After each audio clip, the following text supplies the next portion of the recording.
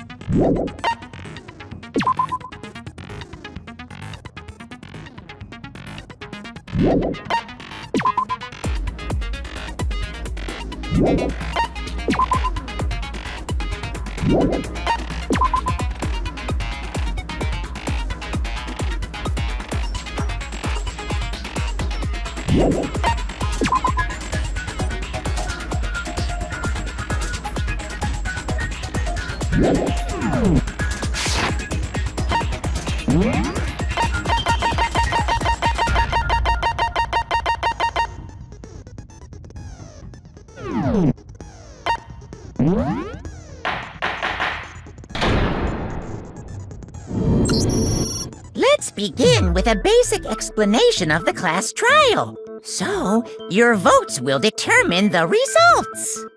If you can figure out who done it, then only they will receive punishment. But if you pick the wrong one, then I'll punish everyone besides the blackened, and the one that deceived everyone else will graduate.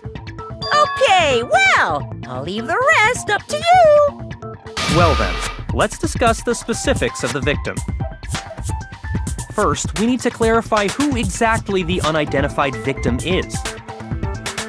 It's Kyoko! There's no other explanation! But Kyoko's standing right there. No! That's a ghost! But she has legs and stuff. Well, that's just because... she's like the latest evolution in ghost technology! There's a limit to how much ridiculousness I can tolerate. Okay. So I just have to prove that the corpse isn't Kyoko, right? Then let's compare Kyoko's traits to the traits of the dead body. Her traits?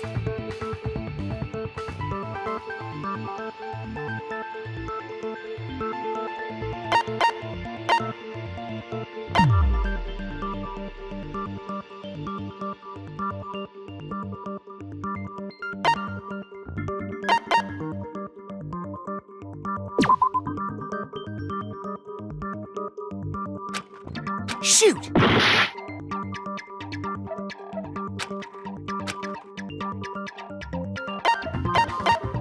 I got it! I'm talking about her gloves. They'll give us some insight into the mystery. I'm sure of it. In that case, I think it would be helpful if someone explained why she actually wears those gloves. And would you happen to know the answer? In fact, Monokuma told me. Apparently you have scars on your hands you don't want anyone to see. Oh, you know, now that I think about it, the corpse wasn't wearing any gloves, right? They probably just got burnt up in the explosion. I'm not convinced. The ghost is just trying to fool us all.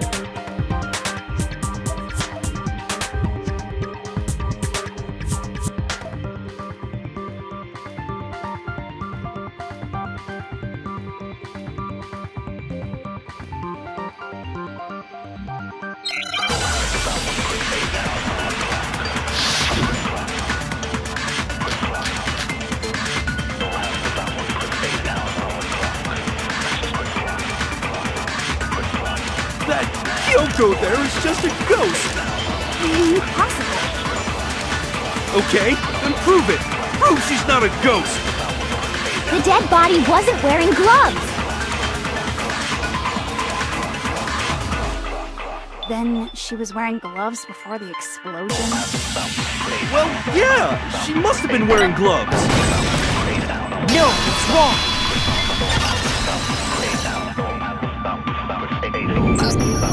No, there's no way the corpse was wearing gloves.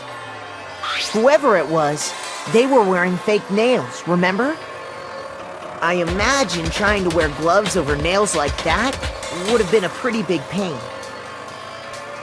Besides, Kyoko wears gloves to hide her hands, right? It'd be pretty weird for someone who's self-conscious about their hands to wear fake nails, don't you think? Jeez, man, you don't know women, huh? They're complicated like that. If anyone doesn't know women, it's you. Well, Kyoko, any thoughts? These gloves were custom made to the size of my hands to make sure they don't interfere with my daily life. If I wore fake nails, the gloves wouldn't fit properly. Then that's that. The dead body doesn't belong to Kyoko. Which should have been obvious since she's standing right here. Okay, so then, who's the real victim? First, we need to figure that out. That's the first thing I said. You're the one who's been dragging us around in circles.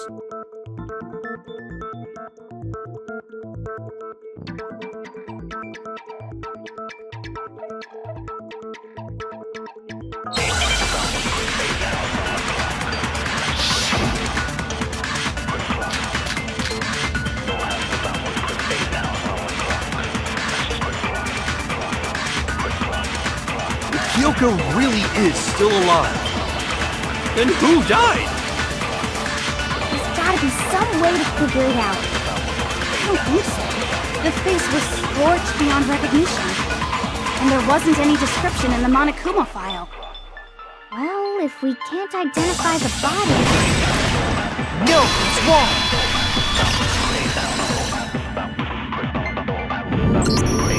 There was one clue left behind that we can use to identify the body.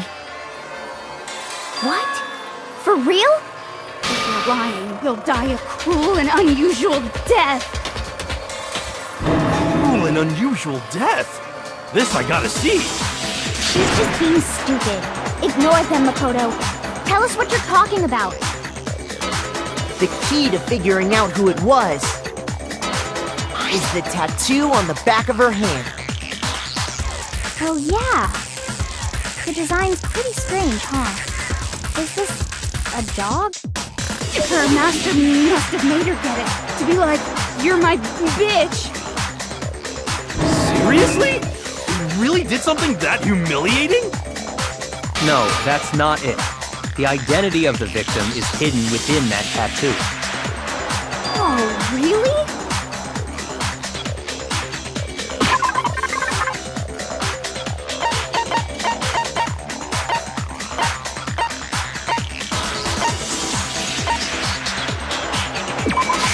I got it! The Fenrir Mercenary Corps. That's the name of the military group Mukuro Ikusaba belonged to. Okay, so... To show that they're a member of the team, each soldier that joins the squad would get a tattoo representing Fenrir somewhere on their body. Fenrir?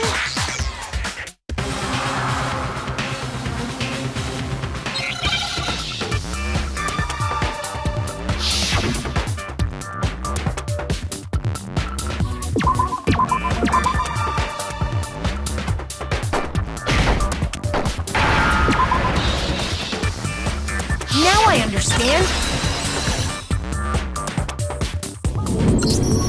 The representation of Fenrir is a wolf. Fenrir, the Wolf of Ragnarok.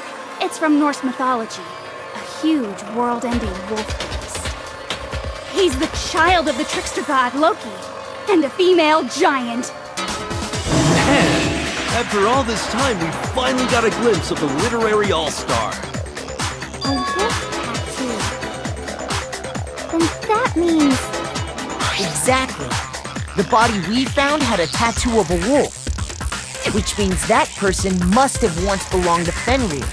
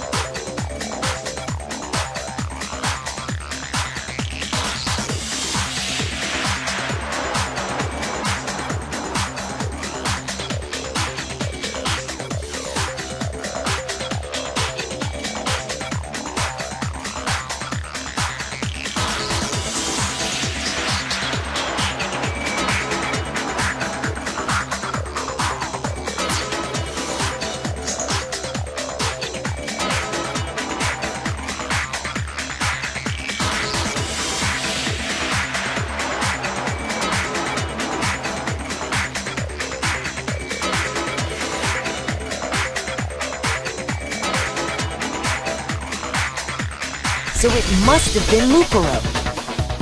What? Hold on. Isn't she the one that was behind this whole thing? You sound surprised, but But you're absolutely right! Yes, indeed! The trial this time is to solve the murder of Mukuro Ikusaba! Are you saying the mastermind is dead? And now we have to have a last trial? No. It means we were wrong in thinking that Mukuro was the mastermind at all. But I mean, being the ultimate despair seems like a pretty mastermindy title to me. Maybe we shouldn't have been thinking of her as the ultimate despair in the first place.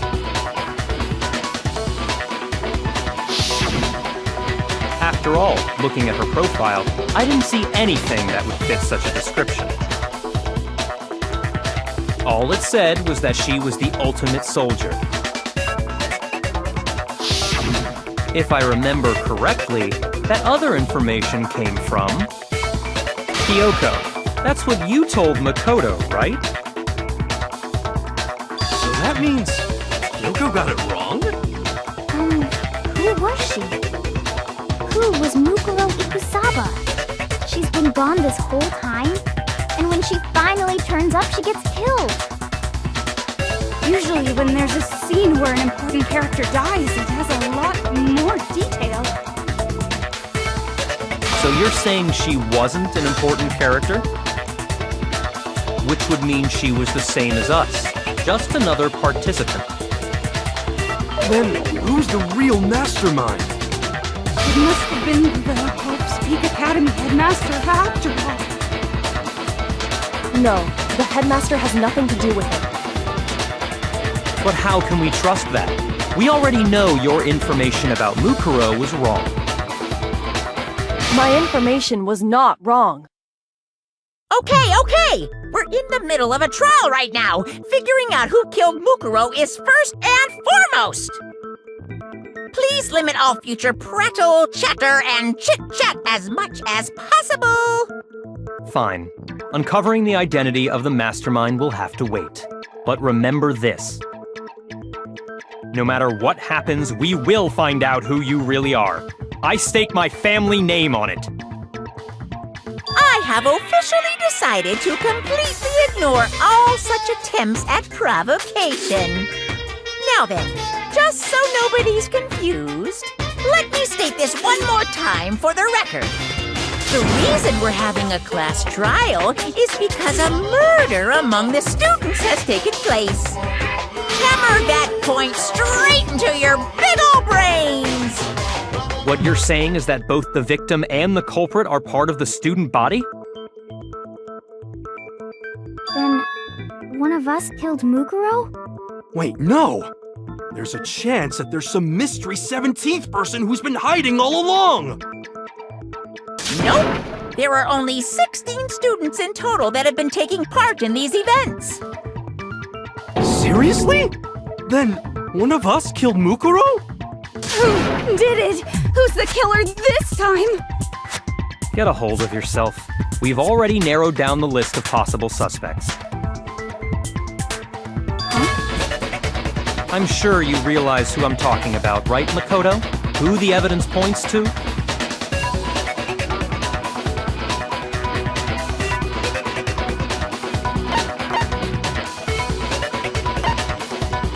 I got it! You've narrowed it down to Kyoko and me, right? Why do you say that? Allow me to explain. Just after nighttime last night, I went to the garden, so I can confirm that at that point, there was no dead body there. So, the murder must have taken place after I left the garden. However, Hiro, Toko, Hina, and I were in the gym the entire time. The gym? That's right. The four of us were there trying to dismantle Monokuma. The whole time, we were very careful not to go anywhere alone. We even went to the bathroom in pairs. All of which is to say, the four of us all have alibis. The only ones without alibis Are me and Makoto. That's why you're able to narrow down the list of suspects. Exactly so.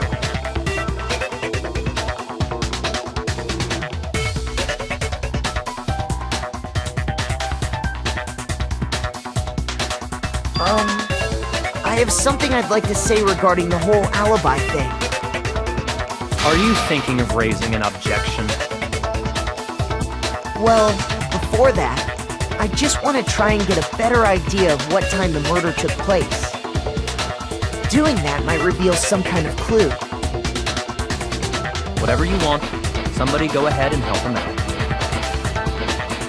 Me and Byakuya can both confirm that the body wasn't in the garden at...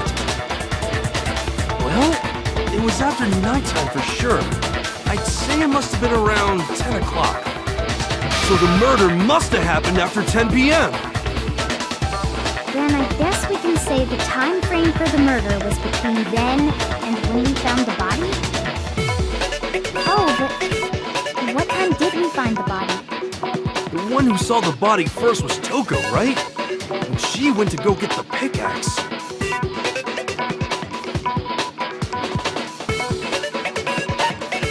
I got it! The body must have been discovered at 9 a.m., since that's when Toko went to get the pickaxe.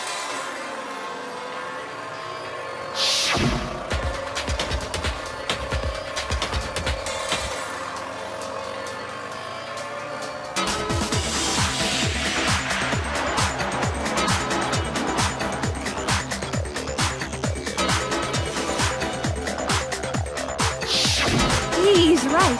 It had to be around then. So we can be totally sure the murder happened sometime between 10 at night and 9 in the morning. For me, I was already asleep before nighttime hit, so I don't have an alibi after 10 o'clock. But I'm sure I met up with everyone else before 9 this morning. We ran into each other in the dining hall, right? That was around... Oh yeah! Right around 7:30.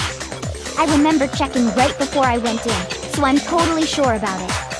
Which means from 10 p.m. to 7:30 a.m., you don't have an alibi.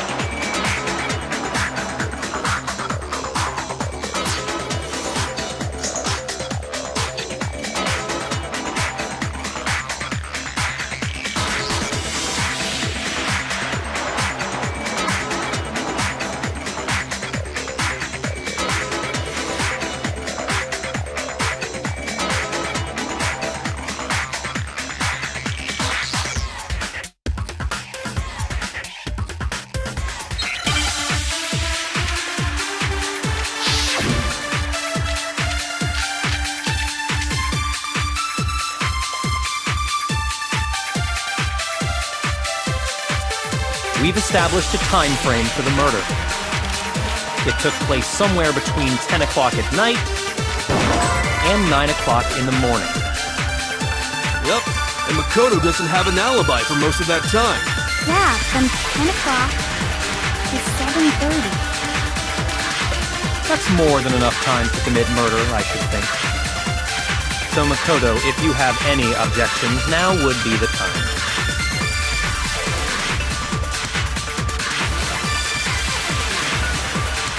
We've established a time frame for the murder.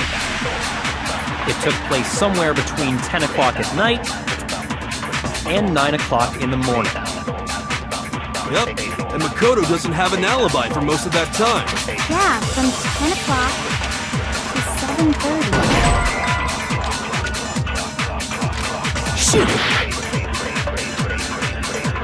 We've established a time frame for the murder. It took place somewhere between... No, it's wrong!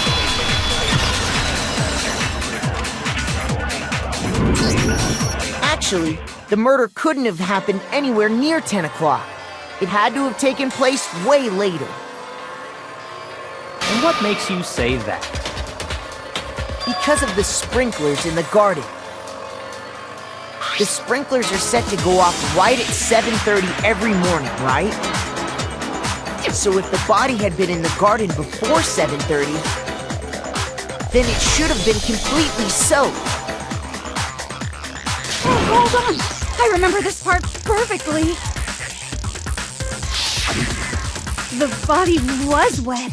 Dripping wet, in fact. Sorry, Toko, but you're wrong.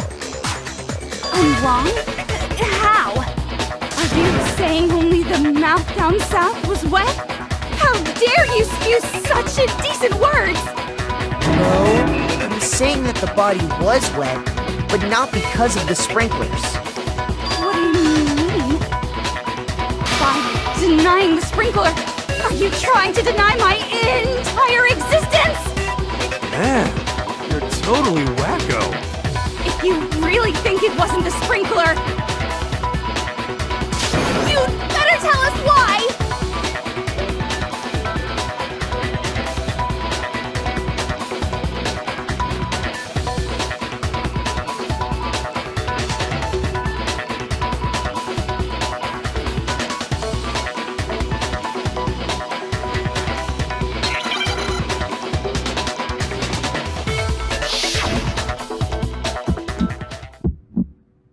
I admit nothing. No, no, no!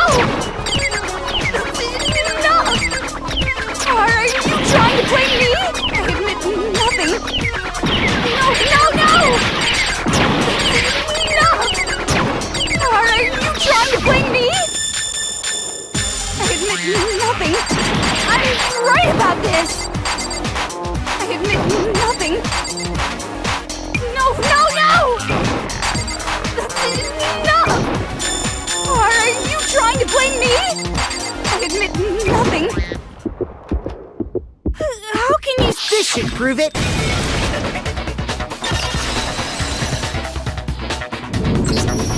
Just remember what the body was like after the explosion, and you'll see why it wasn't the sprinklers. The top half of the body was wet, yes, but the bottom half was completely dry. If the sprinklers got the body wet, shouldn't the whole body have been wet? So they only got the top wet? The bottom was completely dry? What a brutal maniac! I'm so sick of her. Let's just move on. The reason only the top half was wet was because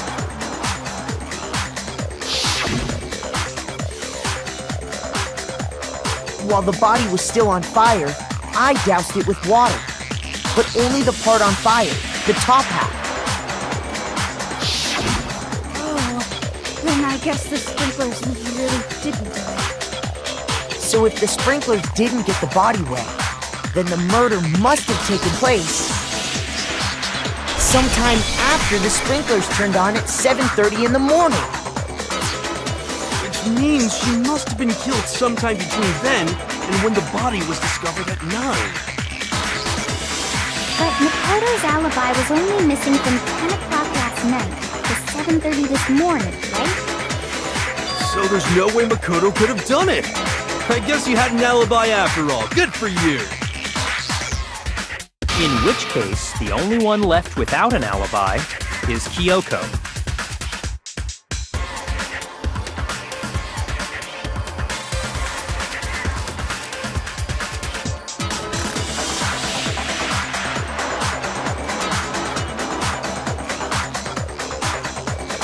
I'd just like to say one thing. If you vote for me and I die here, the mystery of this school will stay hidden forever. Which is why I can't let that happen. So are you saying you're not the culprit? Of course I'm not. I have no reason to kill anyone. This is a trap the mastermind has laid for us. A trap? We're this far into the game and now you decide to blame me? Stop wasting time! Stop wasting energy! You really think your little trick is gonna work? Shut up, you! You got it, boss! Shutting up now! Anyway, Kyoko, you actually did have a reason to kill her. Huh? She did? She thought Mukuro was the ultimate despair. In other words, the mastermind behind everything. So she killed her to try and put a stop to all this. Isn't that right, Kyoko? But you made one catastrophic mistake. Mukuro wasn't the mastermind at all. And as a result, we were forced into another trial, something I'm sure you weren't at all expecting. So, that was her motive? If she had a motive and no alibi, well then, I think it's pretty clear Kyoko's gotta be the culprit.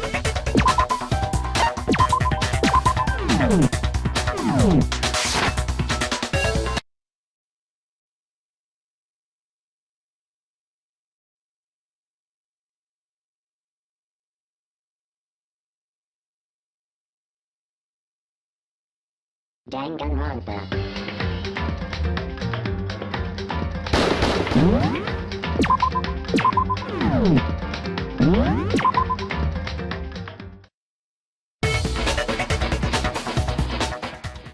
I'm not the only one without an alibi. Makoto's explanation is still insufficient. Huh? The sprinklers didn't get the body wet, but that doesn't mean the murder happened when he said it did. What are you... Because you see, there is a way the body could have avoided getting wet. Interesting. I'm listening. All it would take is covering the body with a certain something to keep it from getting wet.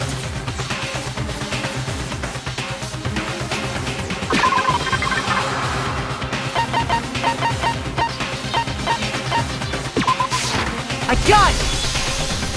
You're talking about the tarp, aren't you? You catch on quick. You're right. All you have to do is cover the body with the tarp, and that'd take care of the water.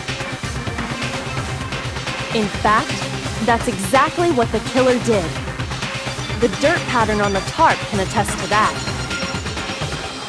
Only one side of the tarp got dirty, because that's the side that got covered in water.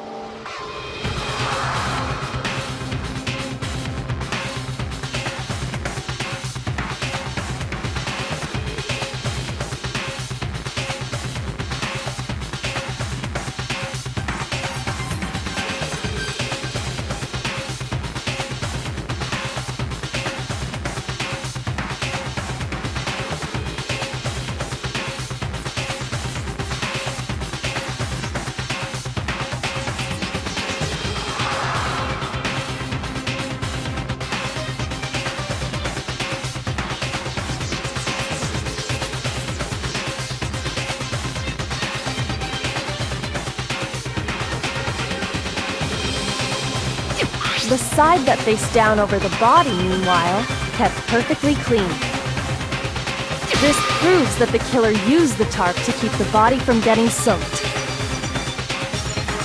But why would they go to all that effort just to keep the body from getting wet? Most likely so they could cloud the issue of when the murder actually took place. In other words, to create an excuse exactly like the one Makoto just gave us.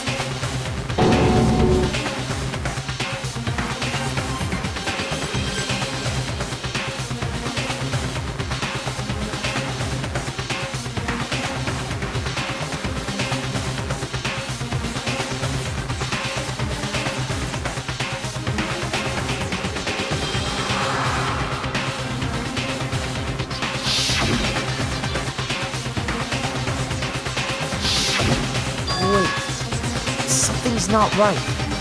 And what might that be?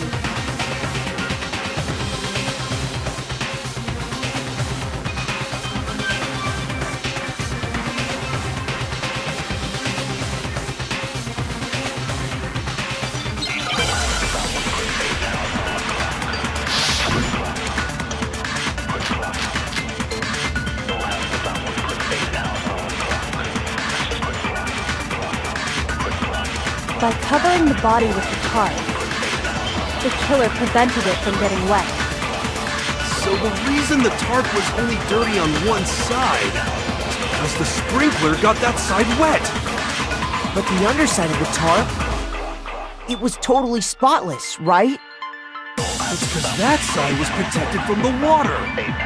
Since it was facing down toward the body, of course it didn't get dirty.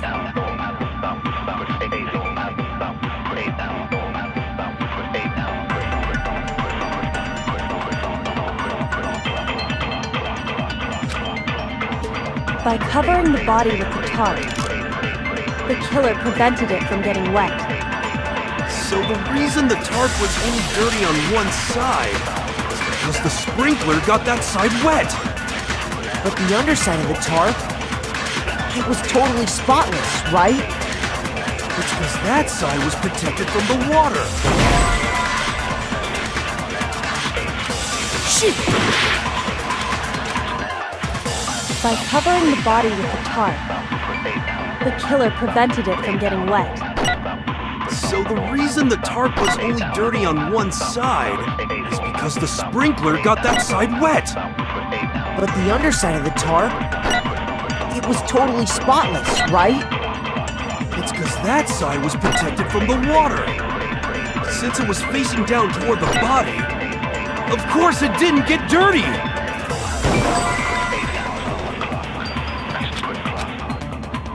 By covering the body with the tarp, the killer prevented it from getting wet. So the reason the tarp was only dirty on one side is because the sprinkler got that side wet. But the underside of the tarp, it was totally spotless, right? It's because that side was protected from the water. Since it was facing down toward the body, of course it didn't get dirty. No, it's wrong.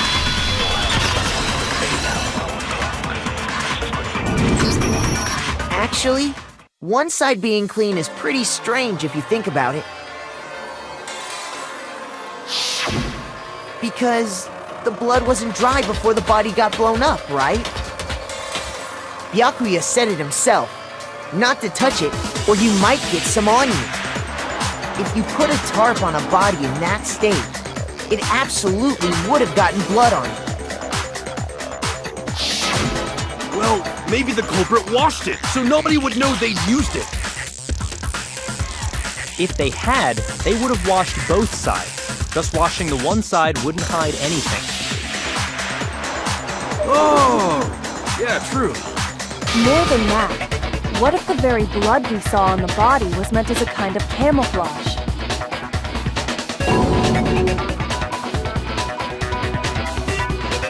What if, after the killer used the tarp to avoid the sprinklers, they then covered the body in blood that didn't belong to the victim? You mean someone else's blood? Where would they get something like that? I know! They could have grabbed some of the blood packs from the nurse's office. That's what Hifumi did, right? When he pretended to be dead? No, that's not what happened this time. The killer got the blood from right there in the garden.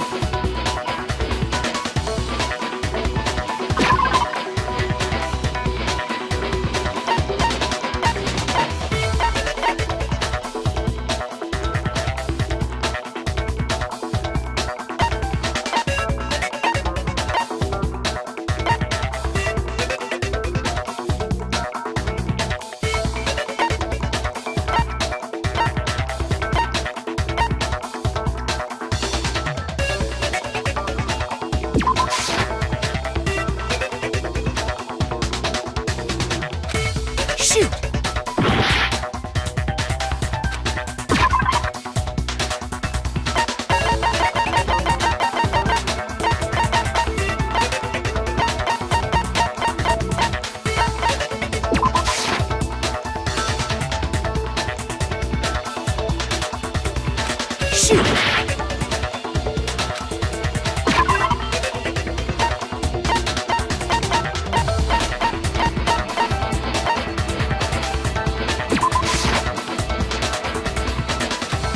Shoot!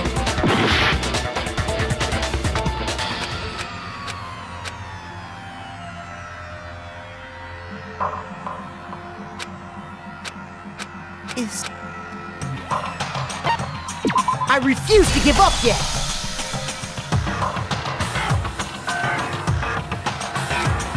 Actually, because the blood wasn't dry before the body got blown up. Byakuya said if you... Well, maybe the culprit... If they... More than that, what if what if they then covered the body? You mean... I know! That's what Hifumi did, right? No, the killer got...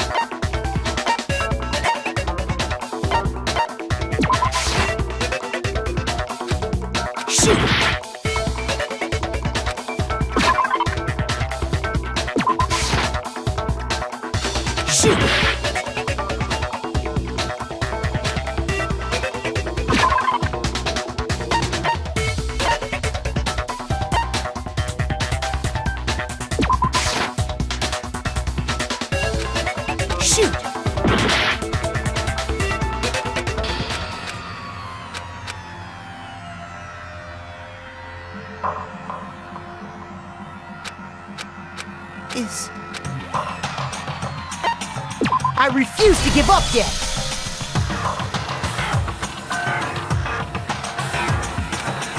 Actually, one side being clean... Because the Byakuya said it if you... Well, If they had... More than that, what if they then covered... I know!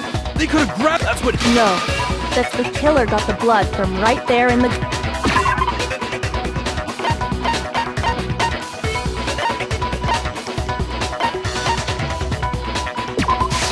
I got it! Could it have been... chicken blood? What? Chicken blood? When I checked the chicken coop before the murder, there were 5 chickens. But after the murder, there were only 4. So, you're saying someone killed a chicken? And then covered the body with its blood? Man, that's messed up. Killing a living thing just to do something like that is awful. They should have at least eaten it. I wonder if the killer had to get the blood from the scene so they wouldn't be spotted walking around. Anyway, there's no denying that a chicken went missing, which provides a basis for my theory. Perhaps, but even so, there's one thing that still doesn't make sense. You said the culprit used the tarp to avoid the water and then covered the body in blood, right? But if that's the case, then the blood should have soaked into the ground around the body. But that's not what we saw. Only the victim's clothing had blood on it. The ground was completely clean. I have to agree, that certainly is strange. Maybe they didn't apply the blood at the scene. Maybe they covered the coat in blood beforehand. They covered it beforehand? When you discovered the body, was it wearing the coat like you normally would? I think so. Wait, no. The head was through the neck hole, but the arms weren't in the sleeves. Then that settles it. Sorry, I'm having a tough time keeping up. What settles what?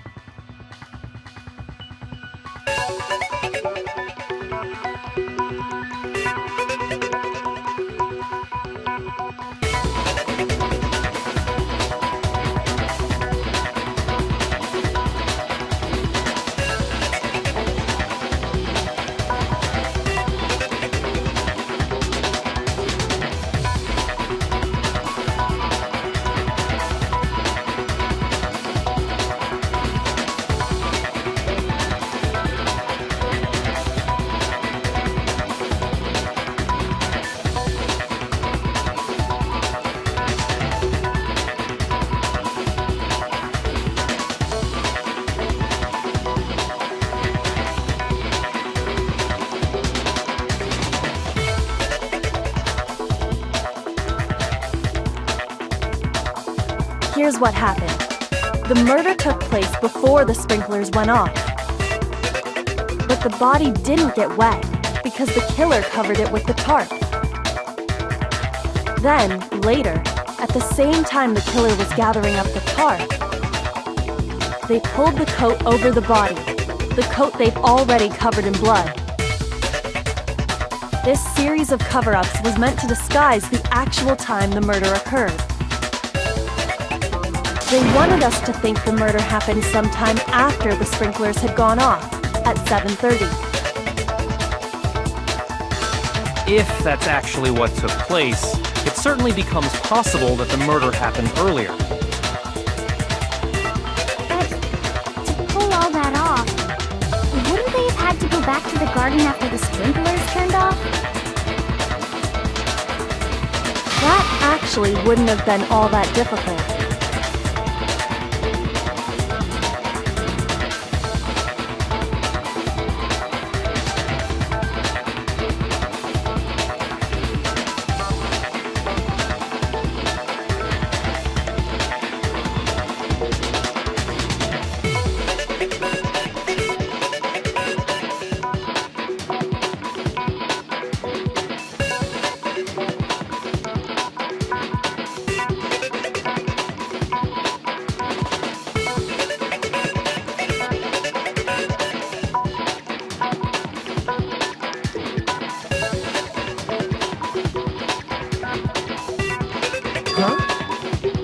They already had the coat ready, so they just had to grab the tarp and pull the coat over the body. They'd be done in no time. Maybe, but still. Hina, after you met up with Makoto in the dining hall, did you two stay together from that point on? Oh no, I headed off to the gym, and Makoto didn't show up till later. Then he had plenty of time to spare, wouldn't you say? That's not... Don't bother saying it's not possible. I must admit, Kyoko's reasoning is sound. Makoto's alibi is inadequate.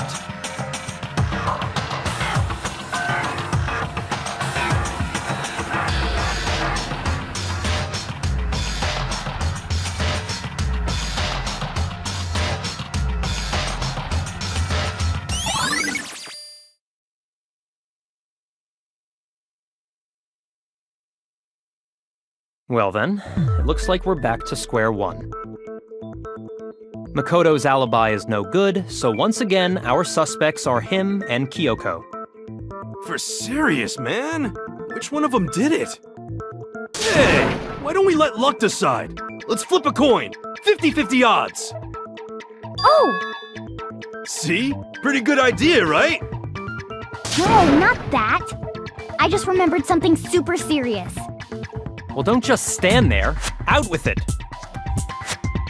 You know that knife we found all black and burnt? The one we found stuck in the body before it exploded, right? According to the Monokuma file, the knife went all the way through, from front to back. So, what about it? I'm pretty sure I'd seen that knife somewhere before. That's what I thought when I first saw it. I just remembered.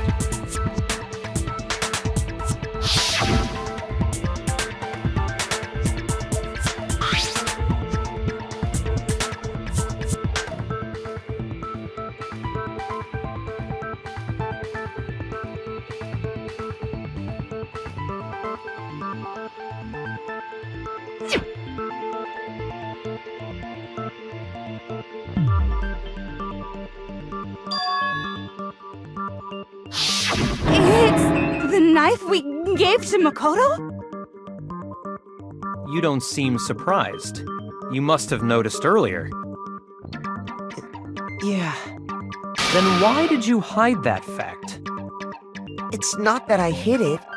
It's just...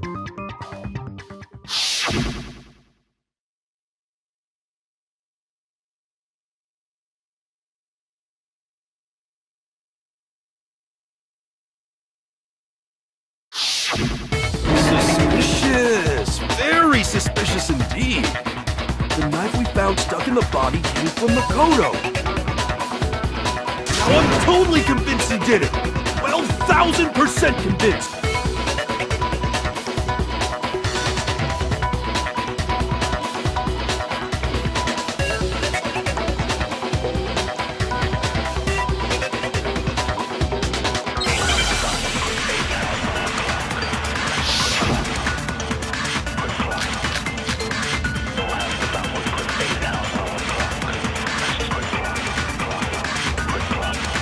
The knife we found lodged in the dead body.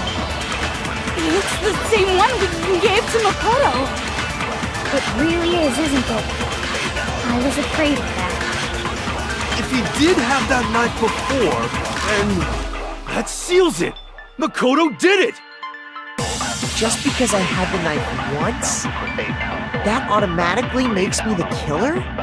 Well, getting stabbed is what killed her, right? So there's no question.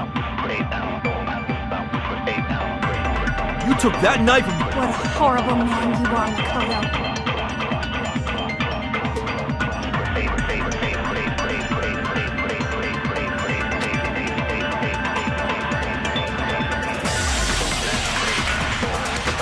The knife we found lodged in the dead body. It's the same one we gave to Makoto. It really is, isn't it? I was afraid of that. If he did have that knife before, then that seals it. Makoto did it. Just because I had the knife once, that automatically makes me the killer? Well, getting stabbed is what killed her. No, it's wrong.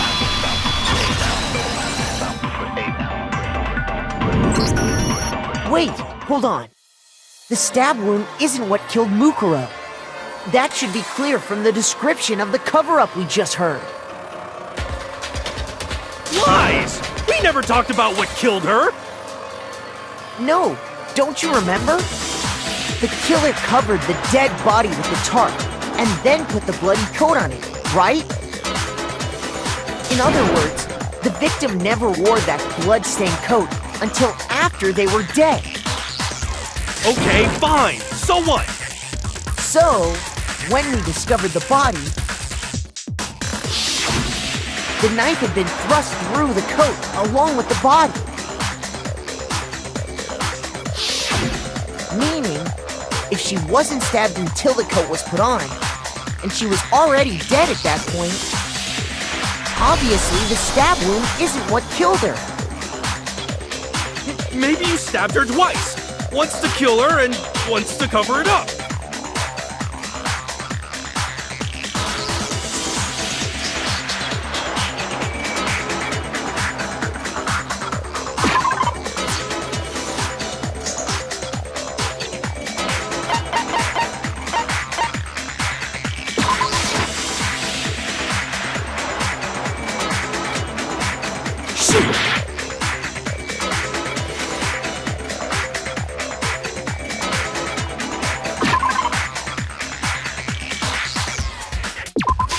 I got it! The Monokuma file clearly states that there was only one stab wound.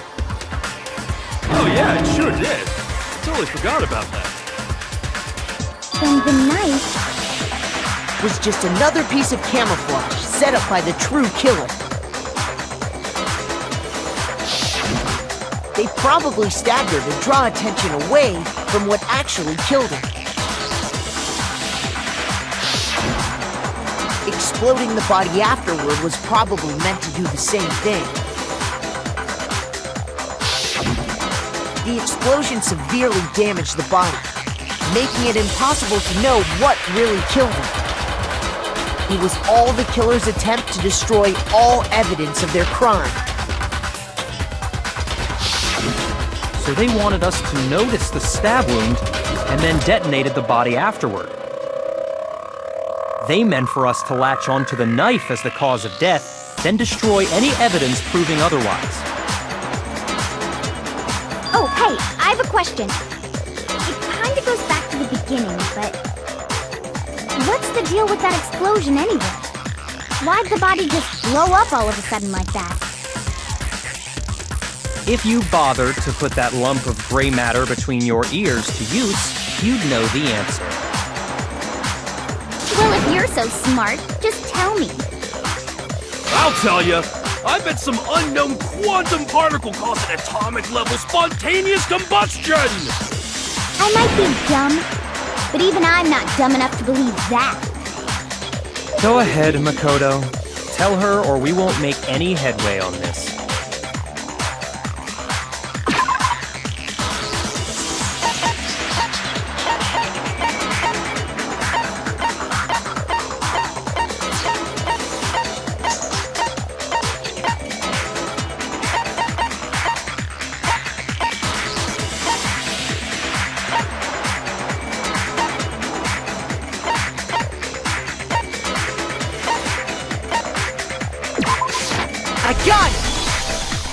After the explosion, we found a tiny fragment of something on the ground near the body, right? That fragment reveals the cause of the explosion.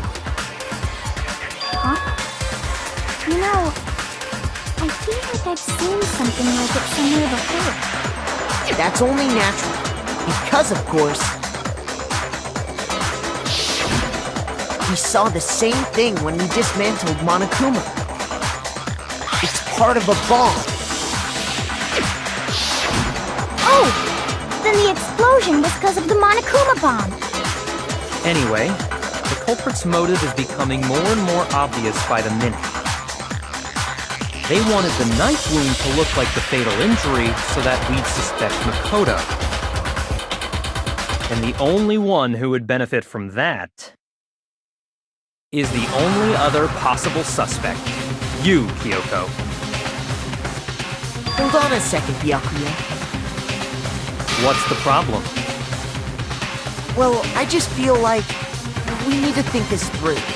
We still don't know what actually killed the victim. That's true. It's definitely bugging me. What really killed her? Fine. I have no problem with that. Let us continue the debate. It won't change the facts of the case regardless.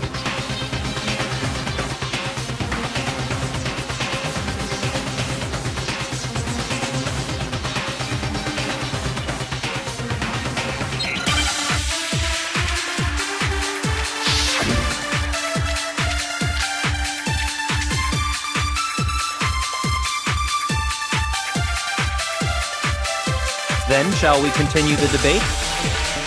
The victim's fatal injury has yet to be determined, correct? The explosion didn't kill her for sure. Yes. Well, yeah. She was already totally dead when that happened. And it wasn't me because of the knife, right? And then there's only one other thing. Oh, yeah. According to the Monokuma file, that's gotta be it. There was evidence that showed she was hit on the back of her head.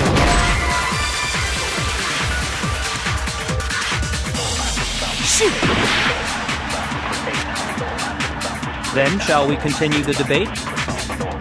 The victim's fatal injury has yet to be determined, correct? The explosion didn't kill her for sure.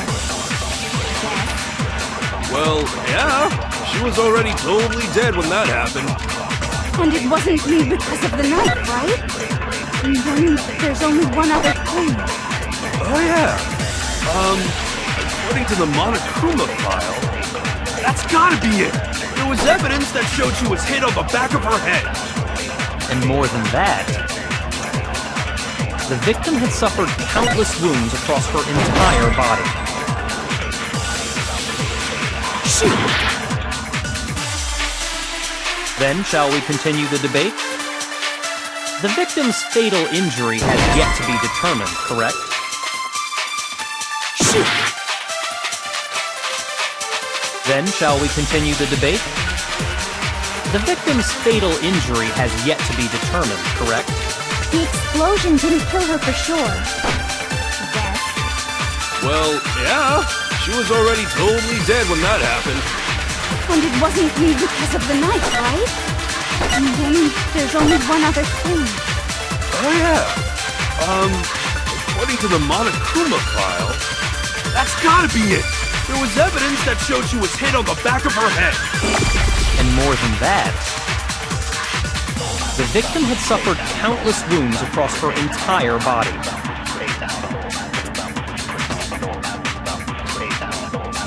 Then, shall we continue the debate?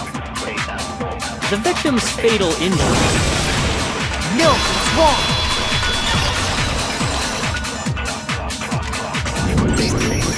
Mukuro died because of the blow to the back of the head she suffered. What about the wounds all over the rest of her body? They didn't have anything to do with it? The Monokuma file makes it clear that those weren't fresh wounds. Oh yeah, good point. If they were old, I guess they don't really matter. Okay, then we're safe in assuming the blow to the back of her head is what killed her. But then, what was the murder weapon?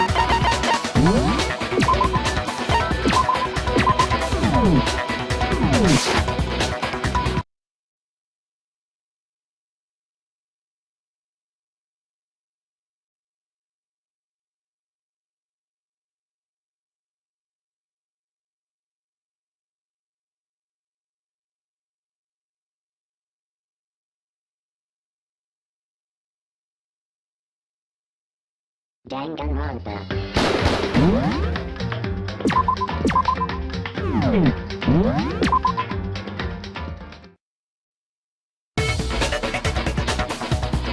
The Monokuma file says she was hit with a blunt object, about as thick as a metal pipe. Oh! I bet it was the pickaxe! How is that even possible? If you hit someone with that, it'd cave their skull in completely. Well, maybe they held it the other way and hit her with the handle. No way! The balance would be all off. You wouldn't be able to swing it with any kind of power. I wouldn't mind testing it on you if you want. No thanks. I bet you just hit me with the metal end and call it an accident.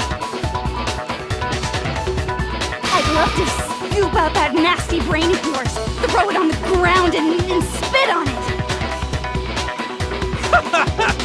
I feel the same way! Looks like we're on the same page this time. Seriously? We want to figure out what killed her, right? It just so happens we already know. We already know? I knew we could count on you, Master. So what was it? Go ahead and tell them, Makoto. Surely you've deduced the real murder weapon?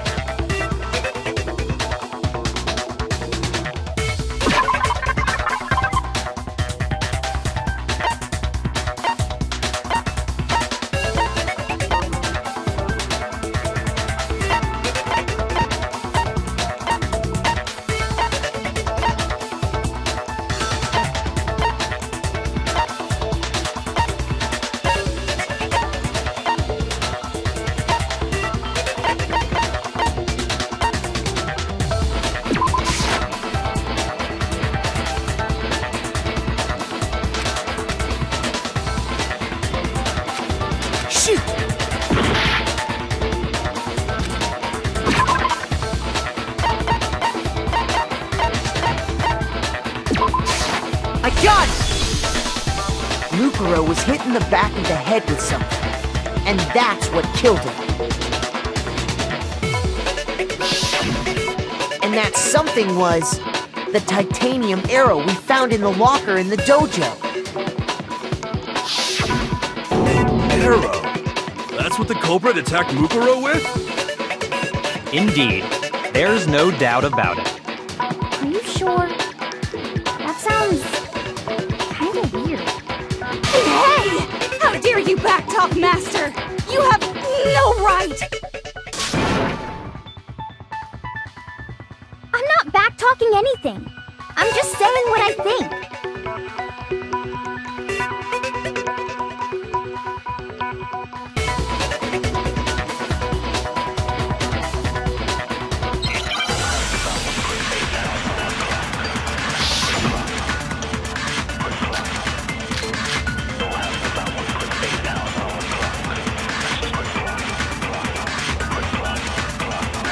titanium arrow. It was in the dojo locker, right? I have no doubt that was the murder weapon. Are you sure? You don't sound convinced. What's the problem?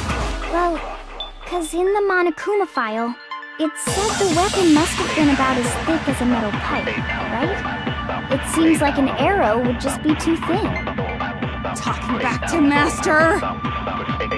You have no right!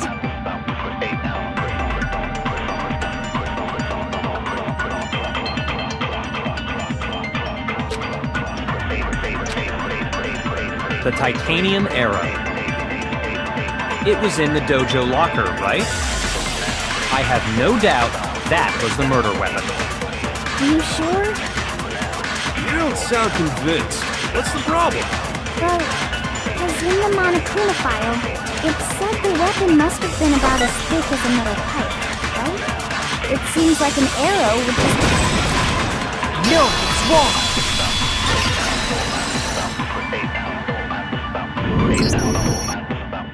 You're right. Just the one arrow would have been too weak. That's why the killer used another weapon. Another weapon? Inside the dojo locker, we also found a balled-up wad of duct tape. The killer probably used this duct tape to bind multiple arrows together. Bundling them together using the duct tape would easily create a single weapon as thick as a pipe. And that's exactly what the killer did. It's similar to Aesop's fable about the bundle of sticks. One stick is weak, but put them together, and they become strong. It's meant to teach cooperation. Damn, that's harsh. How is it harsh? If you even listening. Anyway, that explains the murder weapon. As for who the culprit is that stashed the weapon in the dojo locker, it was you, Kyoko. I've never been to the dojo.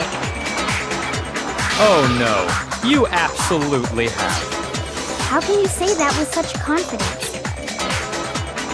Because we have proof, of course.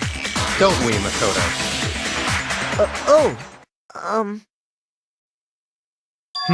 What's the matter?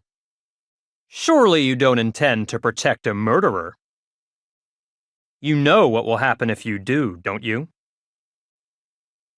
If you cover for the culprit, there's only one thing that can lead to the death of us all, remember? Of course I remember. Then show us. Show everyone the evidence that proves Kyoko went to the dojo.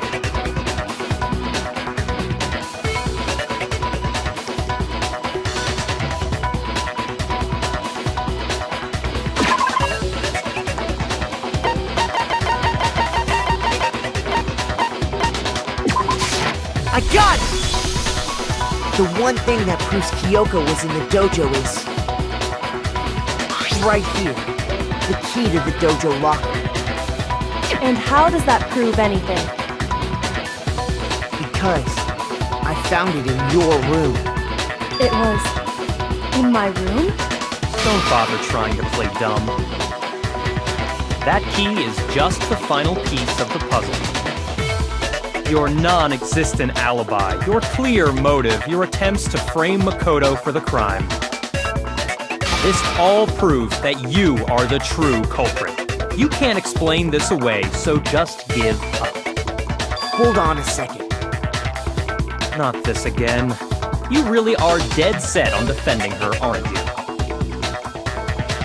No, it's not that I want to defend her. It's just... there's one more thing I need to ask her.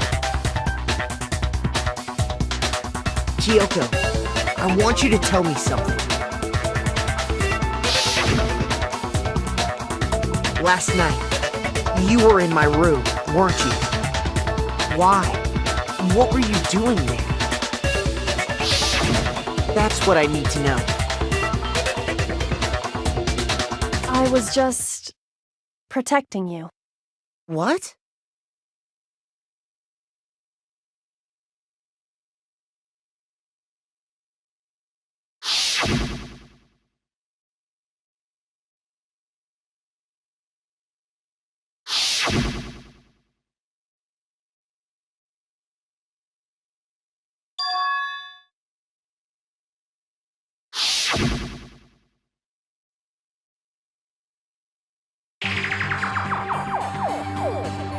That's enough. The time for idle chatter is over. A verdict is close at hand. Wait. I'm warning you. Don't make this mistake. I'm not the killer. I knew you were stubborn, but this is just getting ridiculous. Really? But you should know better than anyone I didn't do it. Can you tell me I'm wrong? I should know?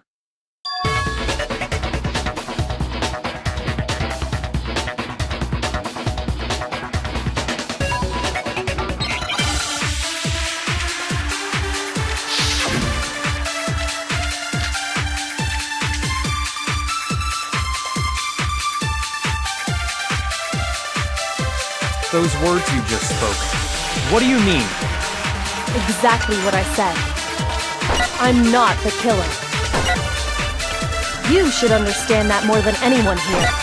Byakuya, what are you hiding? Master would never hide something from me! There's proof that you aren't the culprit. Is that what you're saying? You stated a theory earlier.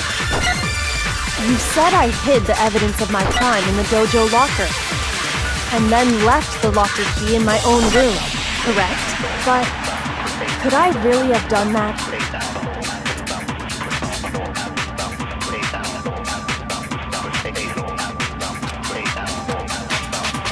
Those words you just spoke. What do you mean? Exactly what I said. I'm not the killer. You should understand that more than anyone here.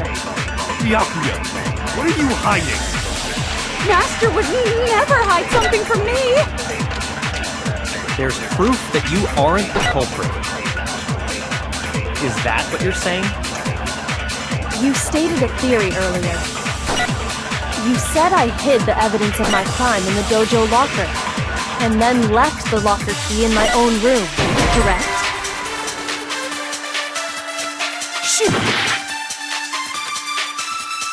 Those words you just spoke. What do you mean? Exactly what I said.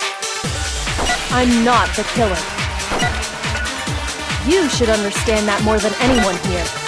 Byakuya, what are you hiding? Master would never hide something from me! There's proof that you aren't the culprit. Is that what you're saying? You stated a theory earlier. You said I hid the evidence of my crime in the dojo locker, and then left the locker key in my own room, correct?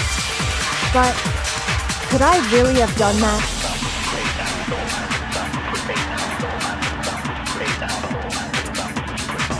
Those words you just spoke. What do you mean? Exactly what I said. I'm not the killer. You should understand that more than anyone here. Byakuya, what are you hiding? Master would never hide something from me!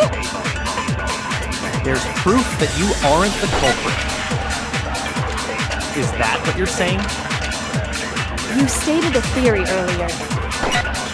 You said I hid the evidence of my crime in the dojo locker, and then left the locker key in my own room, correct?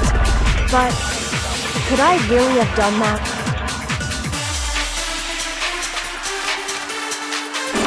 Those words you just spoke. What do you mean? Exactly what I said. I'm not the killer. You should understand that more than anyone here. Byakuya, what are you hiding? Master would never hide something from me! There's proof that you aren't. No, it's wrong!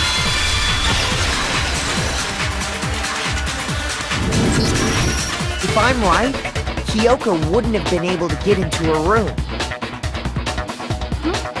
Why not? Because she had given her room key to Byakuya. I see. So that's what you meant. And if I had the key to your room... Then obviously I had no way of getting in.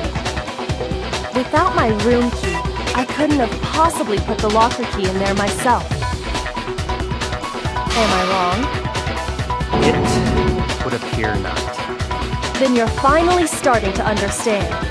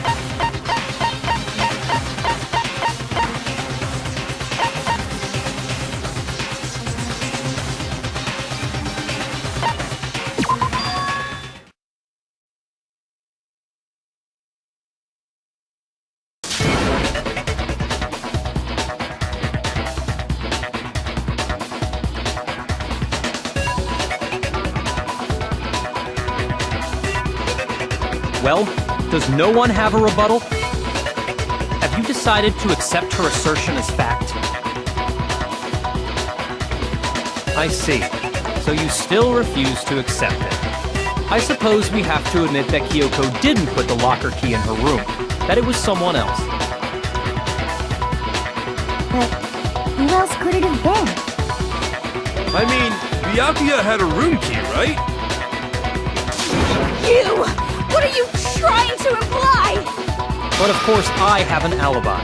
From nighttime on, I was with you guys the entire time. I couldn't possibly have killed anyone, or put the key in Kyoko's room. Well, someone had to put the key in there. There's only one other possibility I can think of. Someone could have had the key on them, then once they arrived at the scene, pretended to find it there.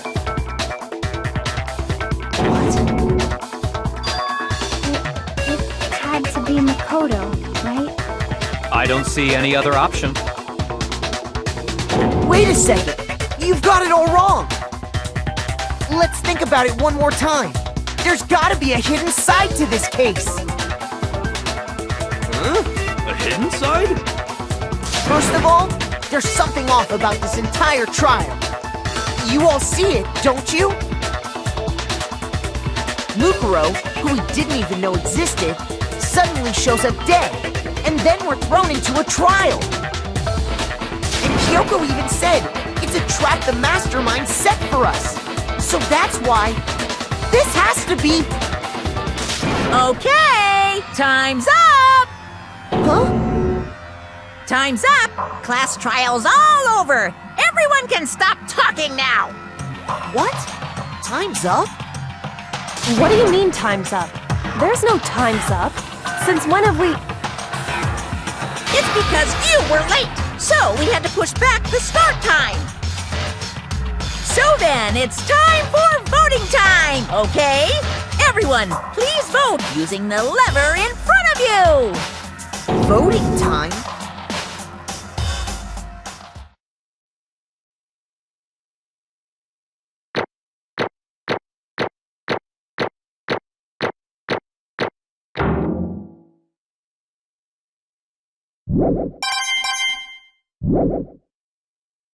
Now, who will be chosen as the placard? Will you make the right choice or the dreadfully wrong one? Hey, hold on! What's it gonna be? What's it gonna be?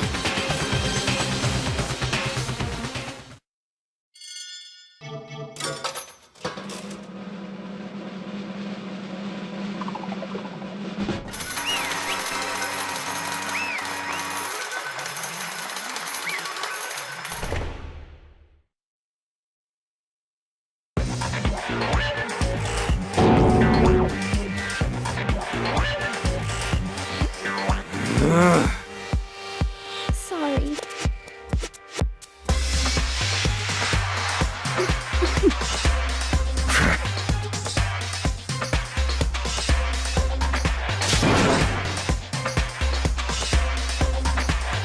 Yes, indeed. Yep.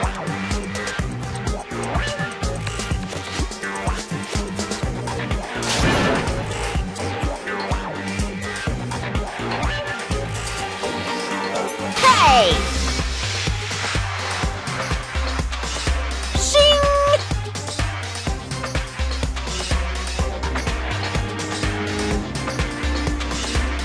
Thrills, chills, kills!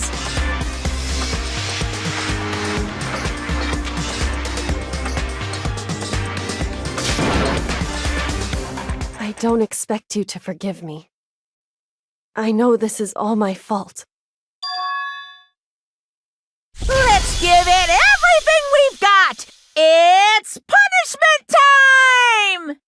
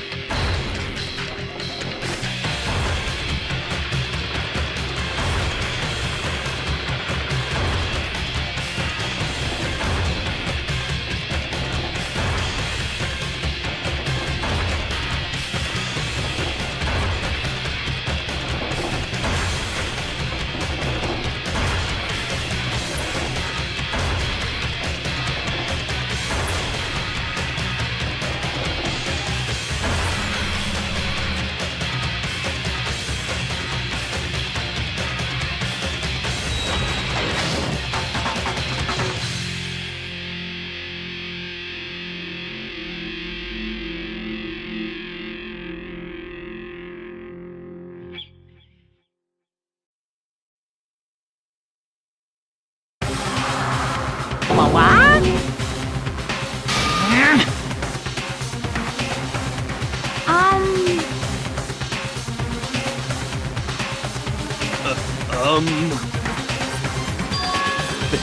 This is...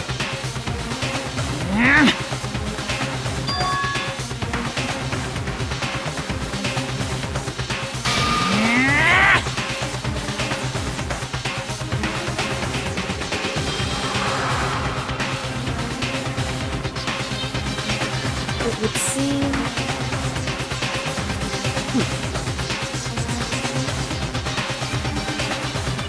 What the heck? In other words...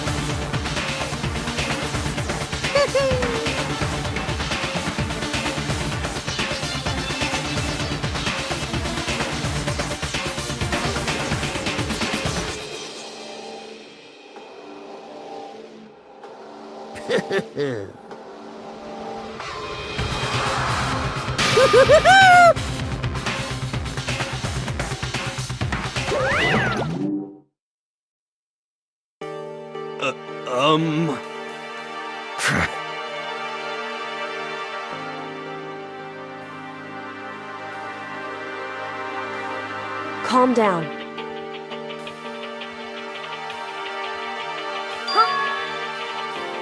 In other words... What did you say? So...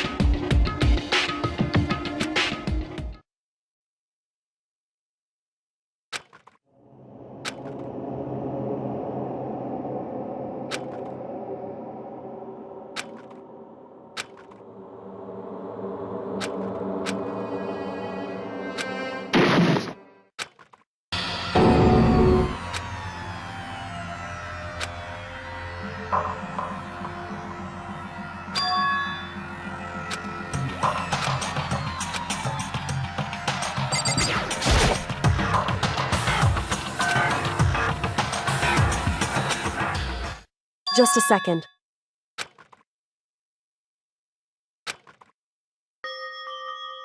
It smells awful. Indeed. So...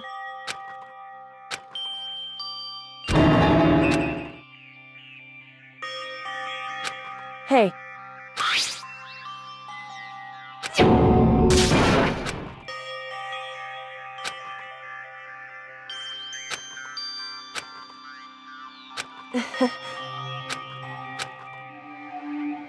Hmm?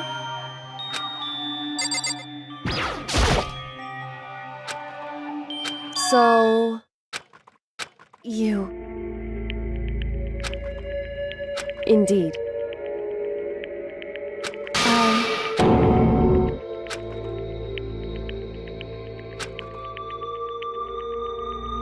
However... It's true. In other words...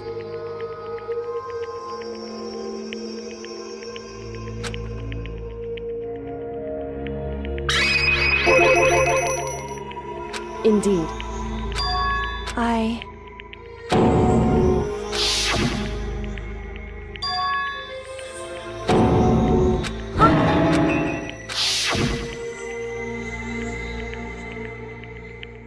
Makoto.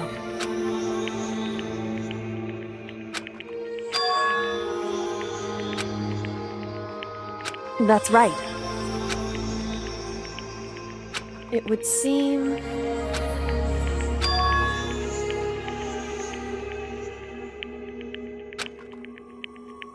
Hey. Indeed.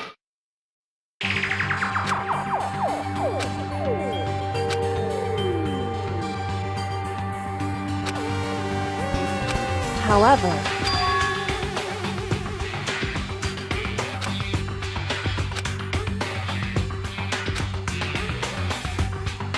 Why is that? Correct.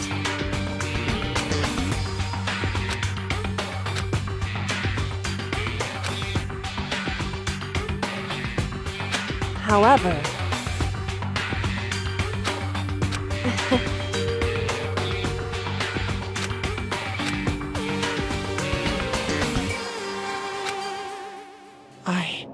I should understand every... My goal isn't to get out of here, it's to stay here. Listen. Hey. Correct.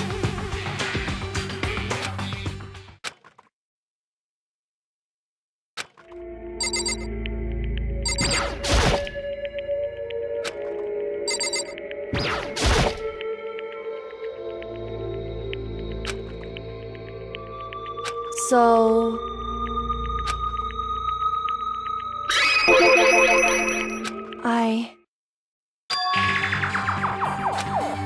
Correct.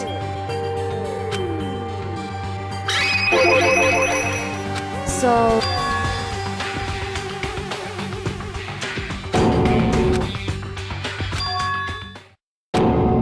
In other words...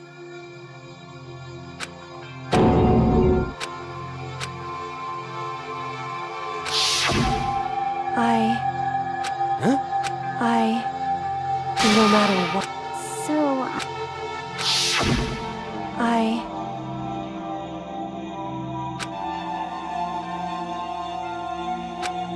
However...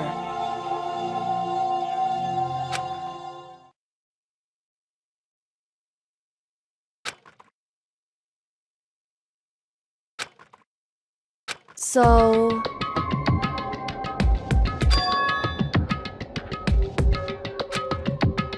It's true.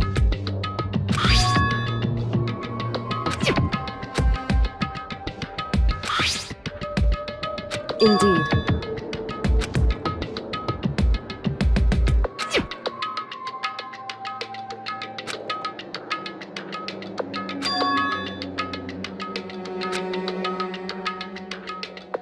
Correct.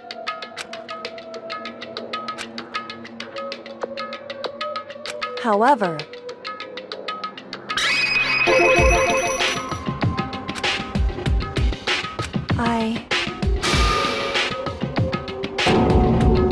So...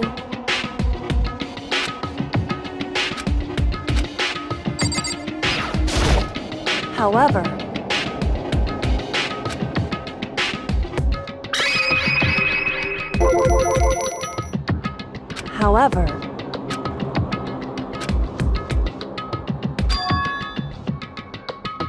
Anyway...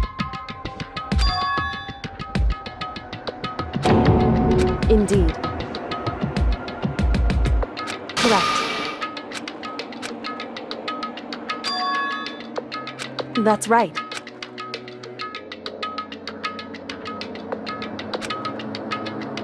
In other words...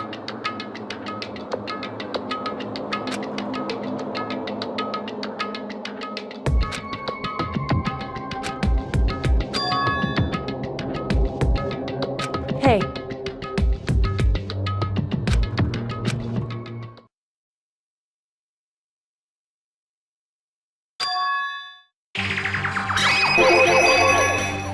Indeed.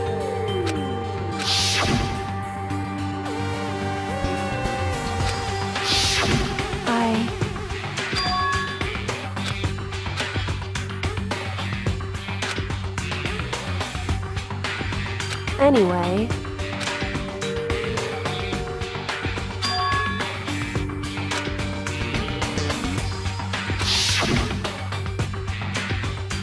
Correct. However...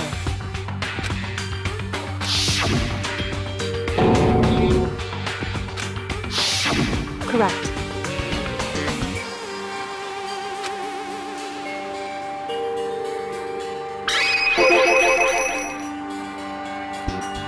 Indeed.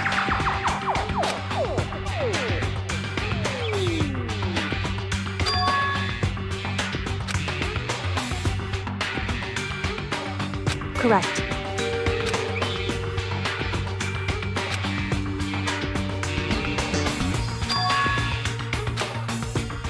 In other words, Makoto.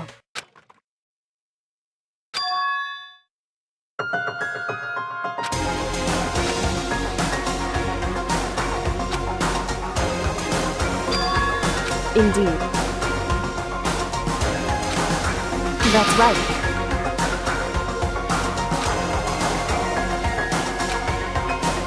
It would seem... Indeed.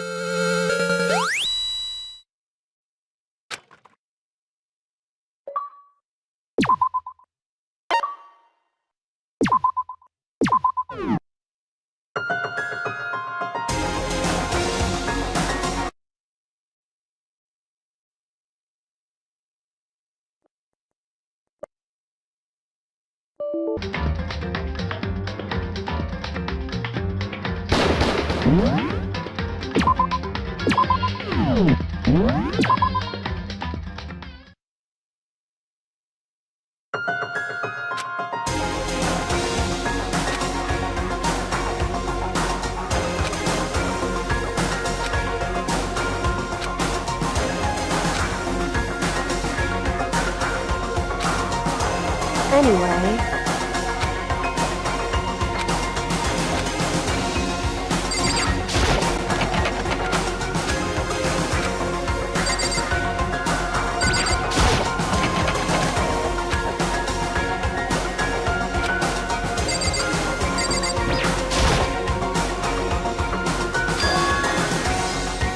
Indeed. That's right.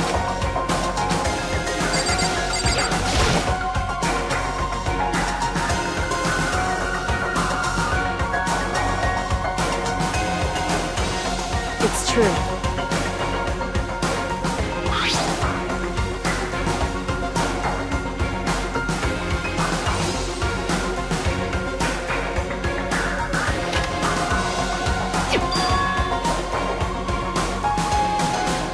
Indeed.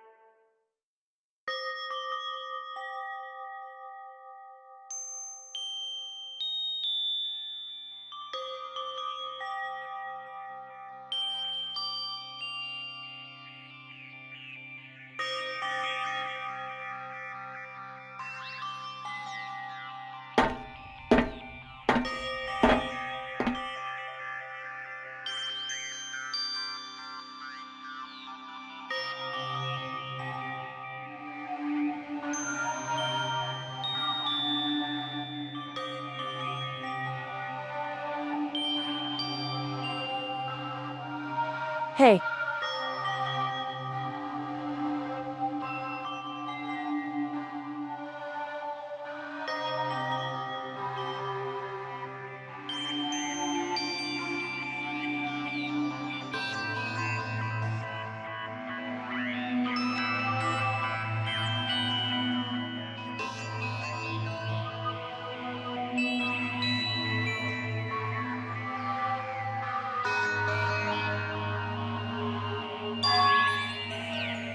So...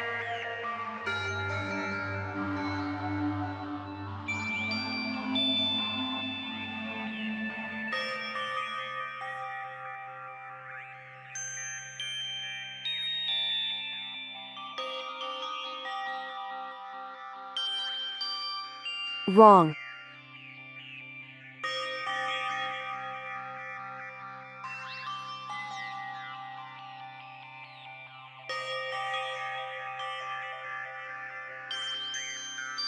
Right. Indeed.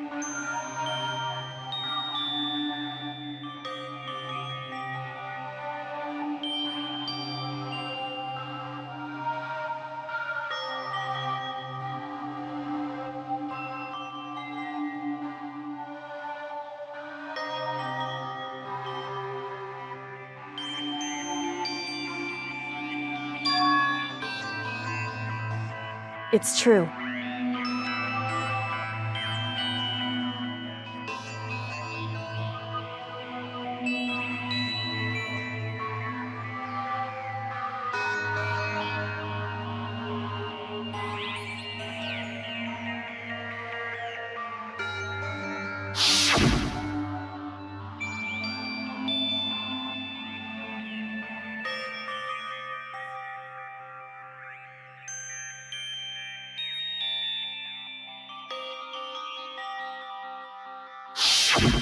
However...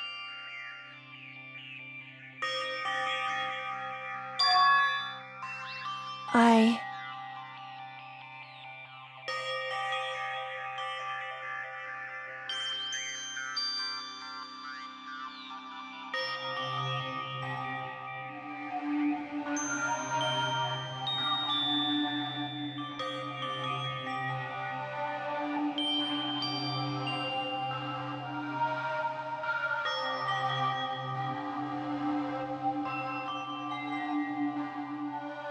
What?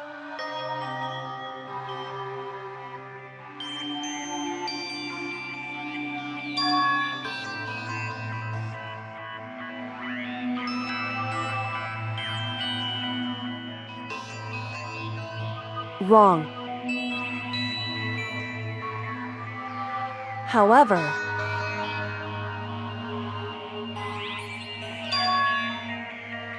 I...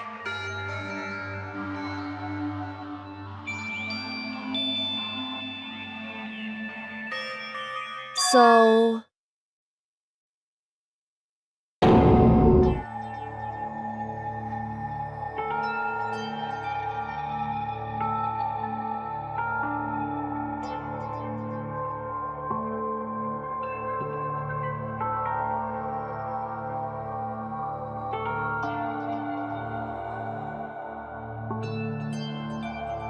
However,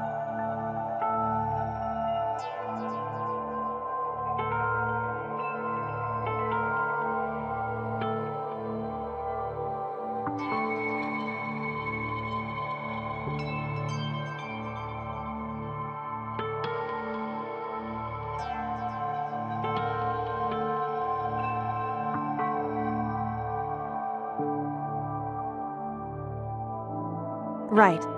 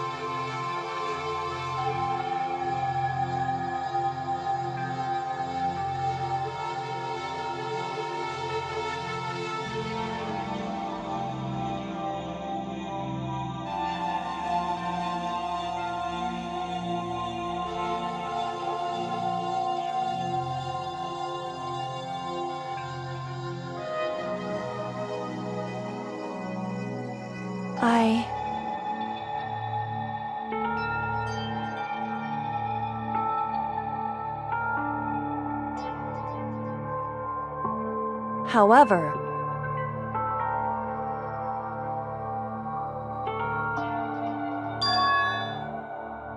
so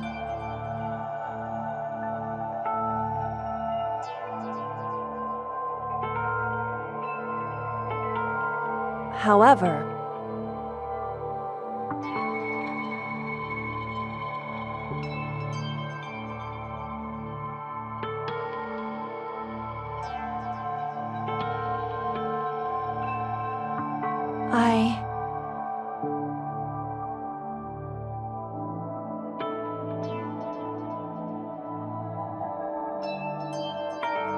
correct.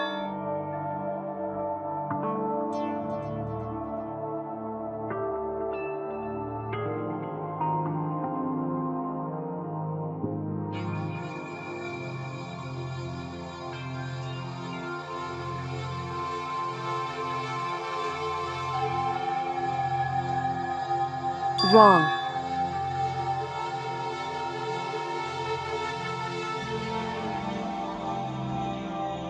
Hey.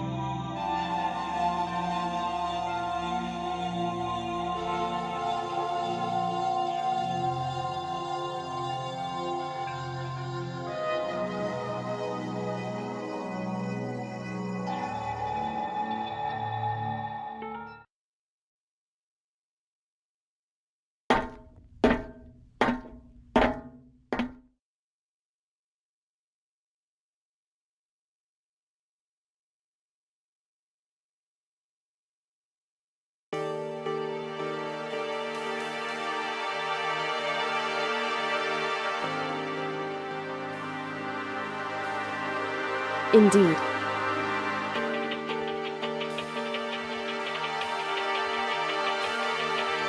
That's right.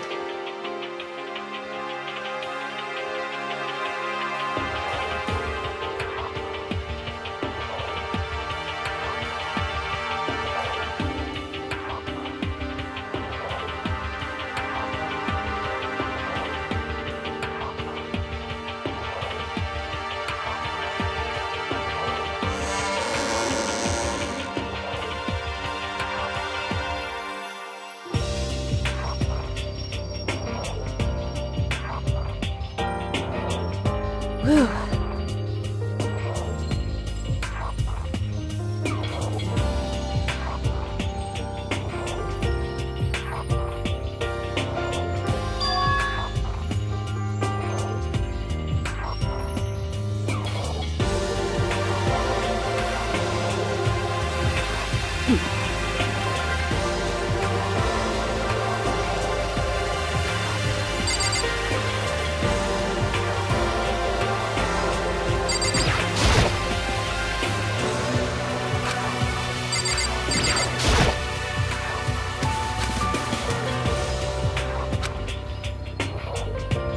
Listen.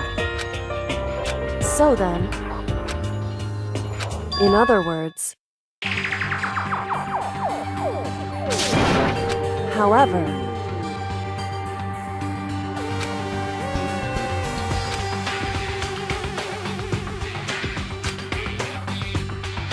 because so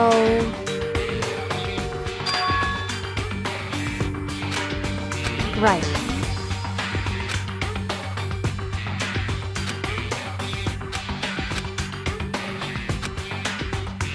Indeed. Shall we go?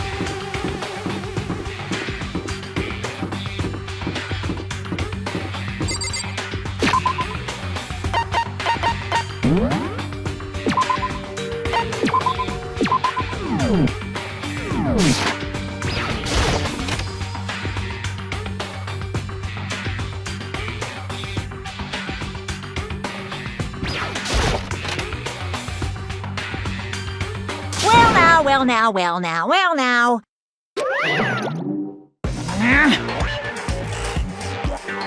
I don't believe... Pung! What? Shing!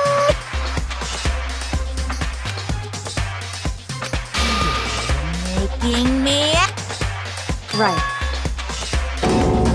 However, now, if...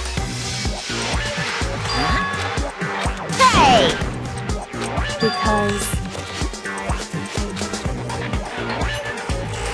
In other words... However...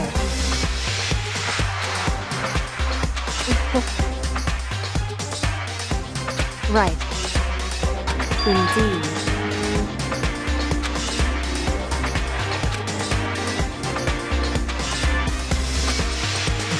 However...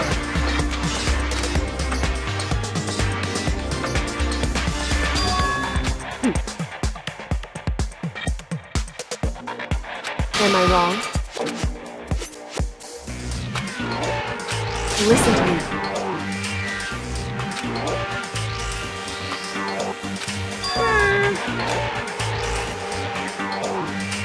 Well? Well...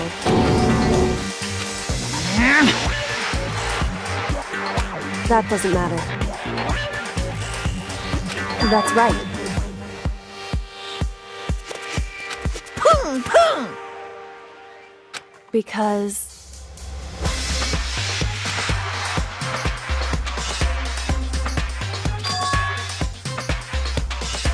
However... What the heck? Indeed. Hey.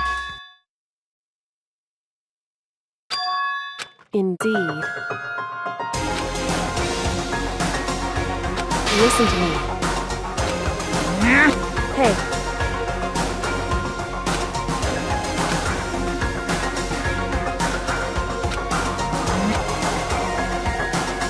That's what we have to do.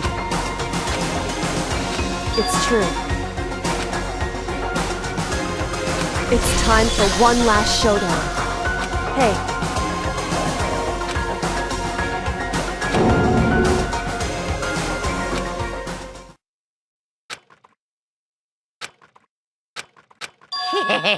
Barrett! What's wrong?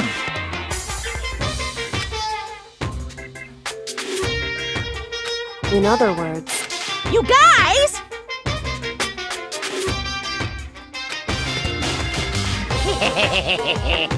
I can barely get... Barrett! You guys!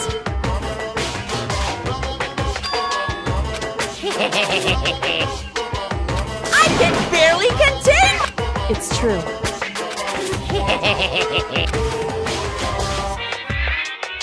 You guys!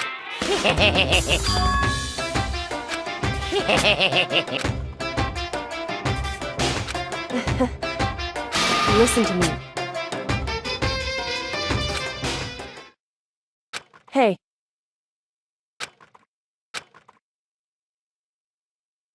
What's wrong? Hey.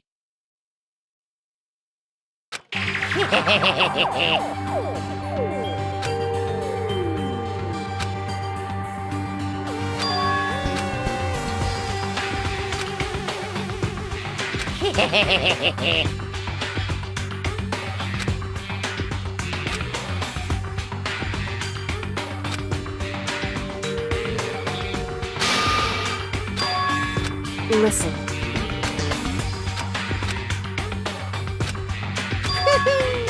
Now I'm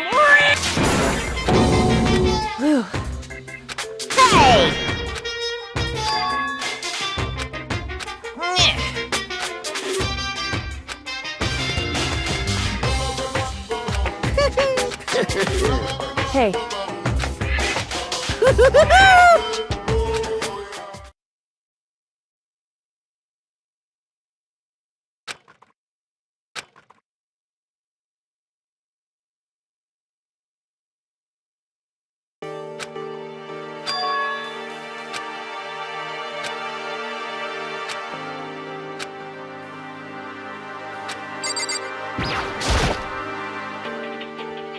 However,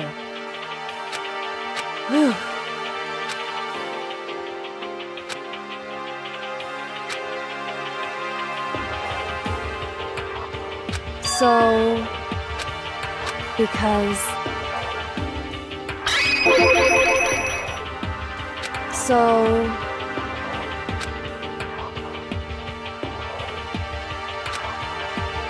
listen.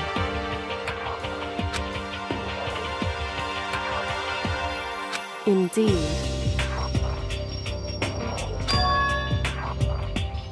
However, in other words, so it would seem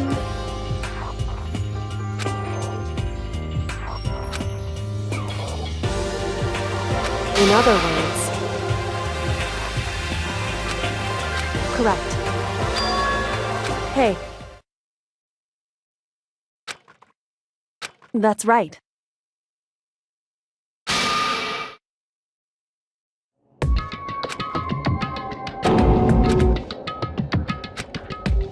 It's true.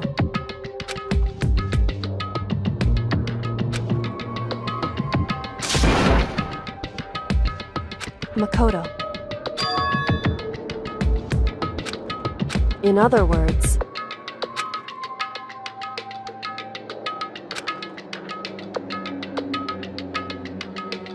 at the very least,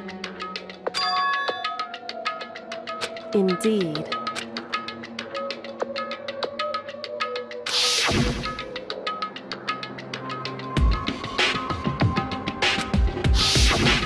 Right.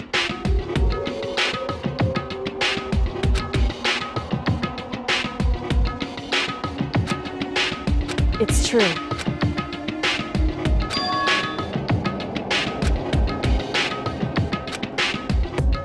Indeed.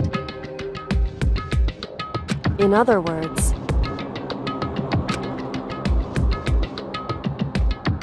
however,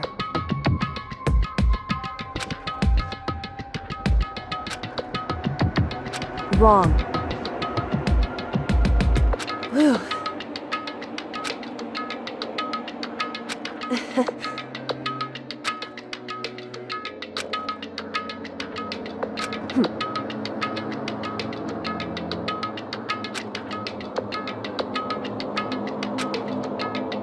However,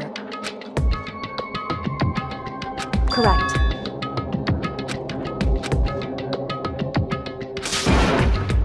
Hey.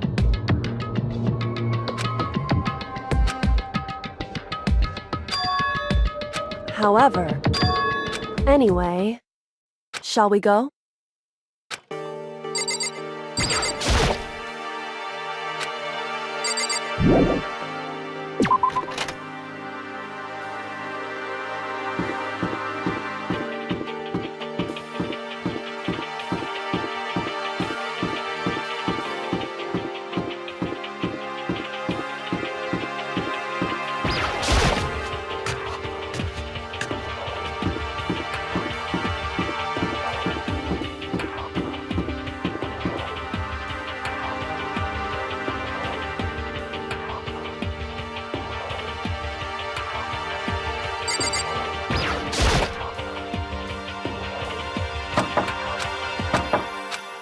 Hey.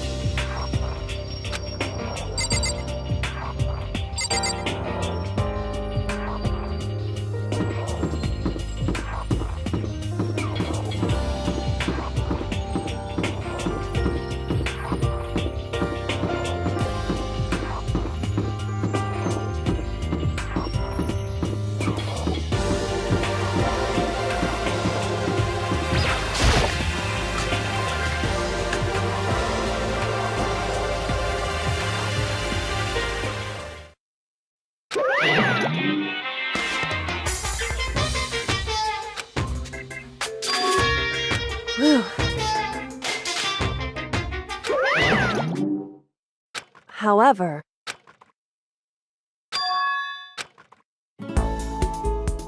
Is that Makoto? You guys! It is! There's no two ways about it. That's Makoto. You survived? Jeez, you're like a stubborn little cockroach, you know that? I'm just asking to make sure, but you're not a ghost, right?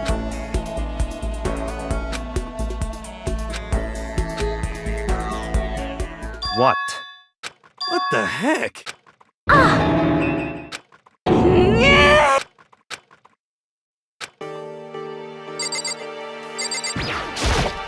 Yo!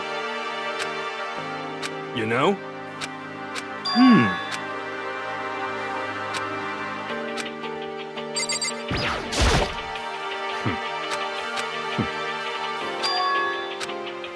That's right.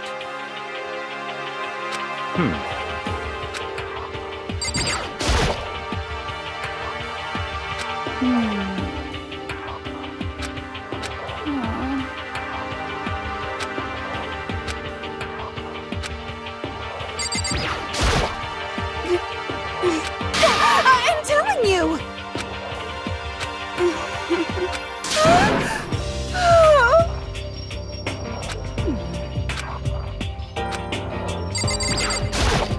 Makoto. Yes. It's true.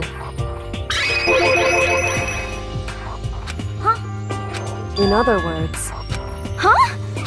How about that? wrong. I see. That's right. However, What did you say? however,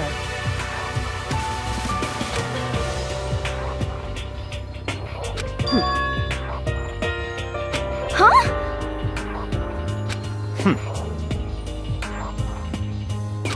correct. Naturally. Don't be mean!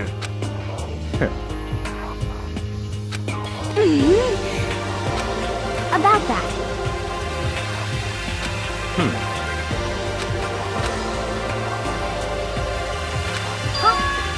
But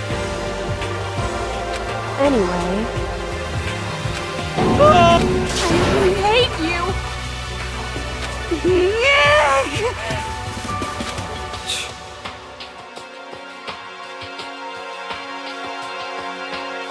anyway,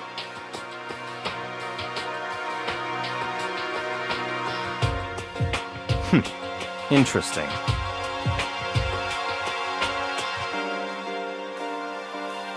but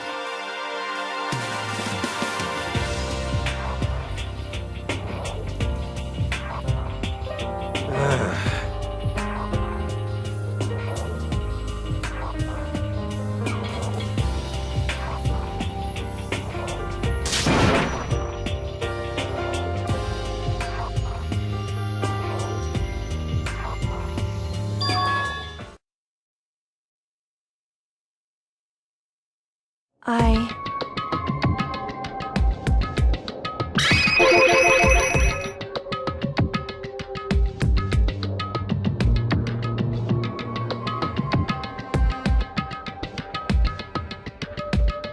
Indeed.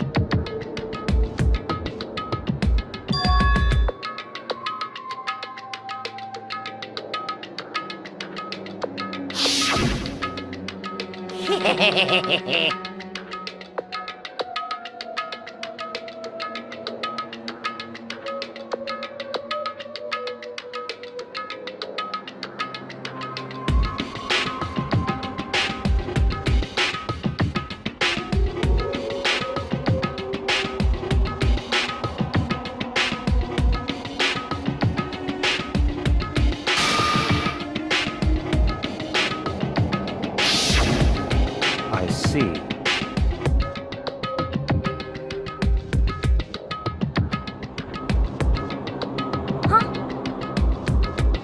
So, in other words,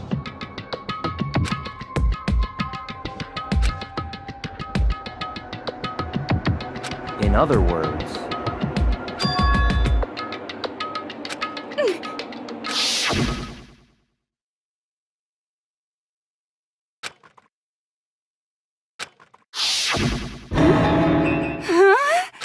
That's right.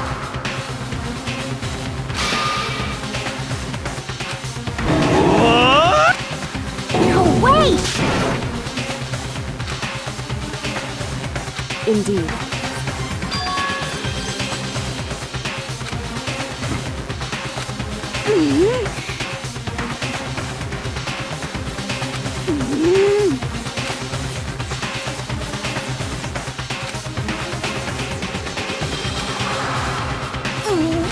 But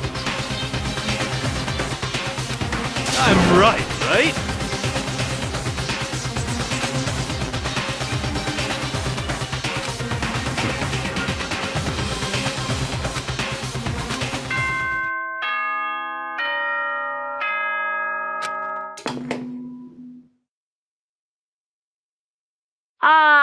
This is a school announcement. You've all probably figured this out by now, but at this point, the killing game has now entered true ending mode. So, in the name of fairness, I will unlock every room in the school. Look wherever you want. Solve the mystery. Then we can all meet up at the class trial, okay?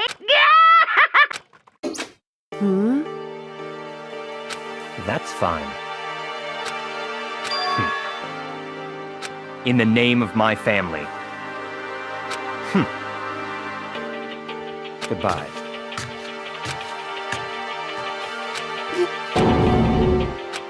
Hey.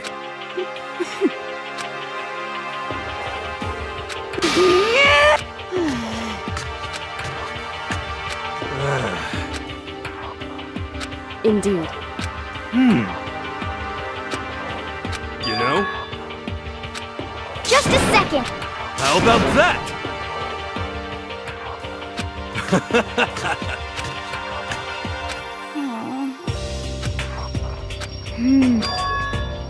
But... 'cause, I mean...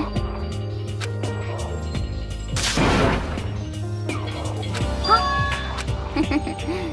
But... okay.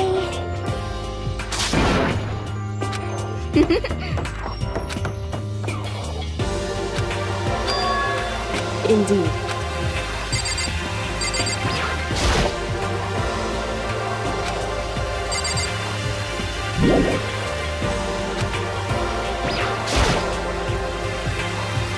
However, so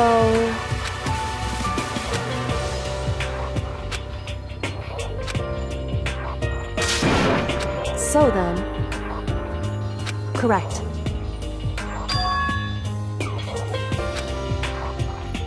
Makoto.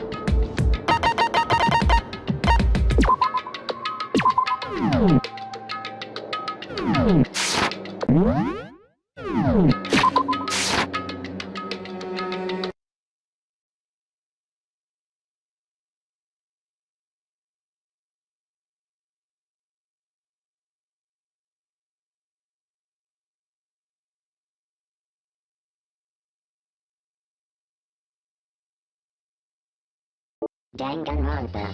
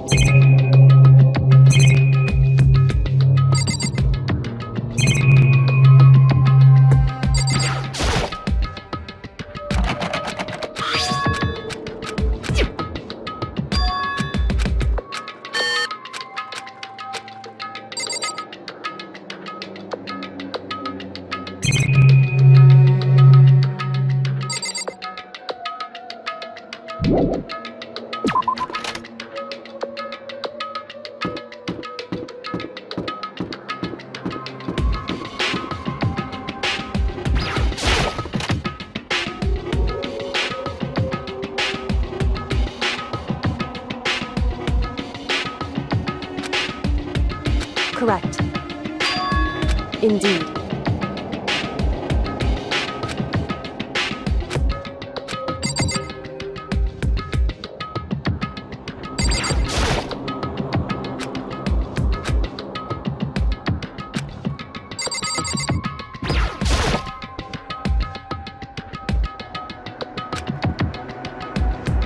It would seem...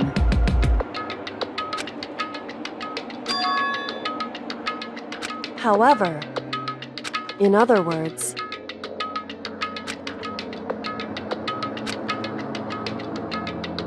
However... Whew. Correct.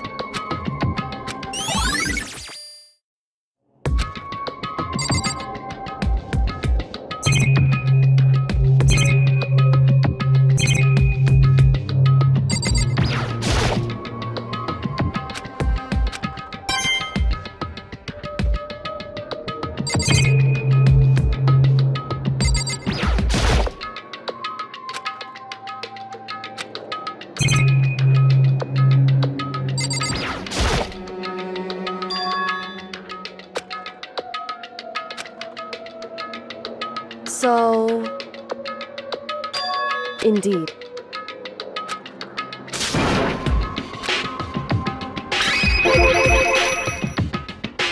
Indeed.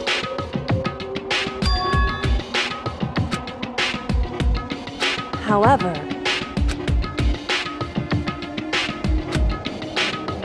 It's true. Whew.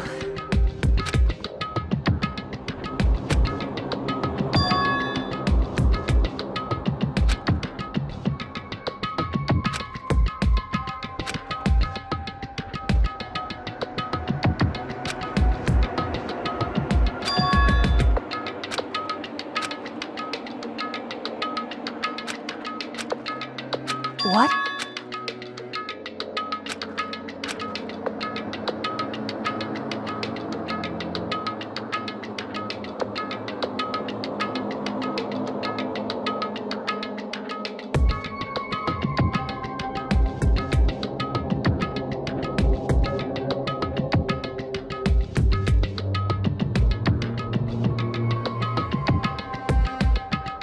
Well...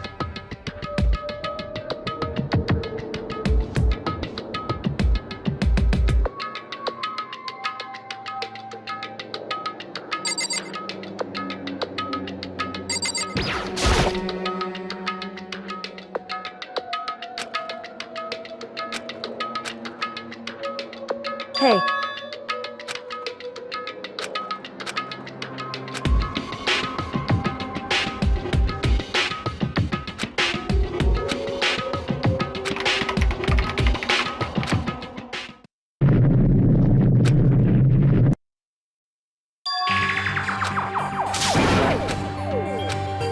Why?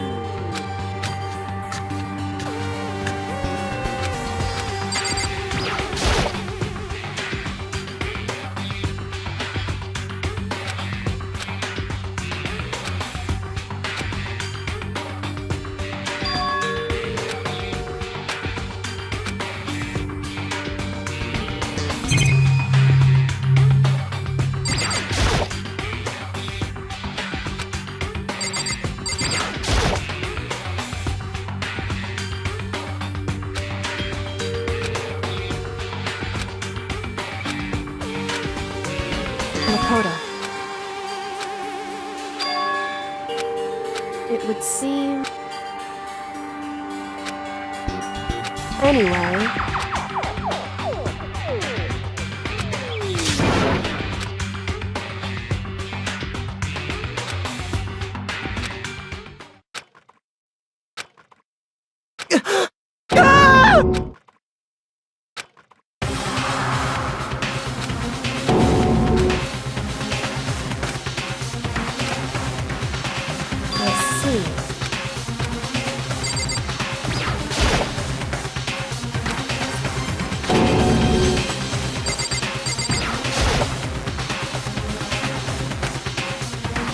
Wrong.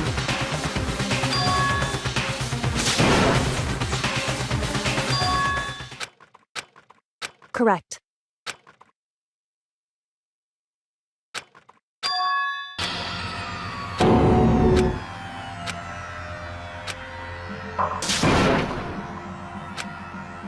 So...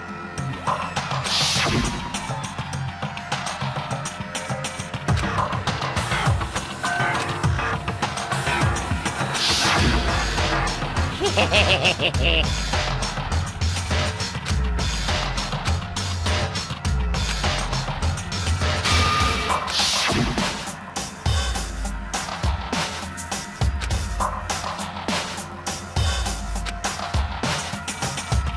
other words,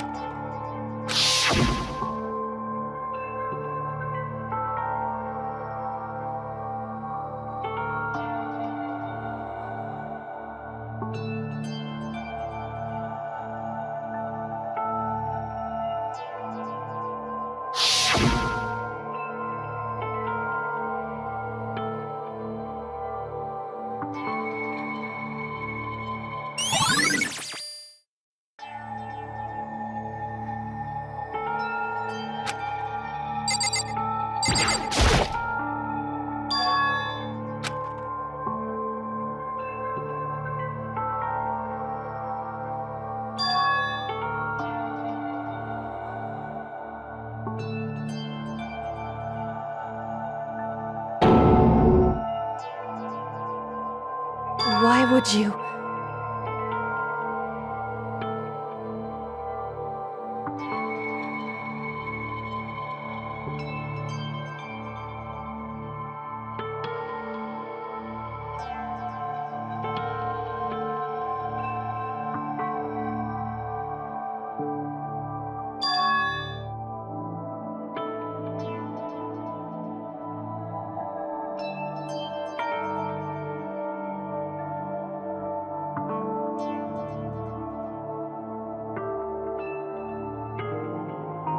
Why?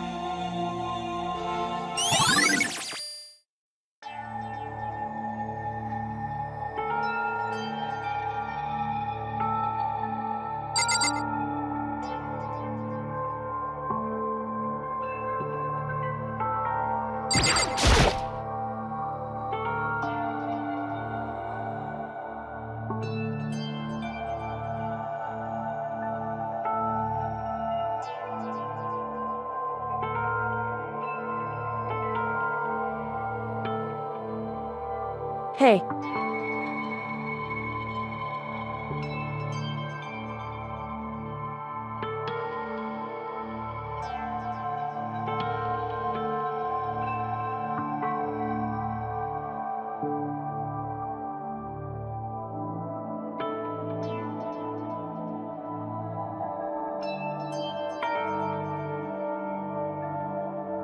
Well?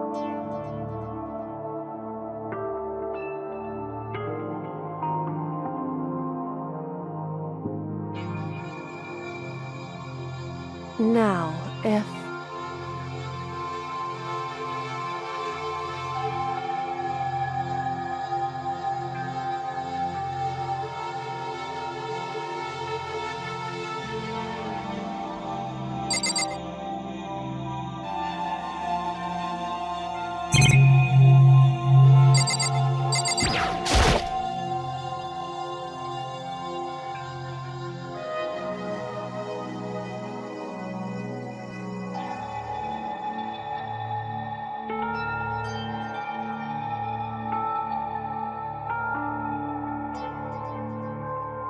Hey.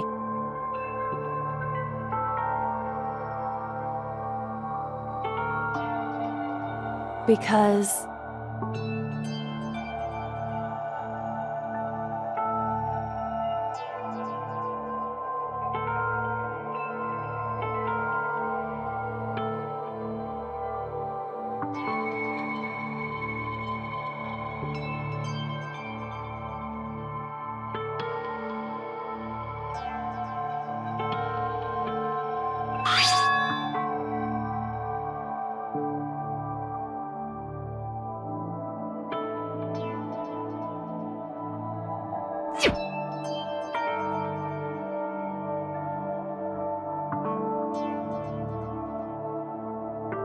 In other words,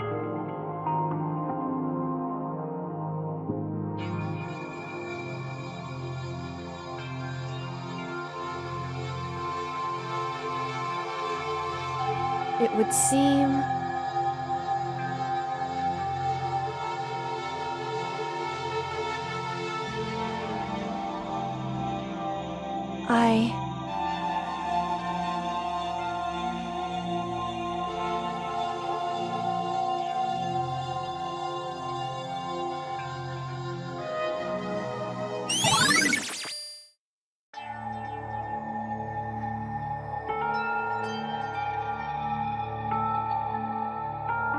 Hey.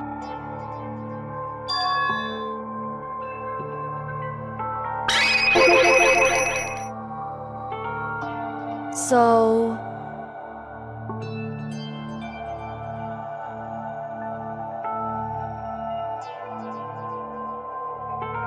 Hey. Correct.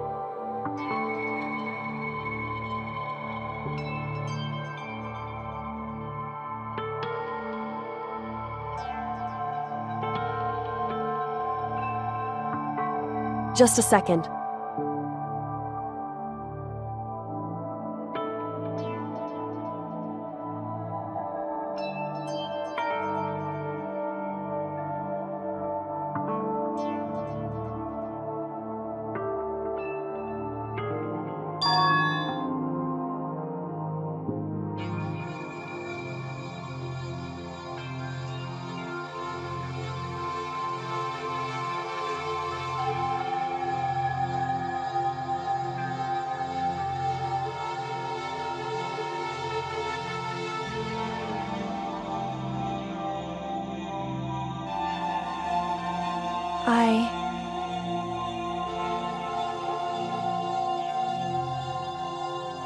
Anyway...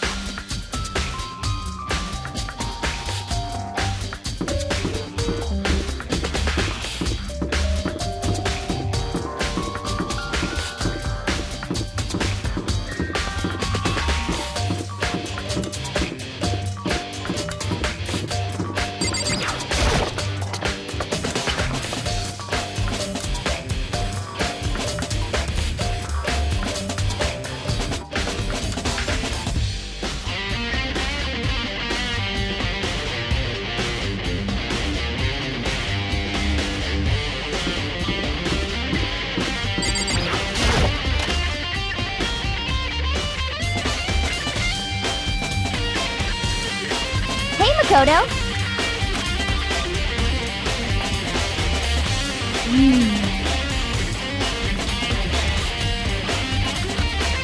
Yeah!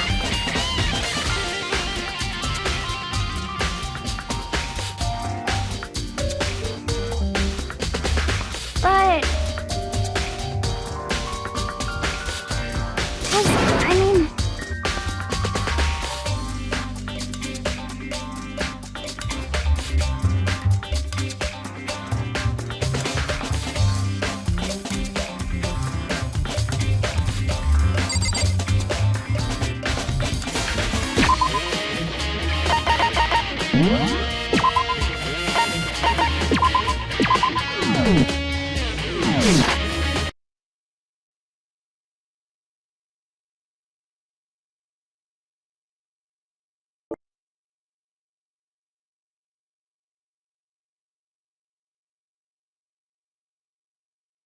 Danganronpa.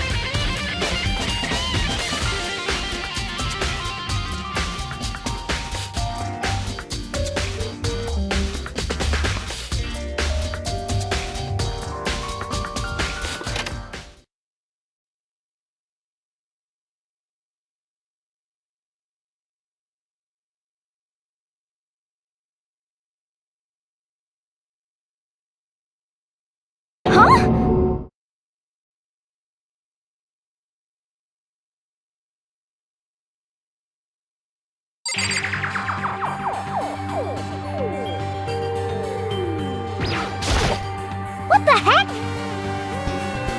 Just a second.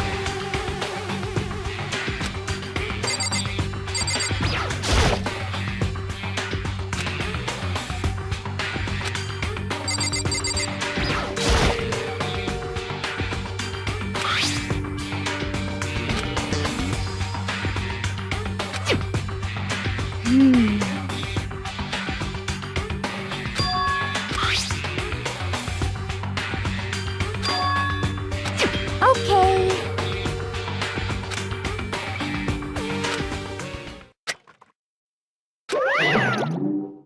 Huh?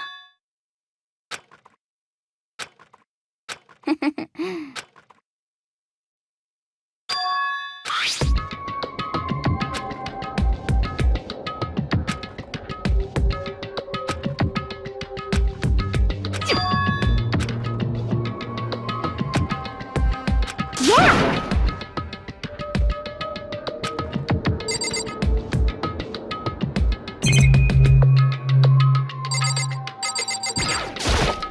Okay.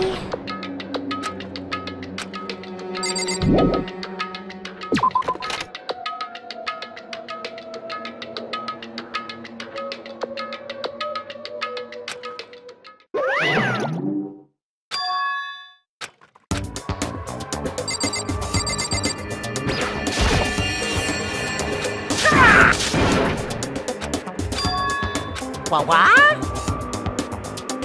Say what? Hello. Found it! Too bad!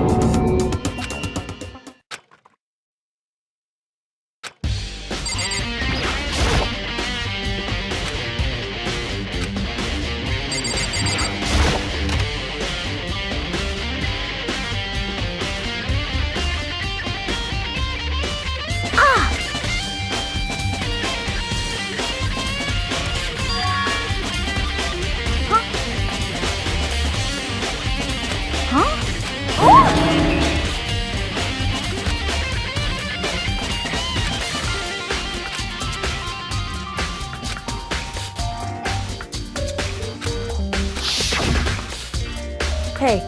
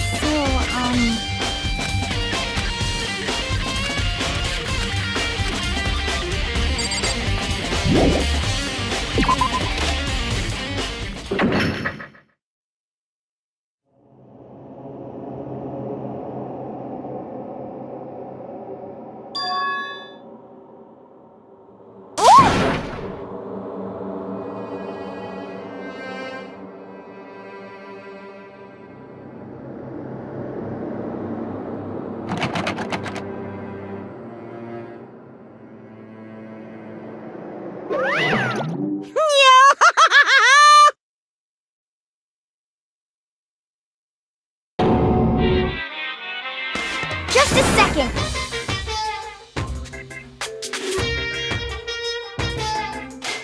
Hey,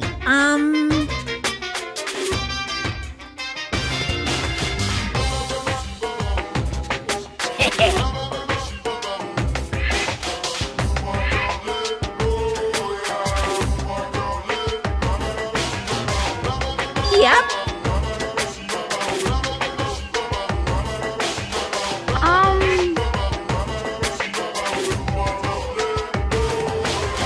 Yes, indeed. You're a liar.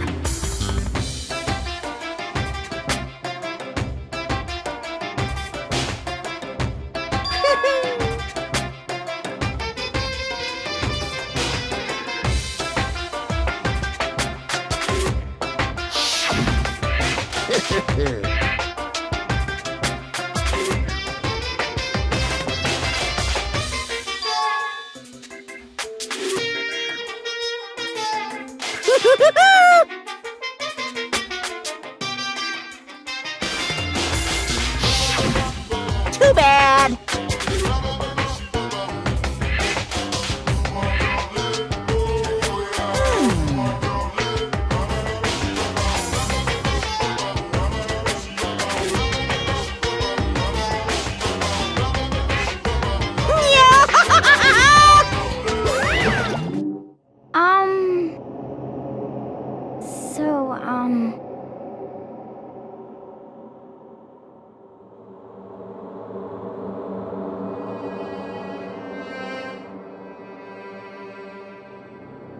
Huh?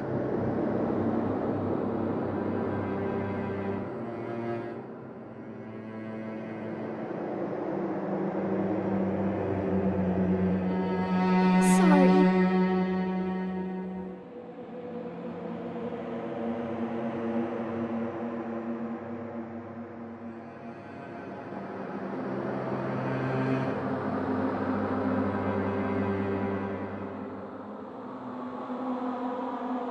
Okay.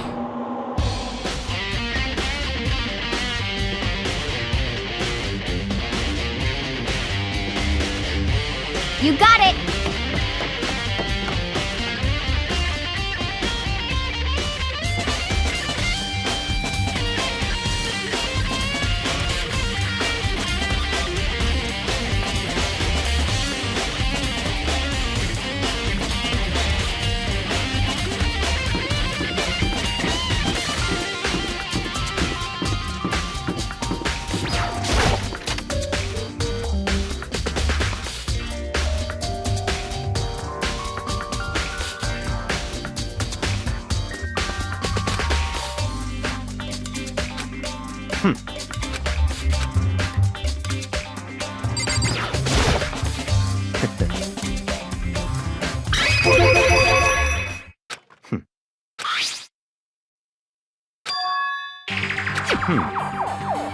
So, in other words, I see.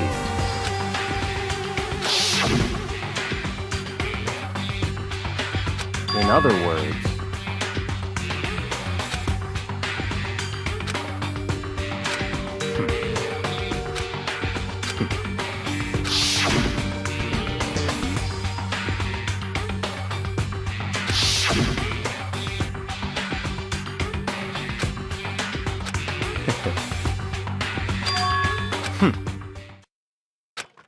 So, in other words...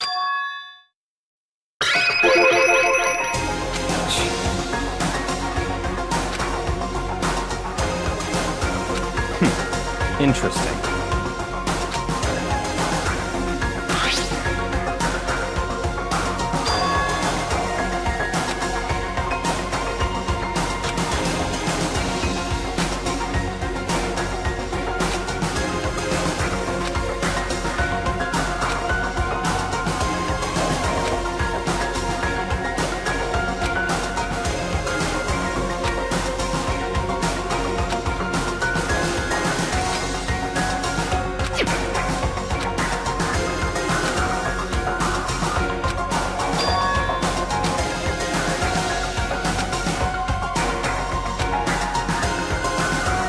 What?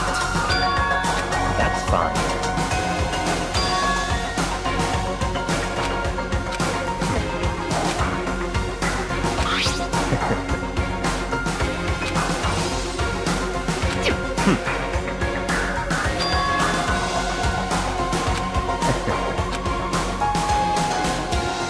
Stop talking.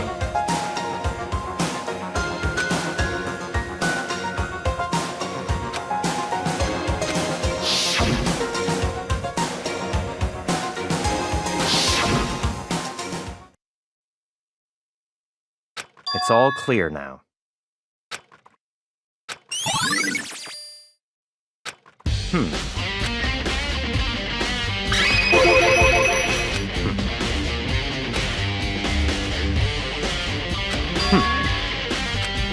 In other words...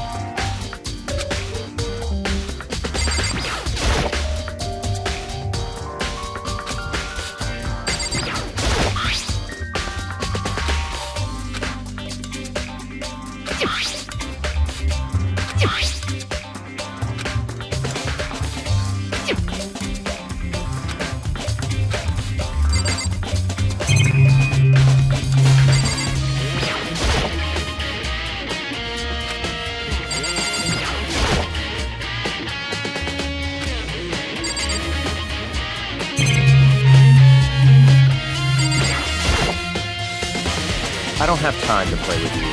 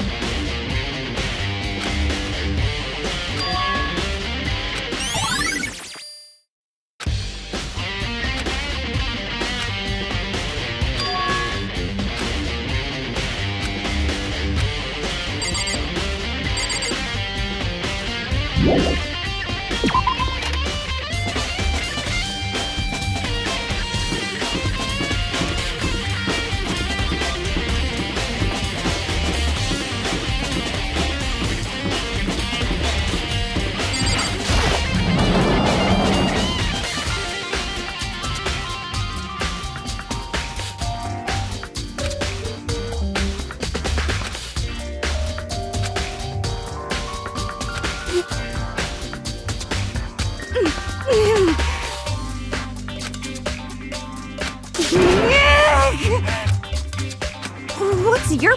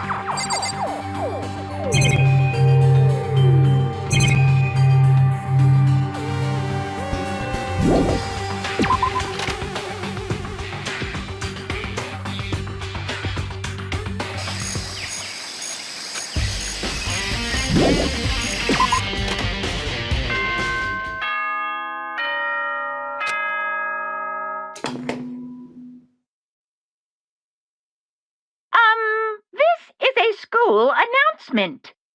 Is everyone working hard? Is your investigation coming along nicely? Well then, since you're all giving it your best, your generous headmaster will give you a little hint. For those of you who are interested, please make your way to the gym ASAP possible.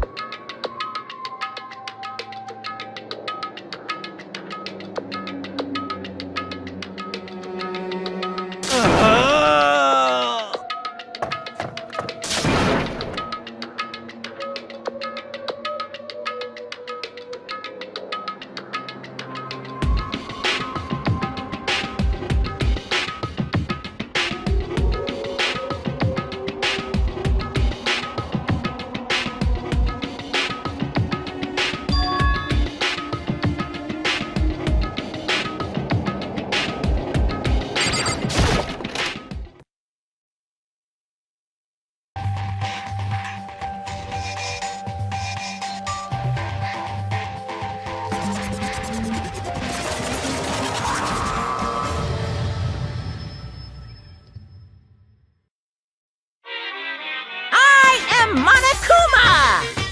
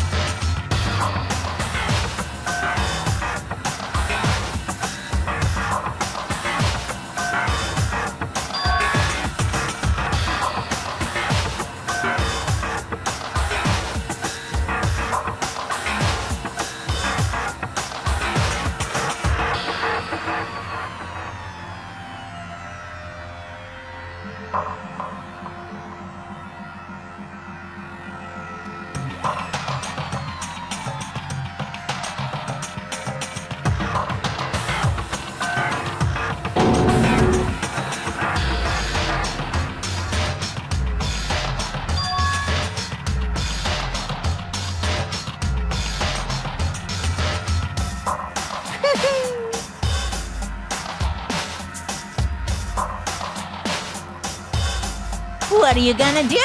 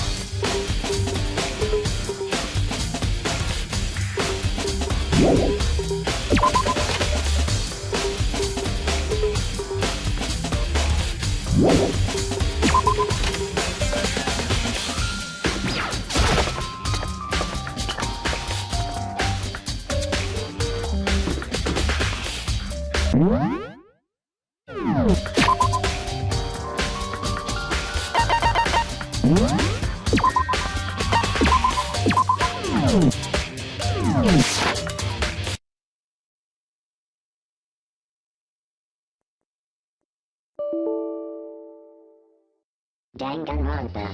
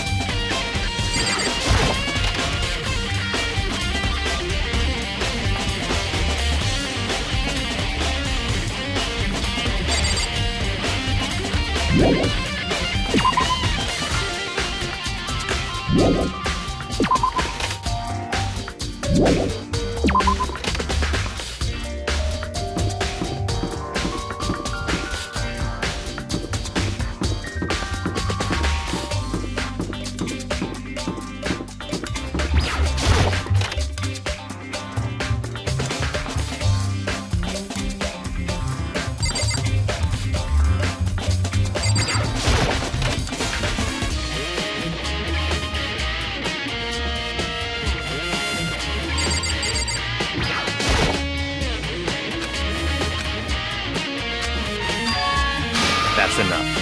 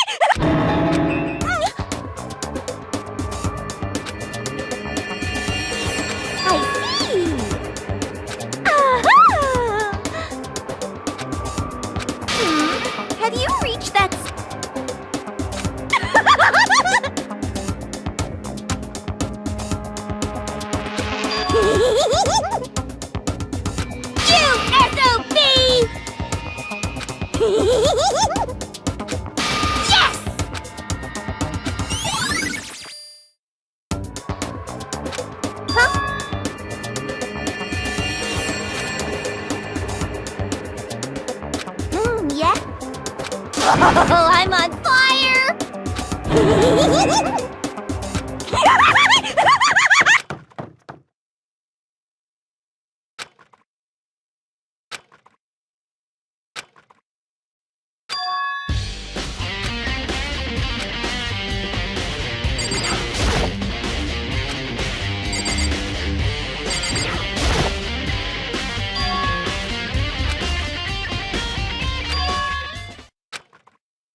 Right.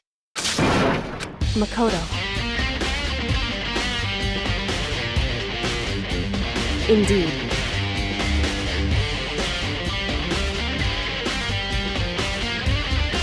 Listen.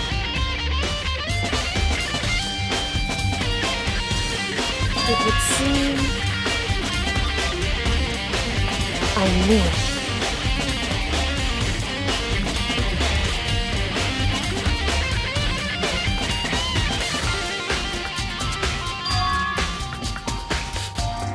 Indeed.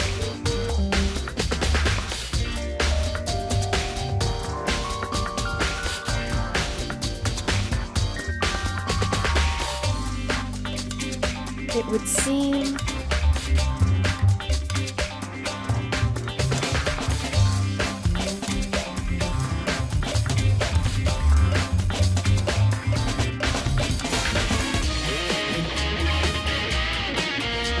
Anyway...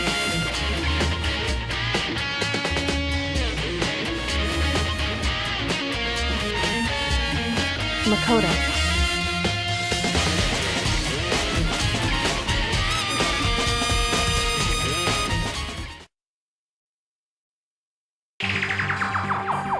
Listen.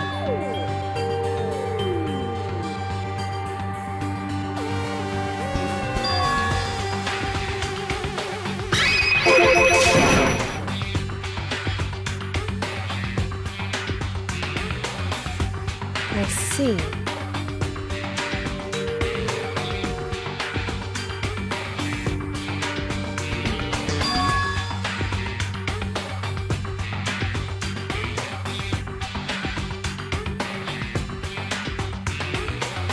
So...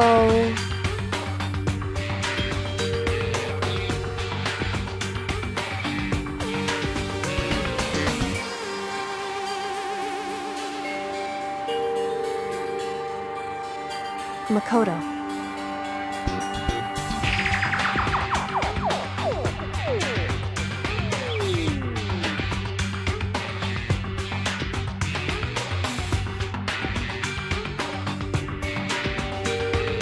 So then...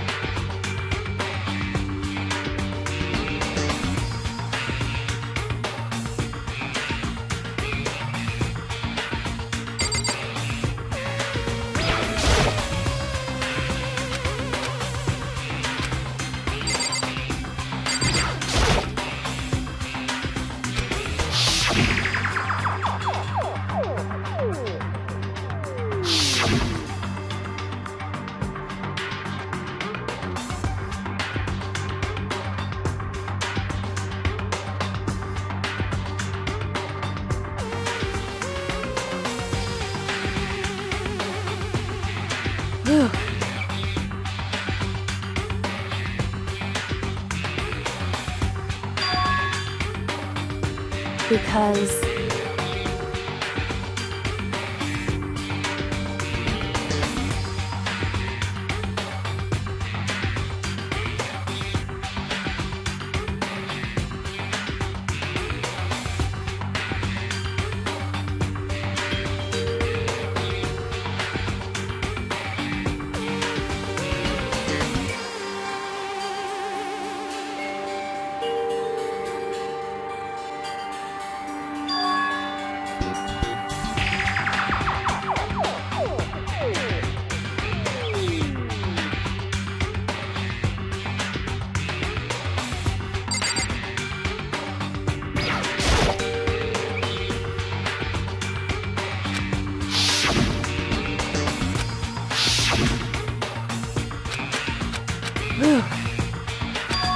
Because...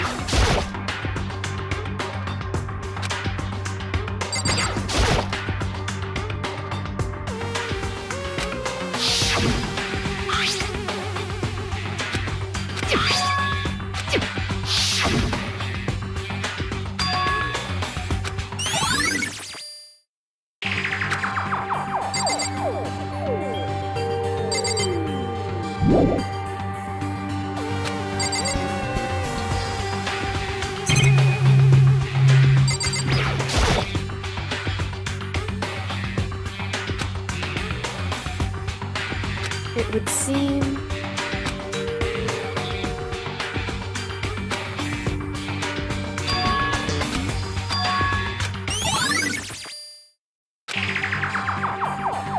Whew. Indeed. Indeed.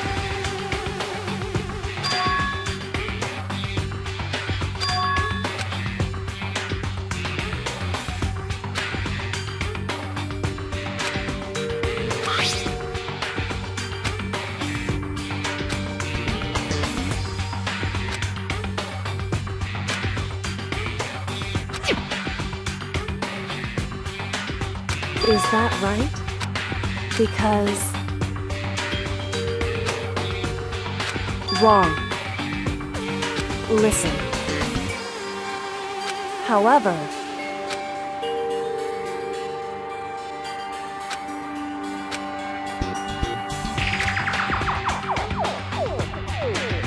So then... At the very least... Right.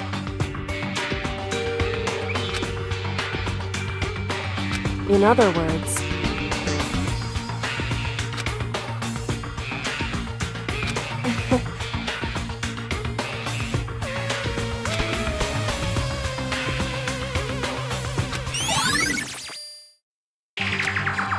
hey.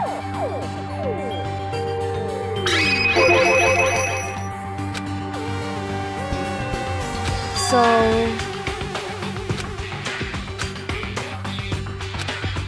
Indeed. Indeed.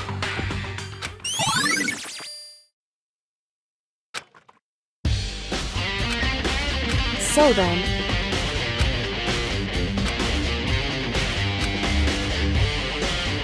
Why? Hey.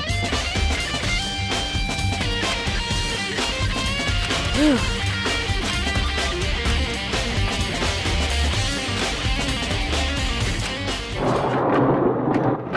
So then...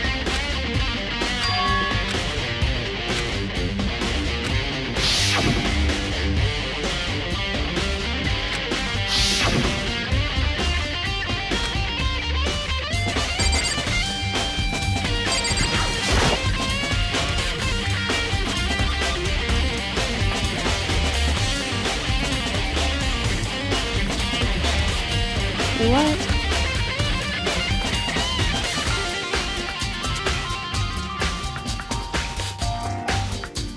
What? So...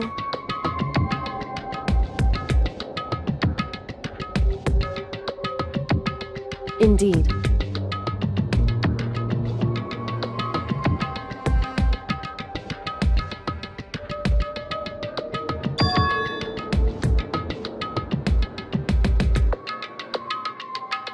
I see.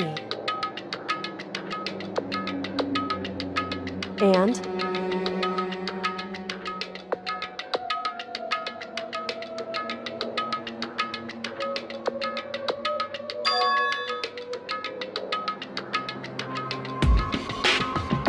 Why is that?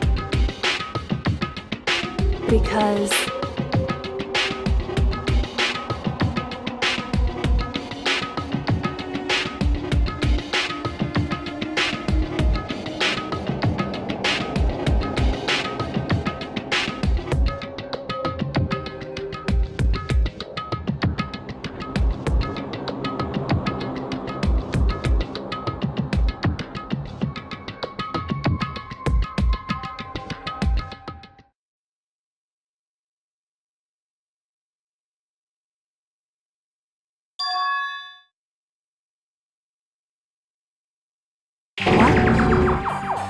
If that's true...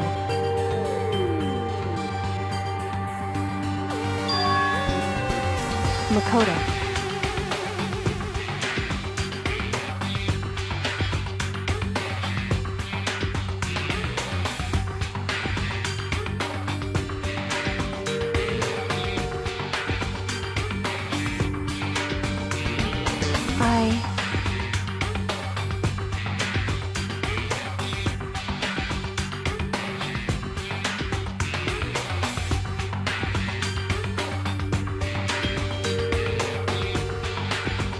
So...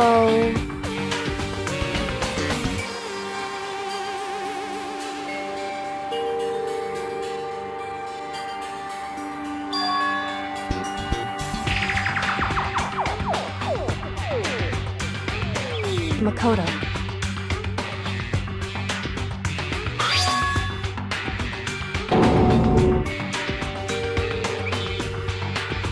So... Anyway...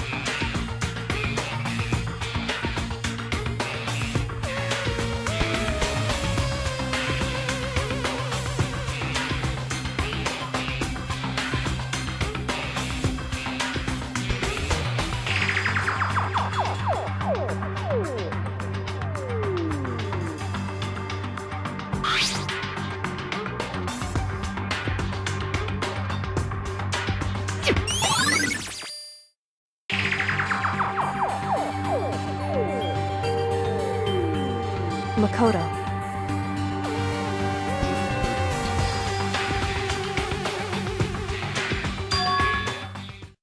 In other words...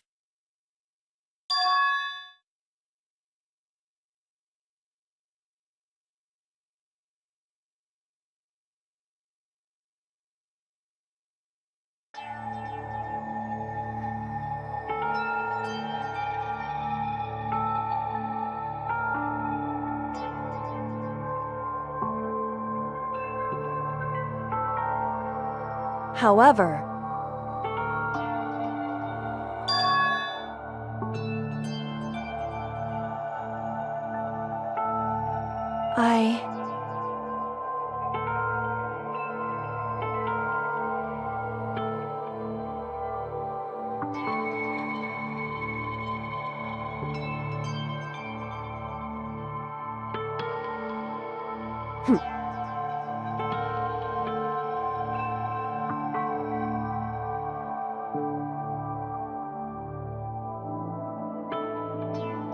Why?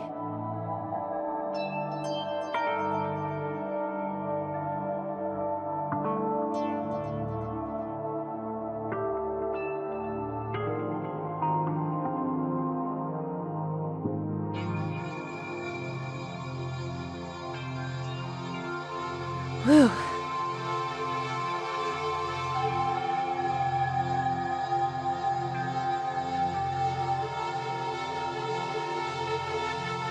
Hey.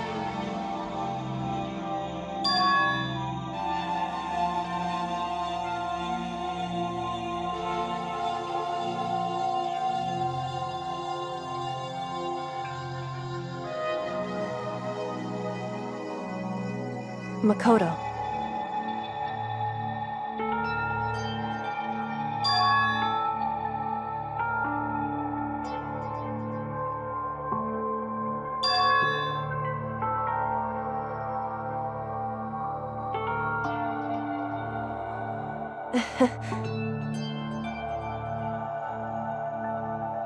So then...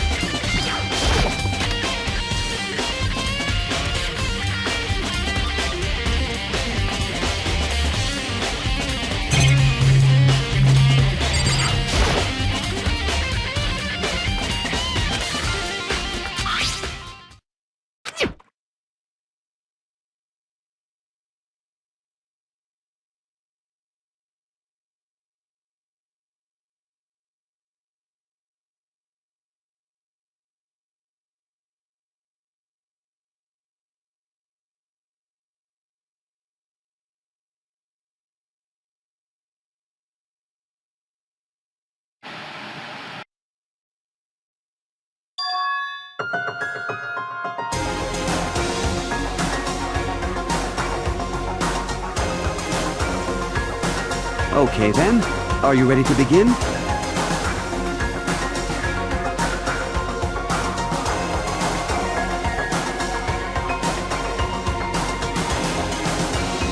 I do apologize, but I hope you don't mind if I record our conversation. I'm a little slow, you know. I never really got the hang of taking notes while having a conversation.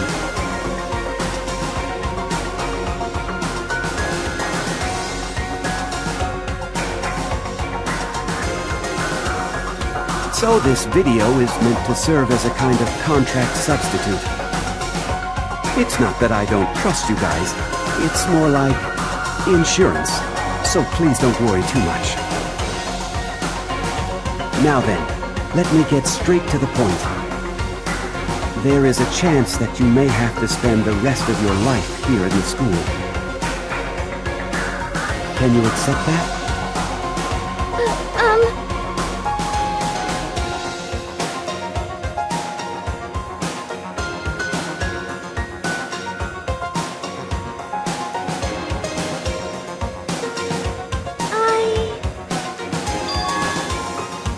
Thank you, and I'm sorry about all this. Well, I can promise you that I will do everything in my power to keep you safe. As the headmaster of Hope's Peak Academy, I give you my word.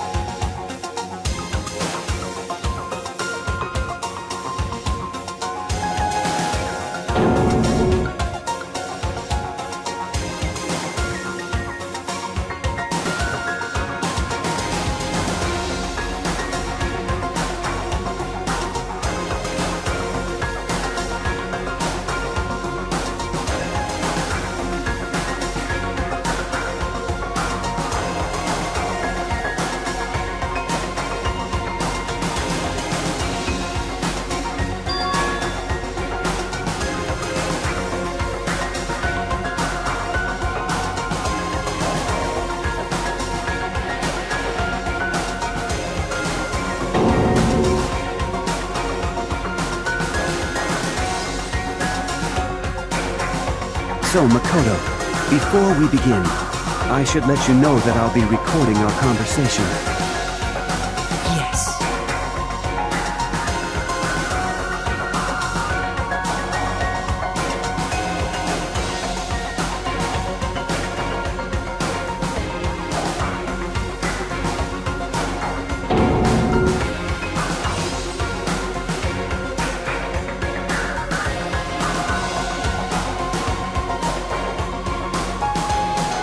Now, shall we get straight to the point? Makoto, there's a chance you may have to spend the rest of your life here in the school. Can you accept that? Yes.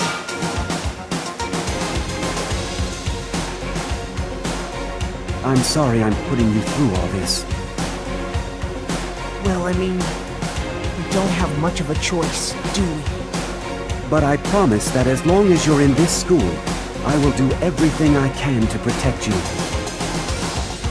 As the headmaster of Hope's Peak Academy, that's the very least I can do for you.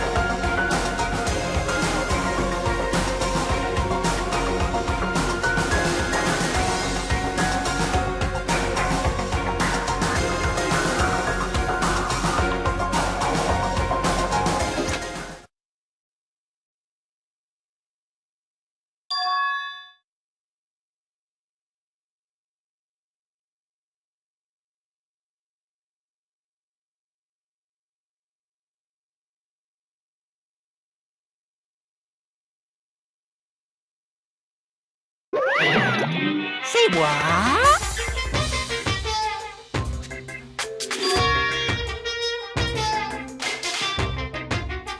Too bad.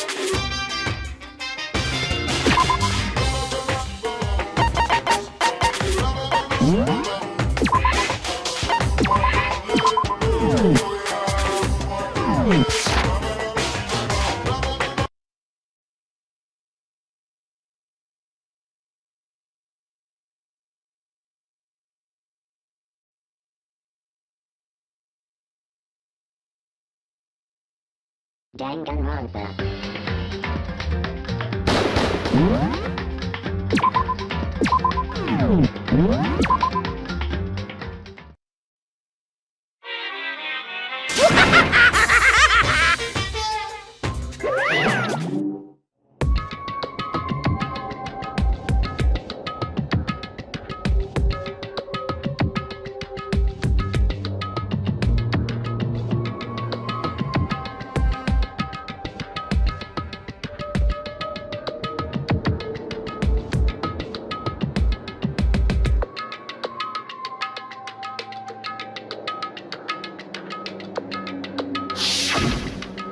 That's right.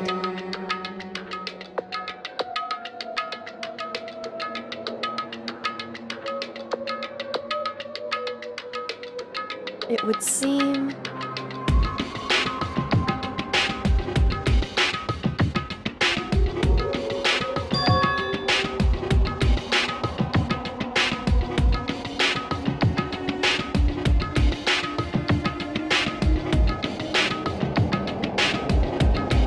Hey.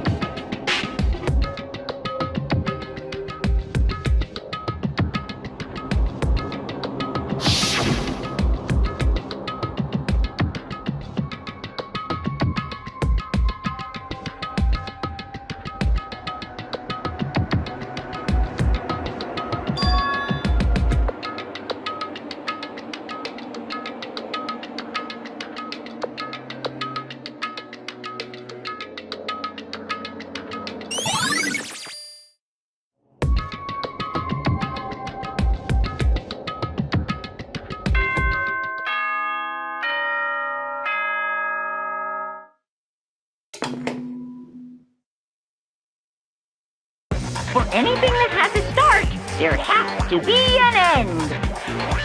And if the end comes, then that means it's time for a fresh start. There is no night that doesn't have a dawn. Although that dawn is totally pitch black, there is no storm that won't eventually end. Of course, then that leads to drought. But as I said, every end is the promise of a new beginning. Which is why I'm sure we'll get to meet again, because the end is only the beginning. Anyway, let's get started. The beginning of the end of the class trial. Everyone gather once again at you know where.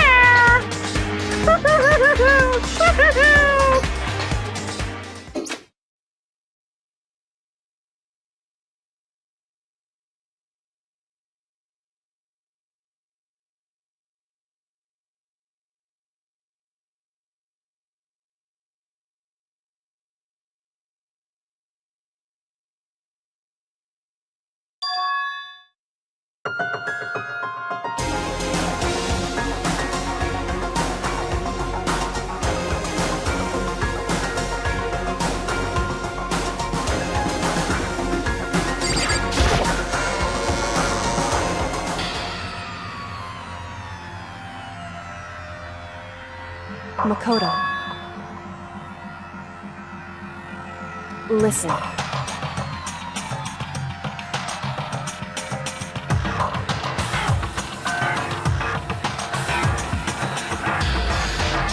However,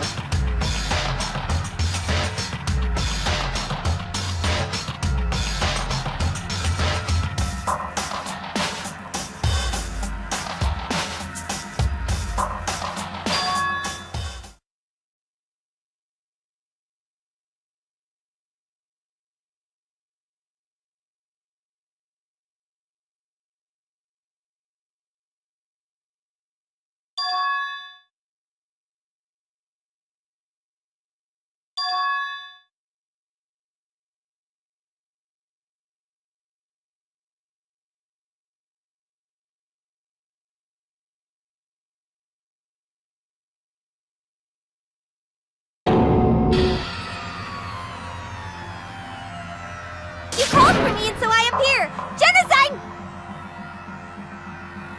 Oh, I'm on fire! Yes!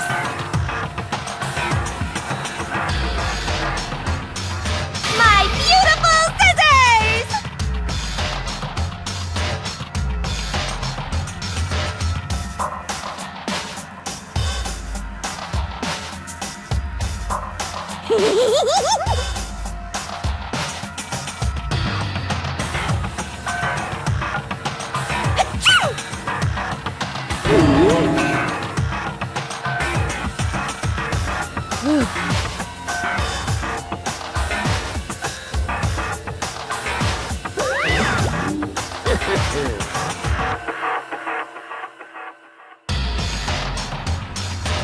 Well now. Thrills, chills, kills! That's fine.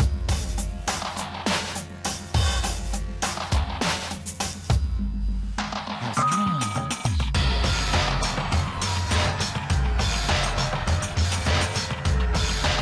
Unbelievable.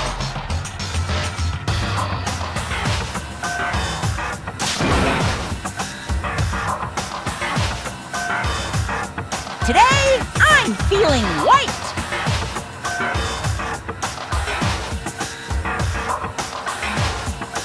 Stop talking.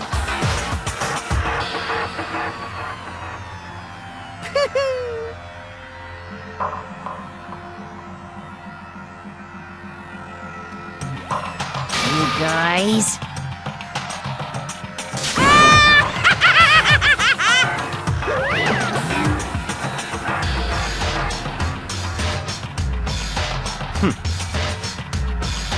In the name of my family.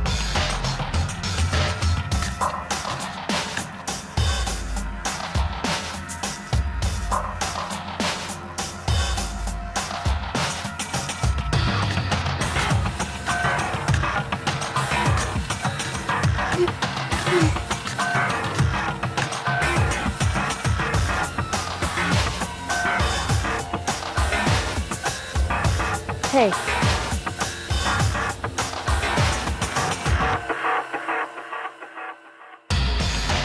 However,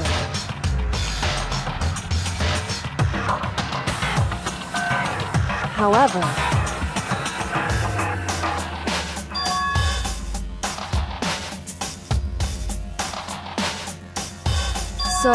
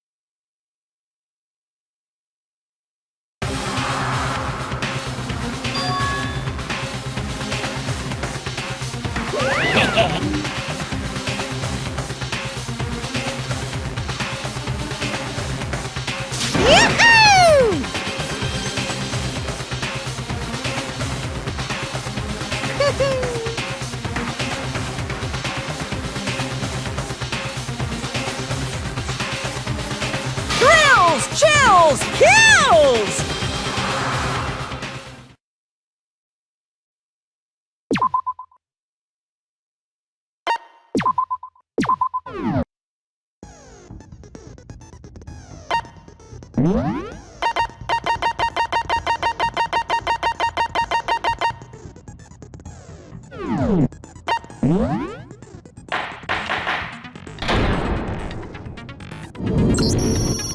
Since this will be the final class trial, I've come up with a special rule.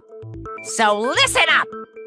If you can figure out Mukuro's killer and go on to solve the mystery of this school, you guys win! But if you can't, then I win! And of course, waiting for the loser is the super exciting, super heart-pounding punishment! Are you saying that if you lose, you'll execute yourself? Yep, sure will. And that's final? No loopholes? No wiggling out of it later? Of course not! Bears never go back on their word! Never mind all that. I just have one question for you. Oh, you're taking this serious, huh? Are you feeling okay? Is the mastermind only one person? Hmm? Don't bother. I already know the answer. You're all the mastermind, aren't you? You're all out to get me! I'm right, aren't I? I knew it!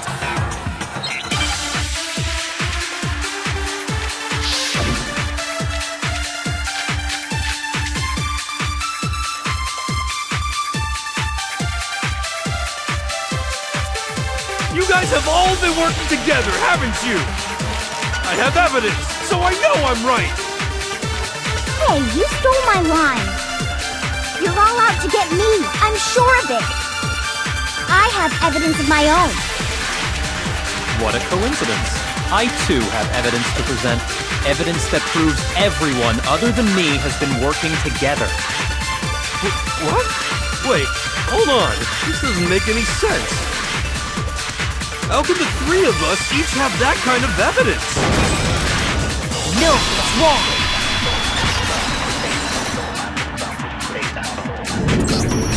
It's not just you three.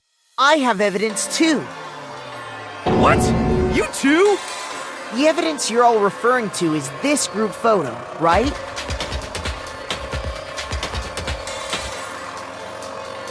Well, yeah. Huh? Wait, but mine's different.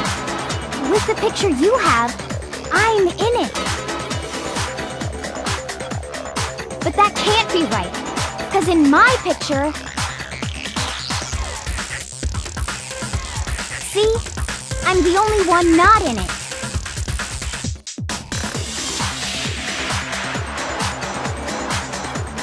Hiro, you have a picture too, right? Let's see it. Okay, but be careful with it. It's pretty important evidence.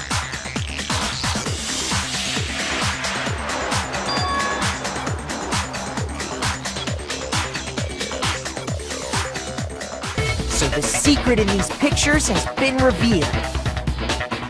Secret or whatever, I don't care!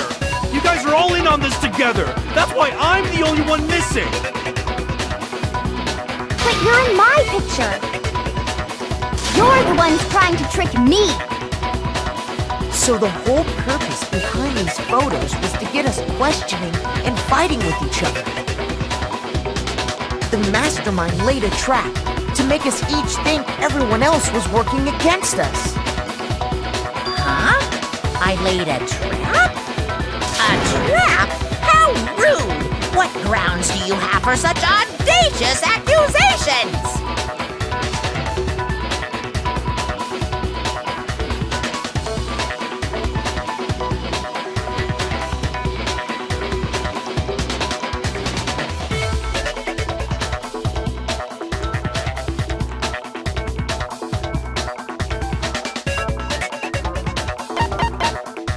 I got it! In each case, the only one not in the picture is the person who received it. So, in the picture I got, I'm the only one missing. In the picture Hina got, she's the only one missing. And in the picture Hiro got, he's the only one missing. As long as we're talking about it, I suppose I should show you my photo as well.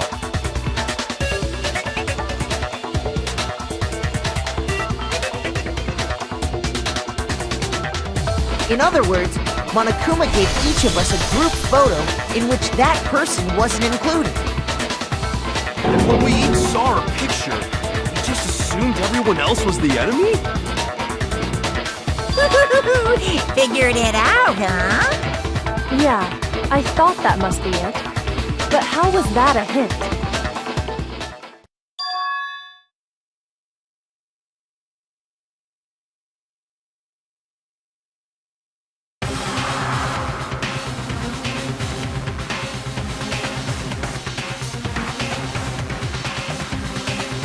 Listen, can I see everyone's group photo one more time? It's not directly connected to what we're talking about, but I'd like to double check something. Sure, no problem. Yeah, I don't mind.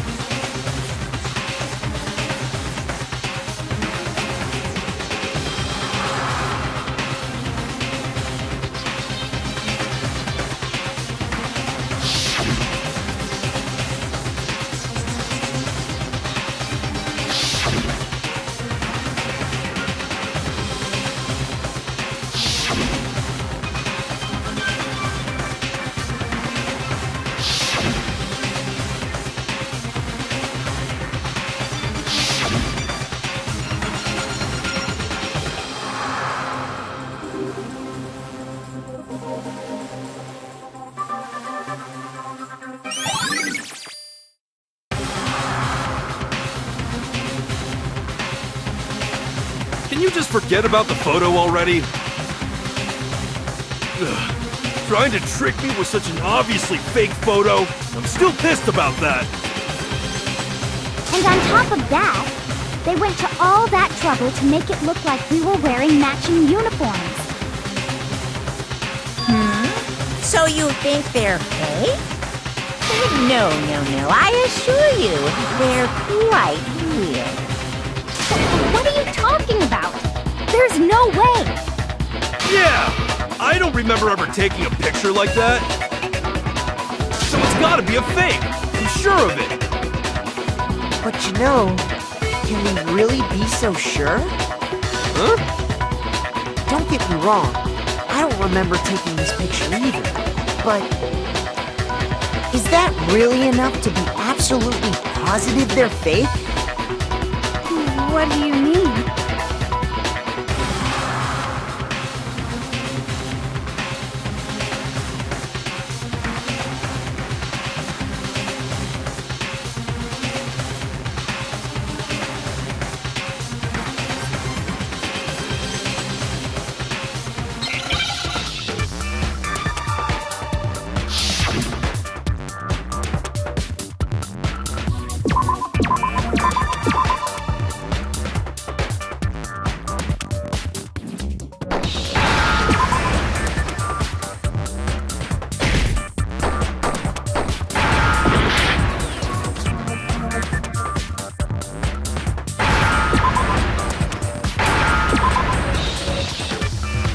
Now I understand!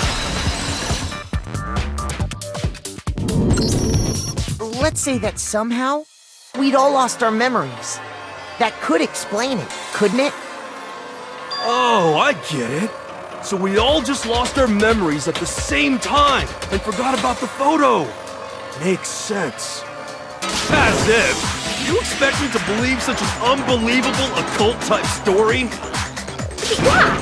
We all lost our memories? That's just crazy!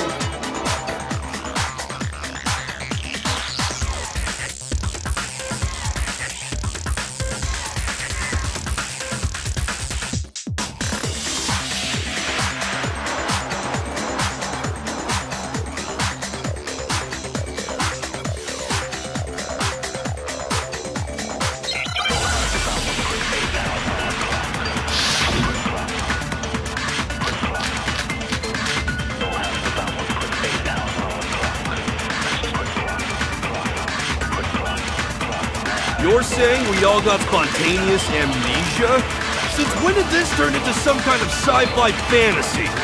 I promise you, I haven't lost my memory. Ever since I got to this school, I remember everything that's happened. No, that's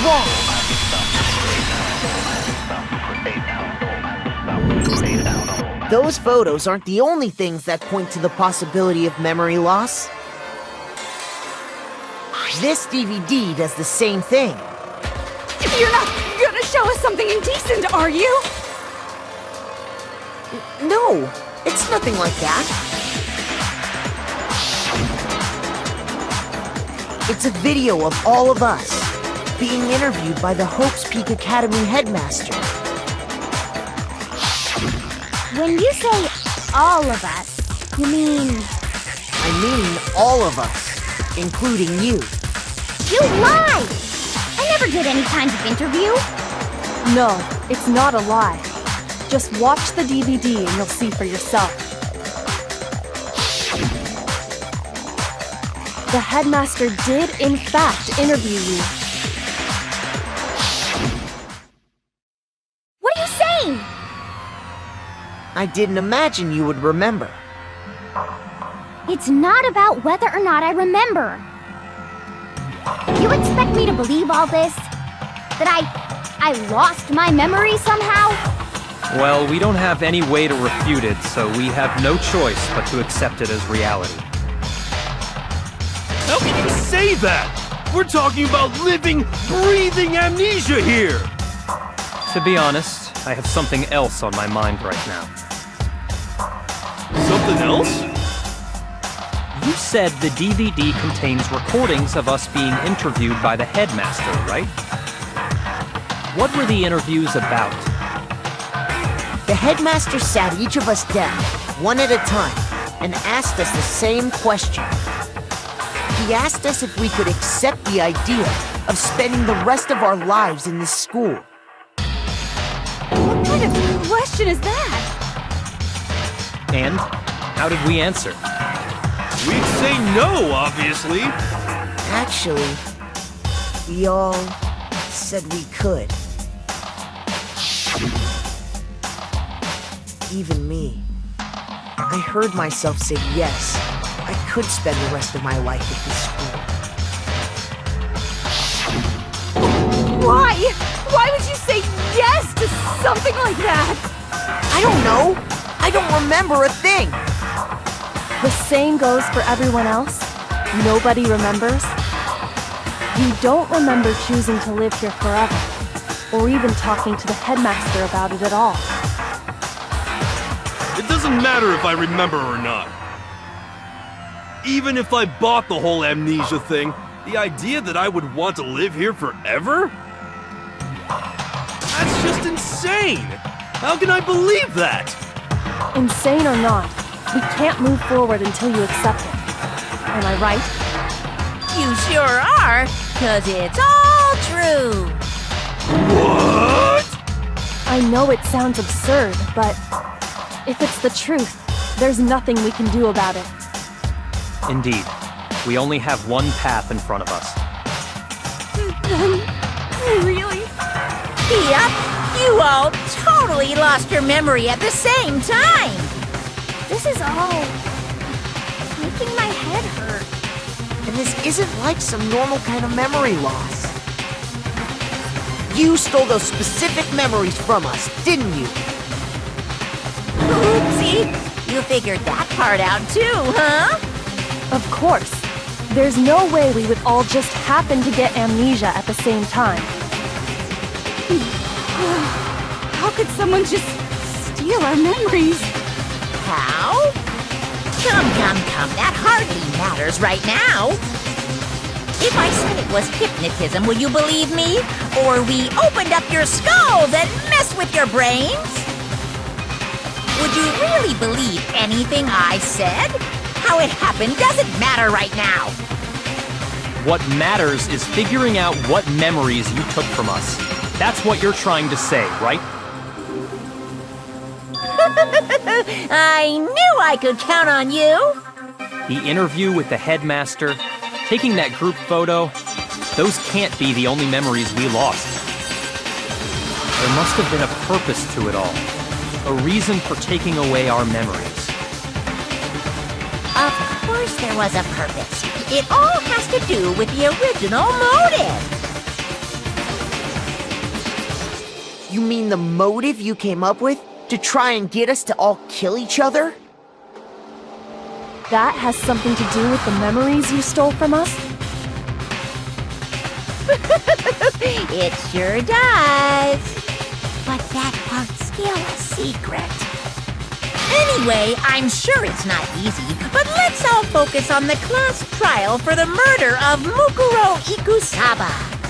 Okay, so you want us to figure out who killed her before we do anything else.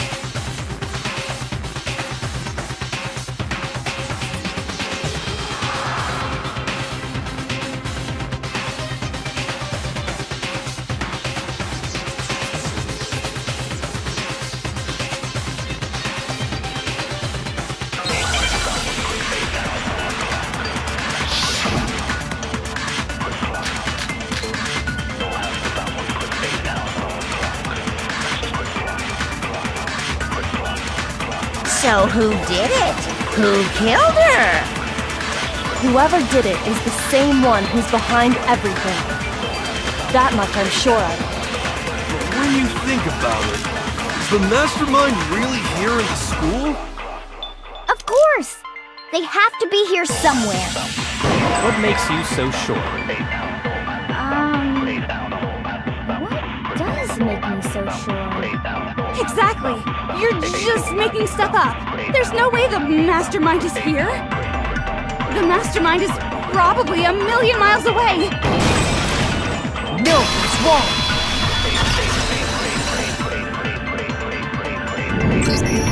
There's no question that the mastermind is somewhere within the school.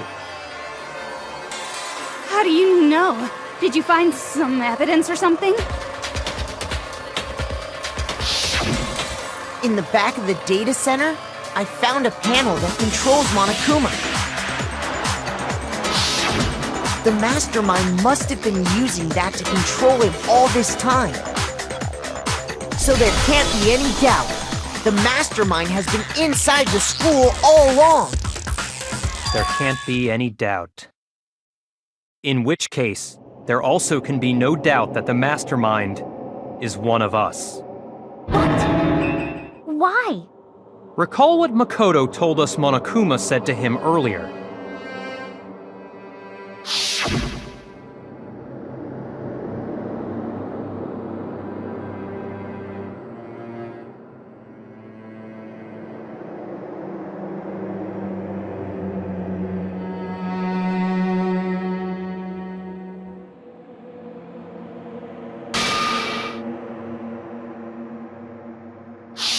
So if the mastermind is in the school, we have to assume it can only be that 16th student. But how'd they manage to survive all of this? So we're the only ones here? It's not me! I'm not the mastermind! Well, it's not me! I blame Makoto! What? Why me? 'Cause It's super weird how you're the only one who survived being executed. Oh, I get it. The only way he could have survived is if he was actually the mastermind himself, right? Aw, nuts! You got me! Wait! What are you trying to say? Everyone, calm down. There's no reason to panic. The mastermind's true identity will become clear soon enough. Just as soon as we find out who killed Mukuro. That's a good point. Rather than wasting time bickering, we should put our minds to work solving this mystery. Yeah, well, how much time have we already spent talking about the murder?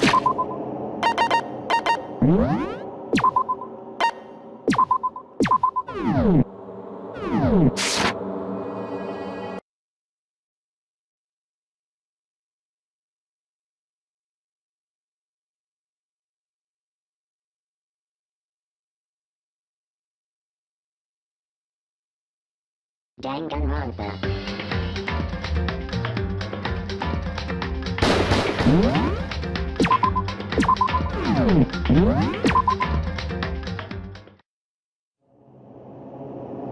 He's right.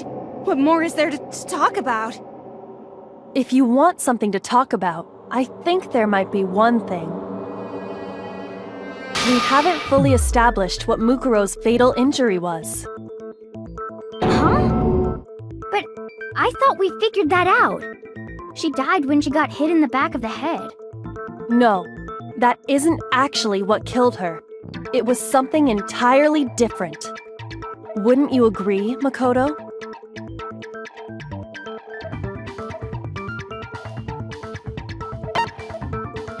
I got it! All of the wounds covering her body.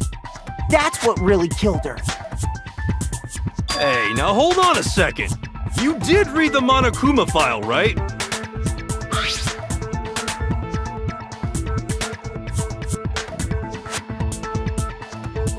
It made it pretty clear. Those wounds were made at least a few days ago. So they can't possibly be what killed her. Consider this. What if the murder itself took place at least a few days ago? What? What if, when we discovered her body, she'd already been dead for several days? If that's true, then naturally the wounds that killed her would appear to be however many days old. That doesn't make any sense. Because she had all those wounds before she ever came here. Huh? How do you know that? Isn't it obvious? She was the ultimate soldier, right? So that means, you know. You're wrong. She denied me before I could even say anything.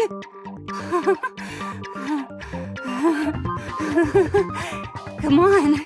I mean, you think I'm not weird, okay? At least listen to what I have to say before you deny me!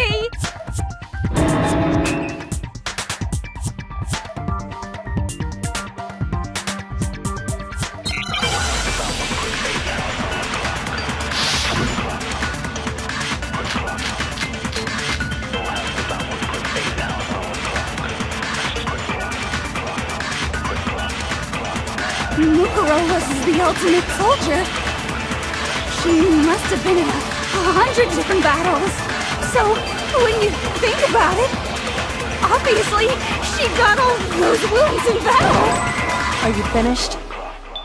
You didn't deny me this time, Splincy.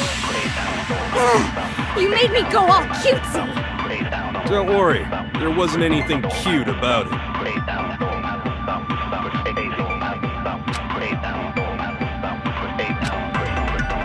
Mukuro was the ultimate soldier.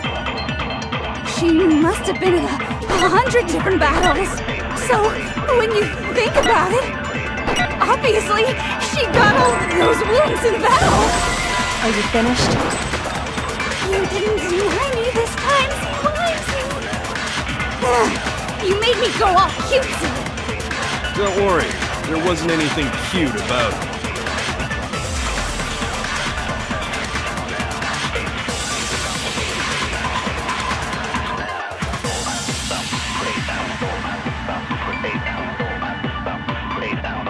Mukuro was the ultimate soldier.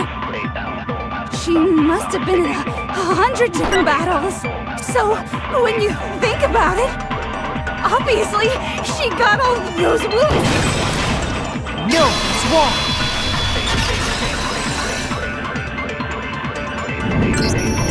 No, Mukuro didn't suffer those wounds in battle. The file we found in the headmaster's room said as much.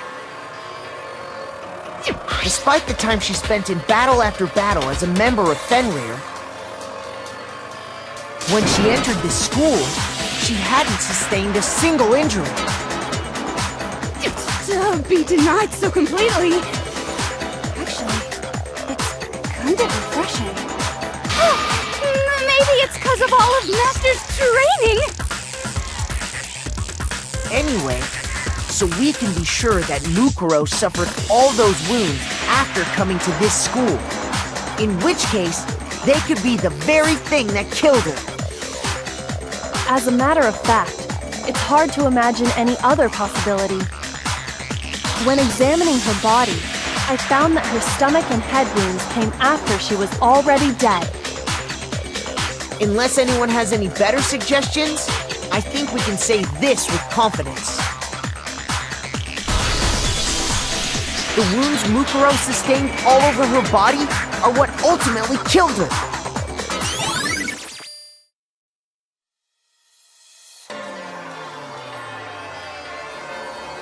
But if that's what killed her, then does that mean she's really been dead for who knows how long? That's exactly what it means.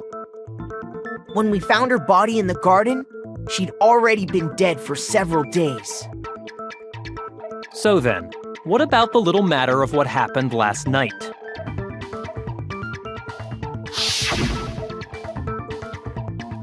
Makoto, you said you were attacked in your room by a masked assailant. If Mukuro had already been dead for several days, certainly it couldn't have been her. So who was it that attacked you?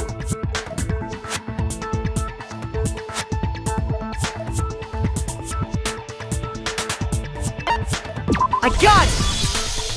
The one who attacked me was the true mastermind.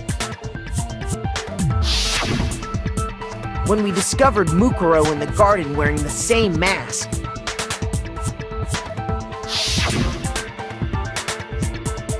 I naturally assumed she must have been the one who attacked me.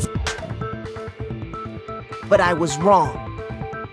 It wasn't her at all. It was the mastermind.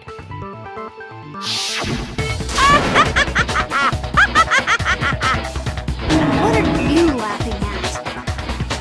Oh, don't mind me. I'm just getting a little impatient sitting here listening. I think I'm gonna jump in. Let's start off with a nice, easy question. Your assumption that I attacked Makoto is just that, right? An assumption. You can't really know who was under that mask, can you? I mean, that's the whole point of a mask. The true identity of the masked attacker is Mukuro Ikusaba. At least, that's what I think. Do you have any evidence that might convince me otherwise?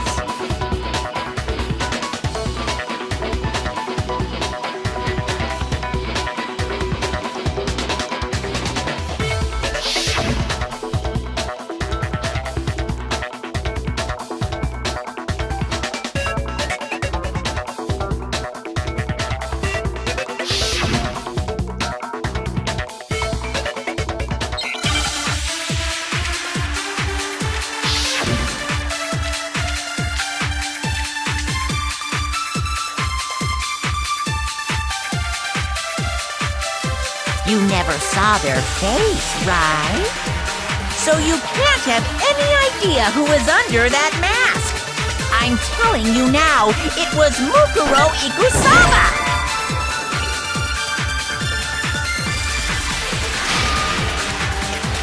Shoot! You never saw their face, right? So you can't have any idea who was under that mask.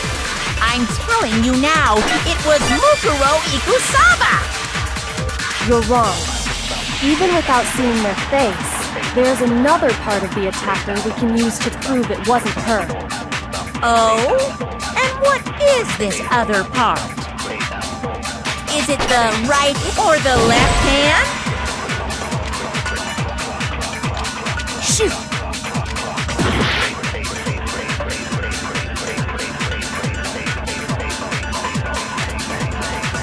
You never saw their face, right? So you can't have any idea who was under that mask. I'm telling you now, it was Mukuro Ikusaba! You're wrong.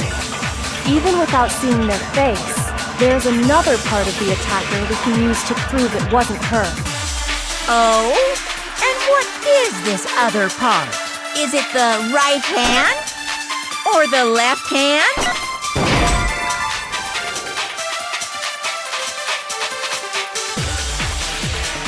Shoot! You never saw their face, right? So you can't have any idea who was under that mask. I'm telling you now, it was Mukuro Ikusaba! You're wrong. Even without seeing their face, there's another part of the attacker we can use to prove it wasn't her. Oh? And what is this other part? Is it the right hand? Or the left hand? Maybe the right foot? Or perhaps the left foot? Or could it be the hips?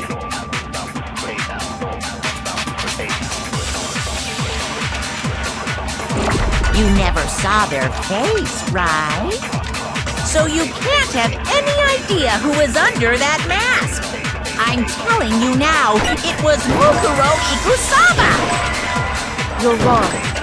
Even without seeing their face, there's another part of the attacker we can use to prove it wasn't her.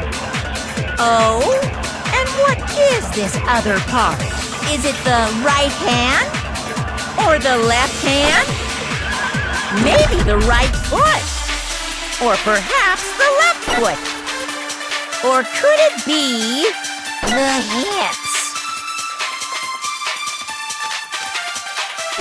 You never saw their face, right? So you can't have any idea who was under that mask. I'm telling you now, it was Mukuro Ikusaba!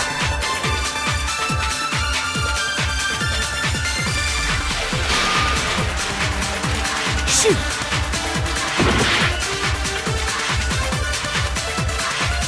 You never saw their face, right? So you can't have any idea who was under that mask. I'm telling you now, it was Mukuro Ikusaba! You're wrong. Even without seeing their face, there's another part of the attacker we can use to prove it wasn't her. Oh? And what is this other part? Is it the right hand? Or the left hand? Maybe the right foot? Or perhaps the left foot? Or could it be the hips? You never saw their face, right? So you can't have any idea who was under that mask. I'm telling you now, it was Mukuro. No, it's wrong.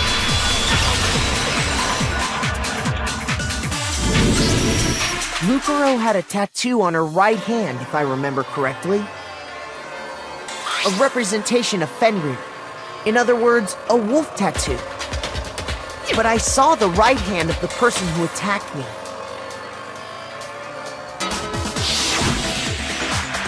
And there was no such tattoo. So there's no way the person behind the mask was Mukuro. Yeah, well, okay. You got me. I guess it wasn't her. But that still doesn't prove that it was me. It could have been, you know, someone else, right? Hiro, Toko, Hina, and I all have solid alibis for that entire night. Yeah! We were in the gym tearing you apart, so it could have been any of us. Okay, sure, it couldn't have been any of you. But what about Kyoko? It totally could have been her. Uh-oh! No snappy comeback? Did I score a bullseye? If you insist, I don't mind showing you. Huh? Show me what? What do you think? I'll show you the one thing that proves beyond a shadow of a doubt it wasn't me.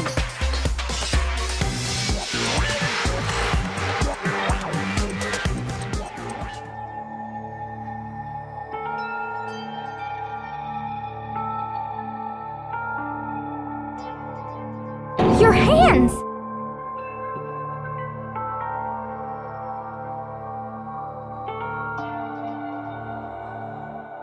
Awful, isn't it? It happened when I was first learning to be a detective. I was inexperienced. I thought you didn't want anyone to see those scars. If it means we get another step closer to unmasking the mastermind, it doesn't really bother me.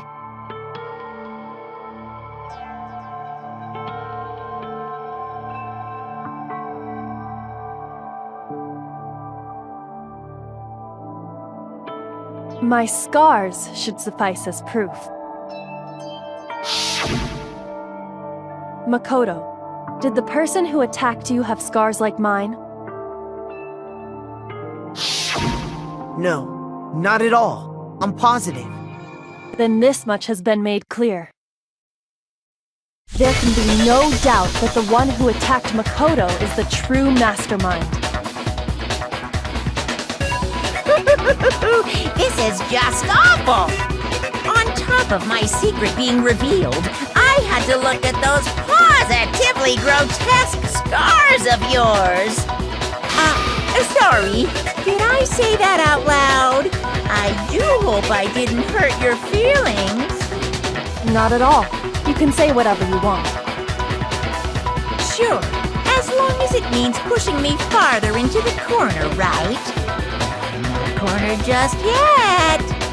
Because if you haven't noticed, the circumstances surrounding Mukuro's death are totally unknown. That's true. All we know right now is she was killed a good while before this morning. On the contrary, we don't know anything other than that. You're not going to tell us she was already dead before we arrived here or something, are you? In that regard, you have nothing to worry about. I promise you, without a doubt, she died after our little killing game began here. Then somehow she was killed in secret without any of us knowing.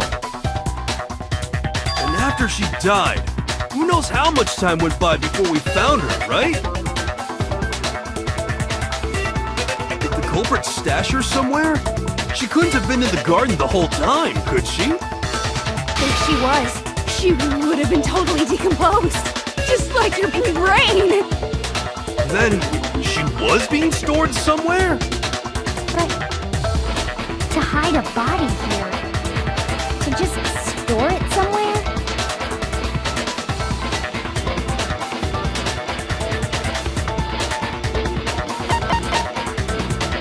I got it! Mukuro's body was probably kept hidden in the biolab. Biolab? You mean on the 5th floor? That's right. It's actually set up for use as a morgue. So it's the perfect place to hide a body, and it'd keep the body preserved at the same time.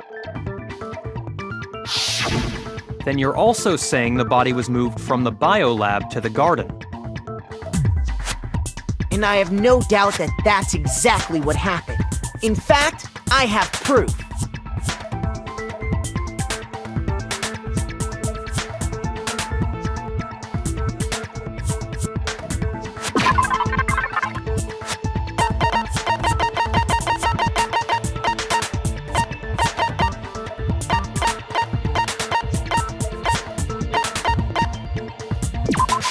I got it! What makes me so sure the body was carried from the biolab to the garden is...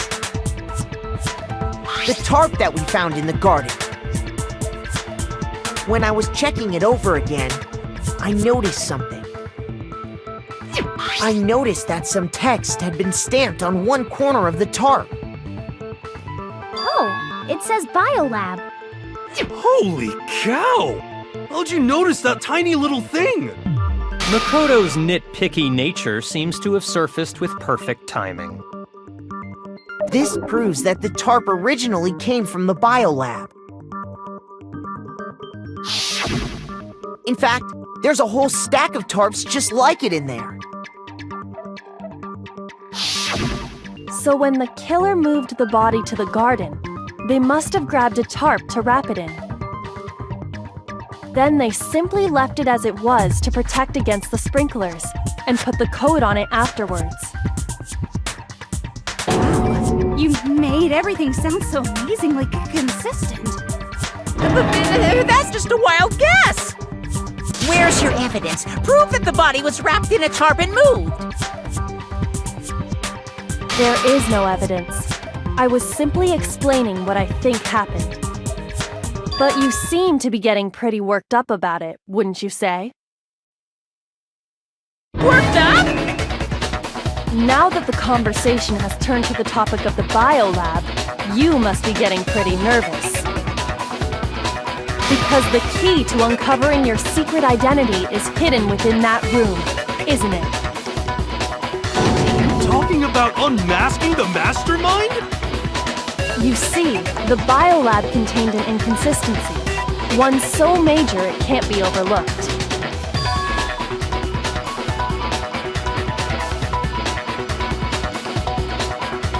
La la la, I can't hear you, la la la la la. Such a child. Oh well, just ignore him.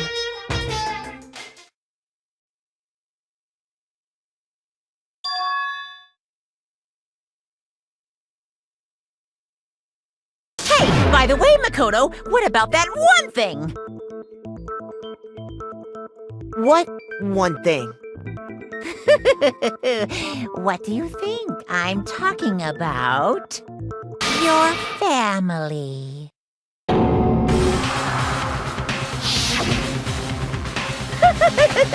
Don't tell me you forgot about that video message.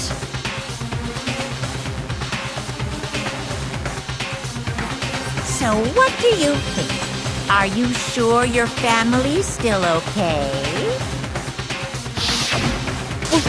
Why are you bringing that up now? Your mom, your dad, your little sister.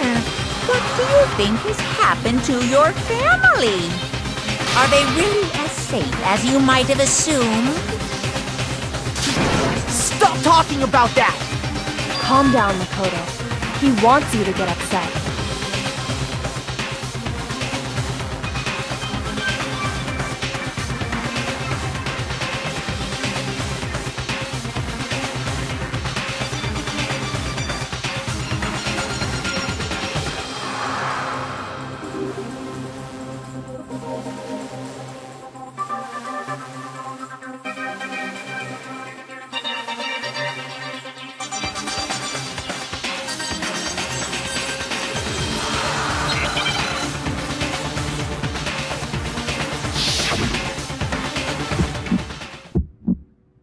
Are you sure about this? That's impossible! Are you sure about this? That's impossible! Ah! What? What do you want? Are you sure about it? That's impossible!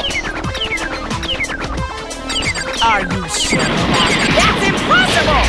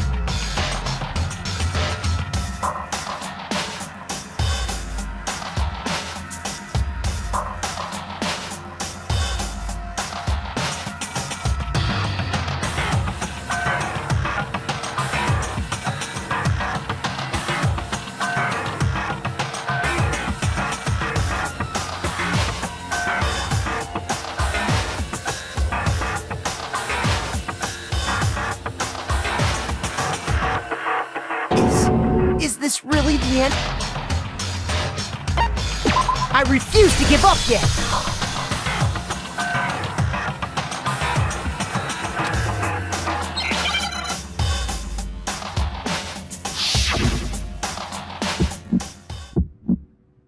Are you sure about this? That's impossible!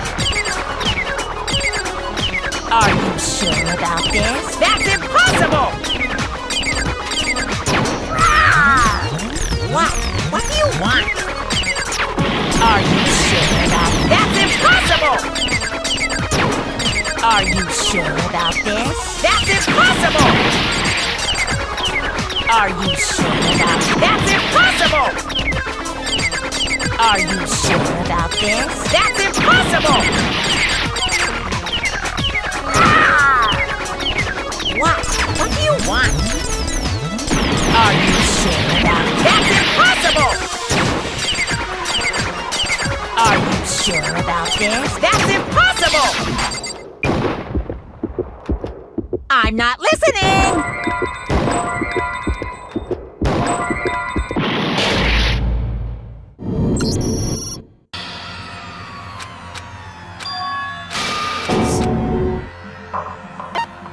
I refuse to give up yet!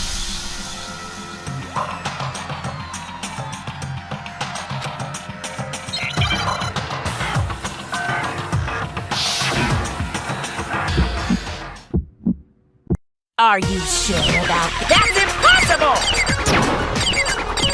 Are you sure about this? That's impossible! Ah! What? What do you want?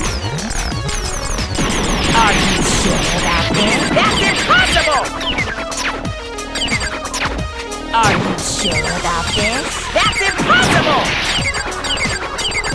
Are you sure about this? That's impossible! Are you sure about this? That's impossible!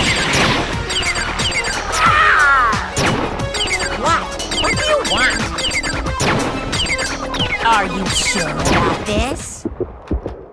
I'm not listening!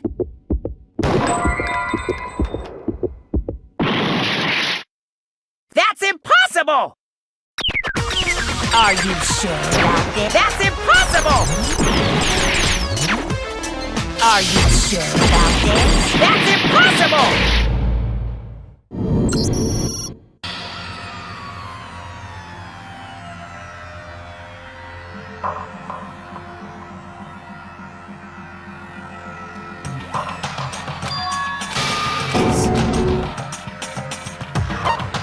I refuse to give up yet!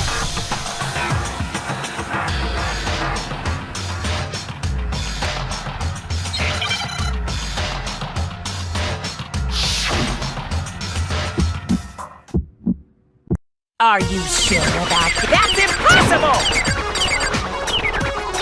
Are you sure about this? That's impossible! Ah! What? What do you want? Are you sure about this? That's impossible! Are you sure about this? That's impossible!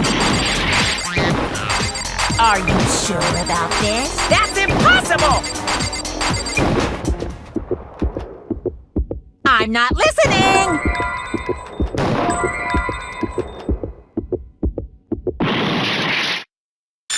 Are you sure about this? That's impossible! I'm not listening!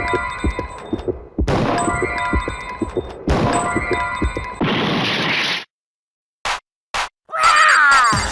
What? What do you want? I'm not listening!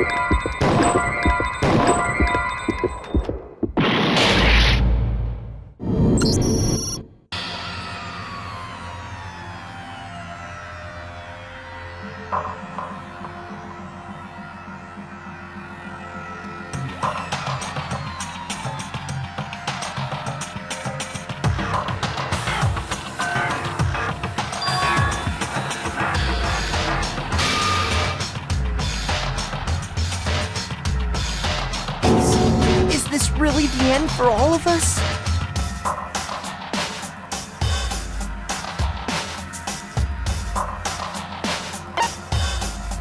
refuse to give up yet!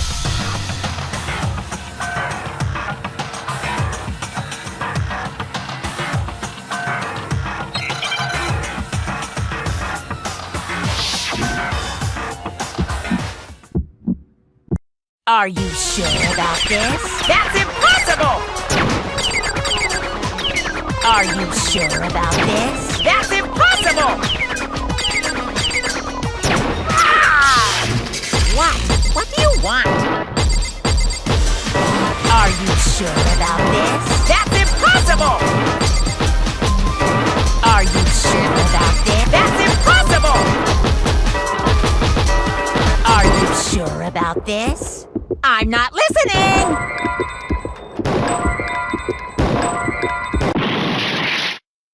You're getting all riled up! Are you sure about this? That's impossible! I'm not listening!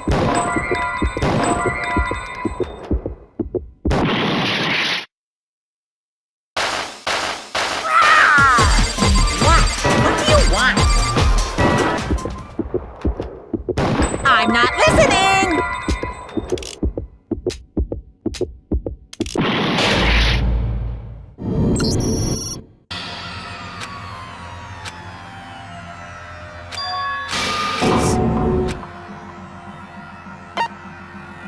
I refuse to give up yet!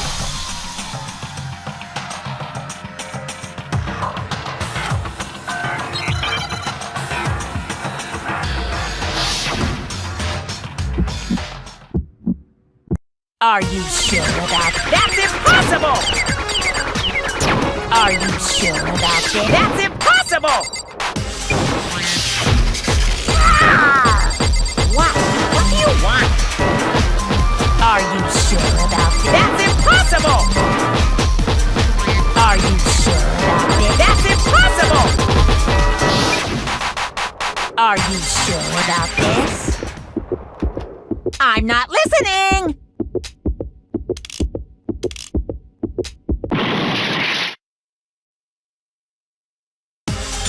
Are you sure about that? That's impossible! I'm not listening! This should prove it! The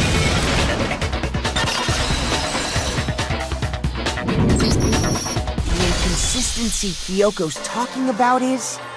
the lights! What are you talking about? What about the lights? Like I said before, the biolab also acts as a morgue. And as part of that, a giant refrigerator was installed in there. That's where everyone who's died is stored. And it was set up so that when a slot had a body in it, a blue light would turn on.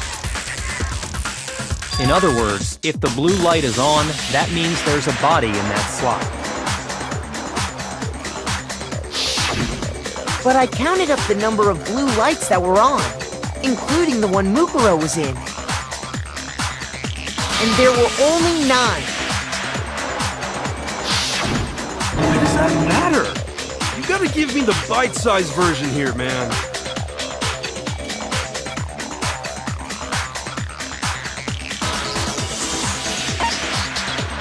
I got it! 10 of the lights should have been on. Any other number is incredibly suspicious. Suspicious? Why? That's simple. Just recall who's died here so far, and it should become clear.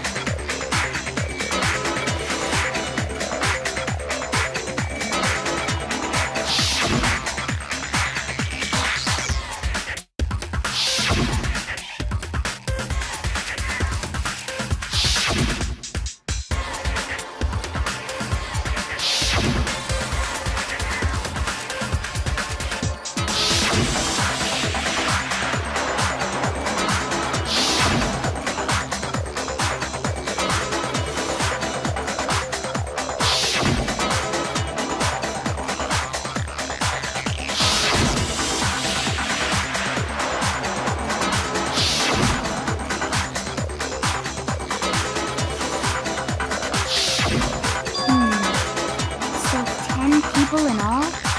That's right. Any other number should make you immediately suspicious.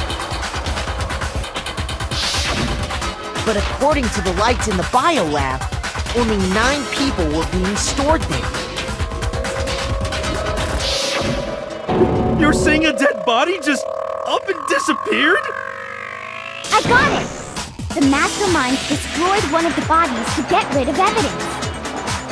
But if they wanted to do that, they would have destroyed Mukuro's body, since they actually killed her.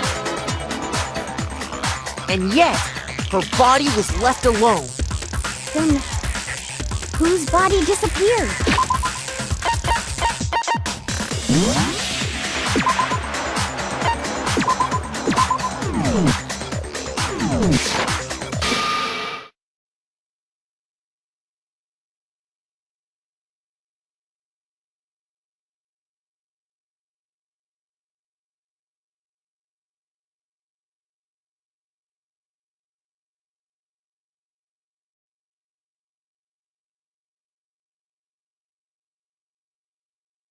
Danganronpa.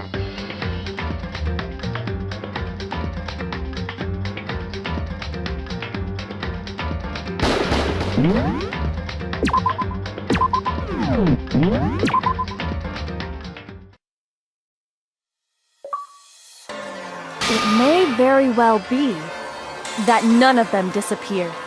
But if that's true, then why doesn't the body count match? Including Monokuma's executions, there have apparently been 10 deaths, but there were only 9 bodies. That's the point I'm trying to make. I'm completely lost. How can the number of victims be less than the number of murders?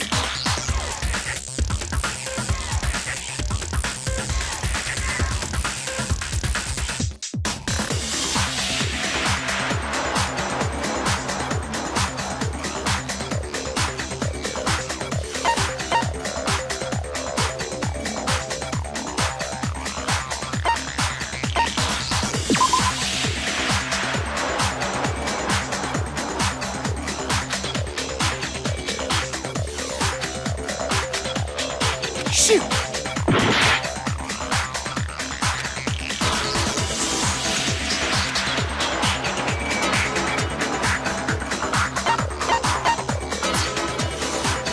I got it! What about if the same person was killed twice? Killed twice? Officially, 10 murders have been committed so far. But one of the victims may have been murdered, and then murdered again. Murdered and murdered again? If that's the case, there could have been 10 killings, but still only 9 victims, right? Technically, you're right, I guess. But still, something like that Could easily have happened.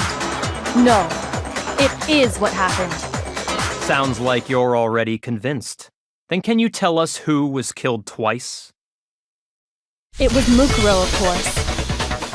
Before she was killed as Mukuro Ikusaba, she was killed as someone else. And that's why the body had to be stored in the biolab until the moment we found it in the garden. No, that's crazy talk. She was killed as someone else? Come on! Besides, who could that someone else even have been? All you have to do is look at those bodily injuries of hers, and that will become obvious. Nothing's gonna become obvious! Because Kyoko's totally delusional!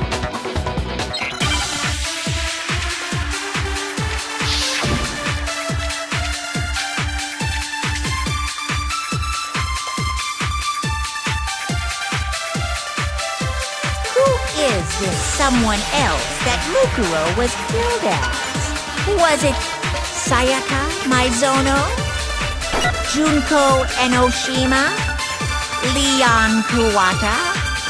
Chihiro Fujisaki? Mondo Owada? Kiyotaka Ishimaru? Hifumi Yamada? Celestia Lu... whatever? Or maybe Sakura Ogami? No. There's no way anyone was murdered twice!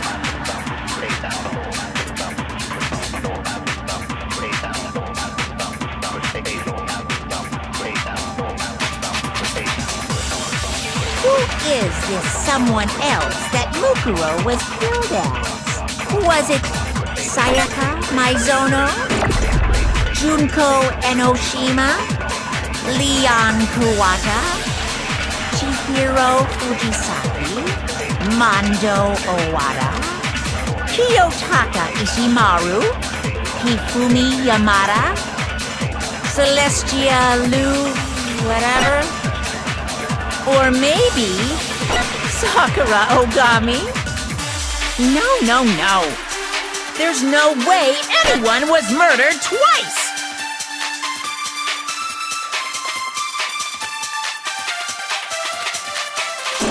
Who is this someone else that Mukuro was killed as? Was it Sayaka Maizono?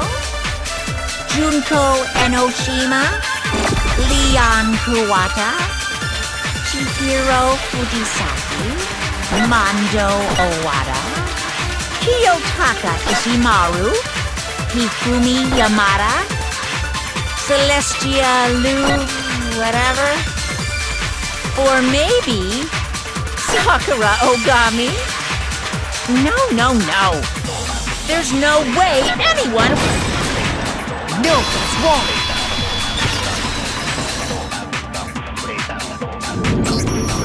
Junko. Wasn't her fatal injury pretty similar to Mukuro's? What do you mean?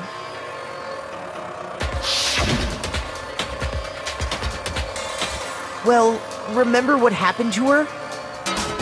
She was impaled by a bunch of spears, all over her body. And Mukuro died from a number of wounds across her body. When you compare that to the stab wounds Junko suffered... And the similarities match?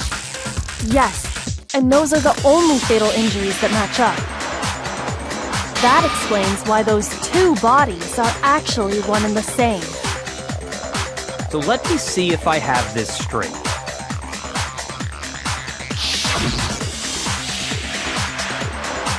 Junko, or someone going by that name, was stabbed to death with multiple spears. Then her body was kept in the biolab for however long before being dragged out again. Only this time, it was presented as the corpse of one Mukuro Ikusaba. It all matches up, right? Those wounds Junko suffered could easily be these same injuries. It's really true? Mukuro and Junko are the same person? Wait, so then... Yeah, what does it all mean? It means that there haven't been 10 victims, but 9. Which also means that among the people we thought were dead, one is still alive. And that's the true identity of the mastermind? Who is it? Who's behind all this? We already know the answer to that. It's Mukuro. She's still alive. She took Junko's body and made it look like she was the one who died. So Mukuro is still alive. She's gotta be. Total silence? Then I must be right. I'm right, aren't I?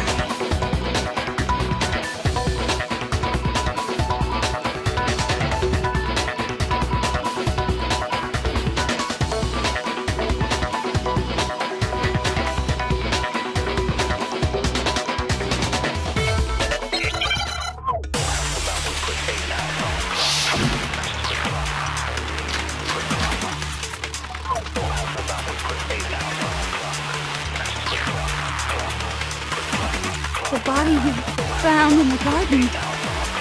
It wasn't Mukuro. Then she's still alive? That's right. She made it look like Junko's body was her. So the mastermind's true identity is Mukuro! Shoot!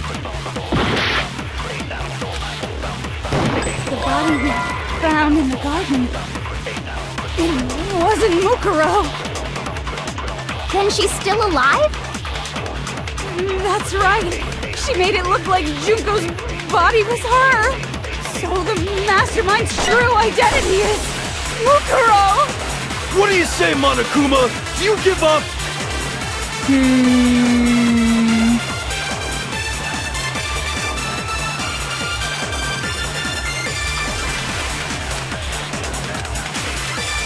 The body we found in the garden, it wasn't Mukuro. No, it's wrong.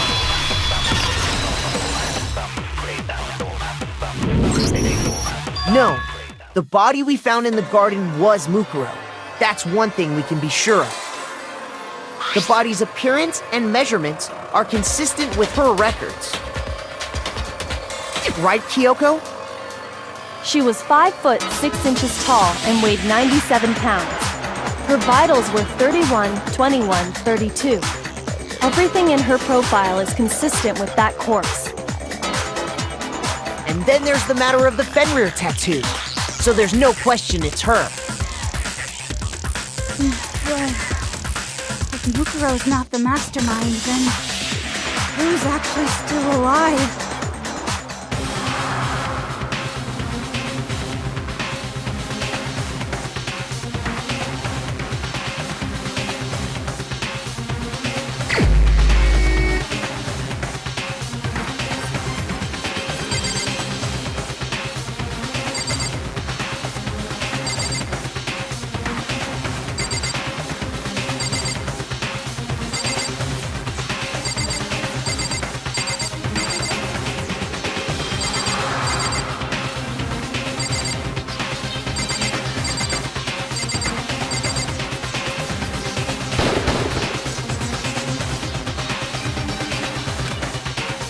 Shoot!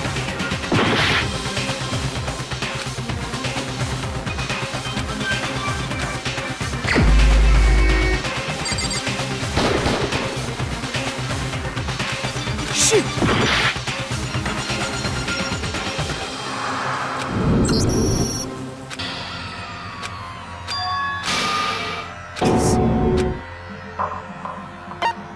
I refuse to give up yet!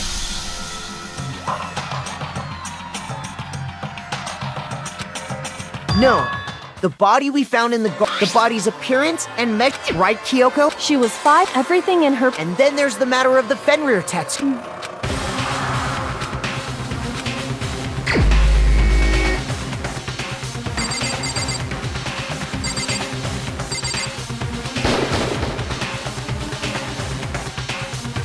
Shoot!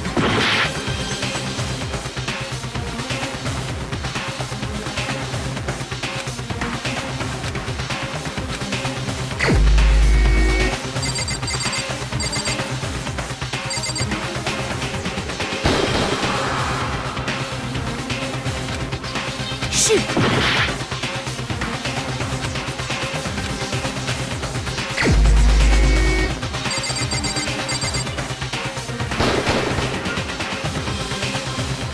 Shoot!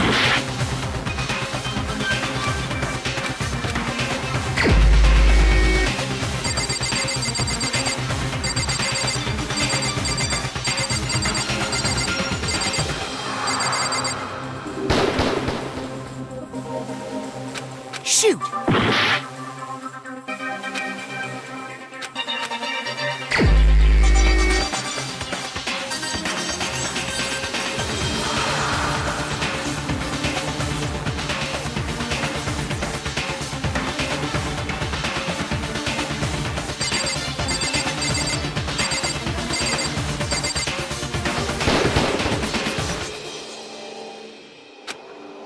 Shoot!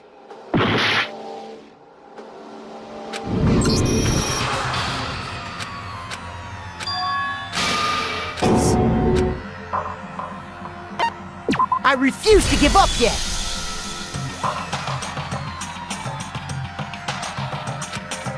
No. The body's appearance, right? She was 5, everything. And then there's the matter of the fentanyl.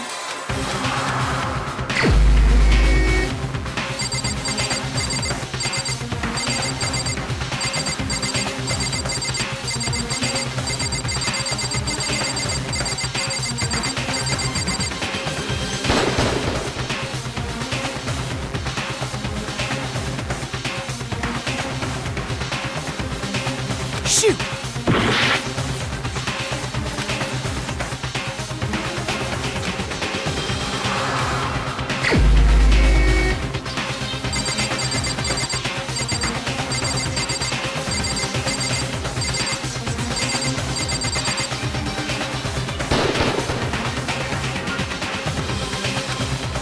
Shoot!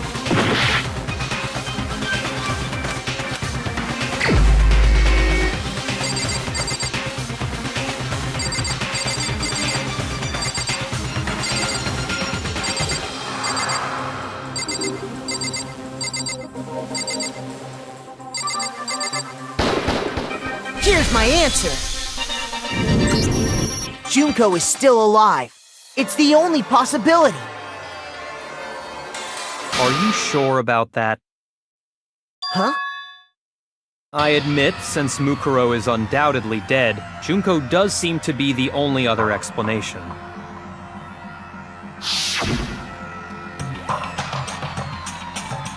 But we saw her get impaled. She died right before our very eyes. If Junko were still alive, the death we saw would had to have been some kind of charade. But you yourself confirmed she was dead, did you not?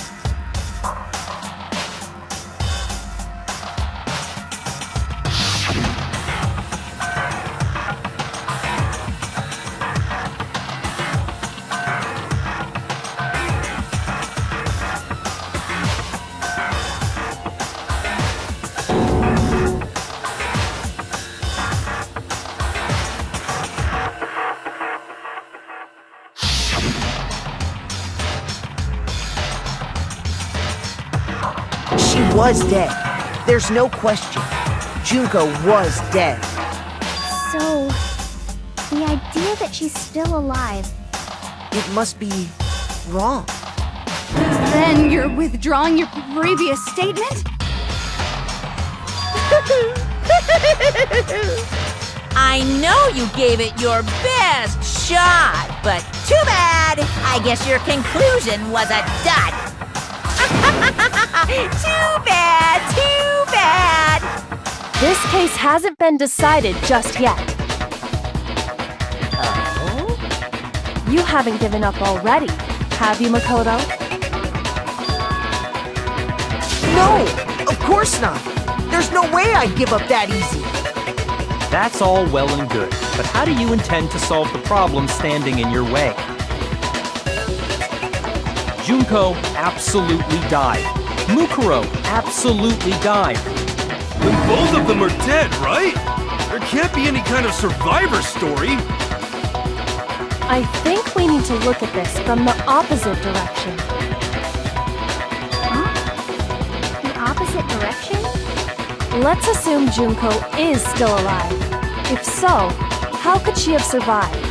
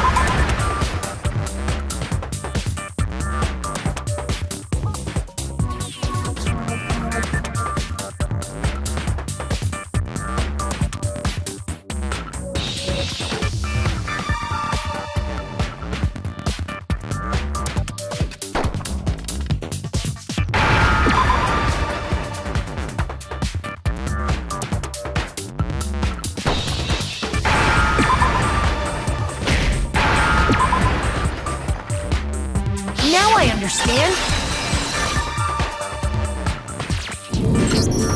That's it! What if she switched places with someone else? Switch places? That's right! Before the spears could kill her, she got someone to take her place. Specifically, Mukuro Ikusaba. Then that would make it Mukuro's corpse that showed up later. Which is why the body's height and weight and everything match Mukuro's profile, right? I don't know anything about this switching places thing, but that had to be Junko who got stabbed to death, right? Yeah, you're saying they switched? When could they even have done that?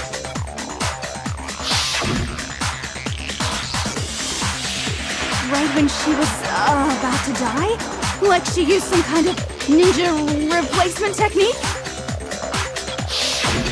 Good point. There's just no way they could have switched like that. So maybe the whole idea is wrong.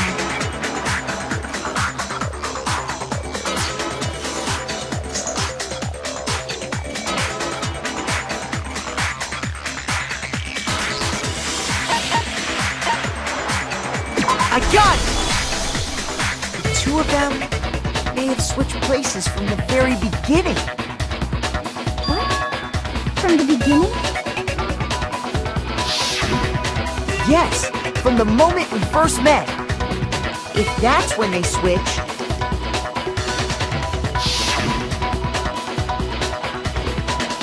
then they wouldn't have had to switch at the moment of death, right? After all, the one we saw at that point would have already been Mukuro. Hold on.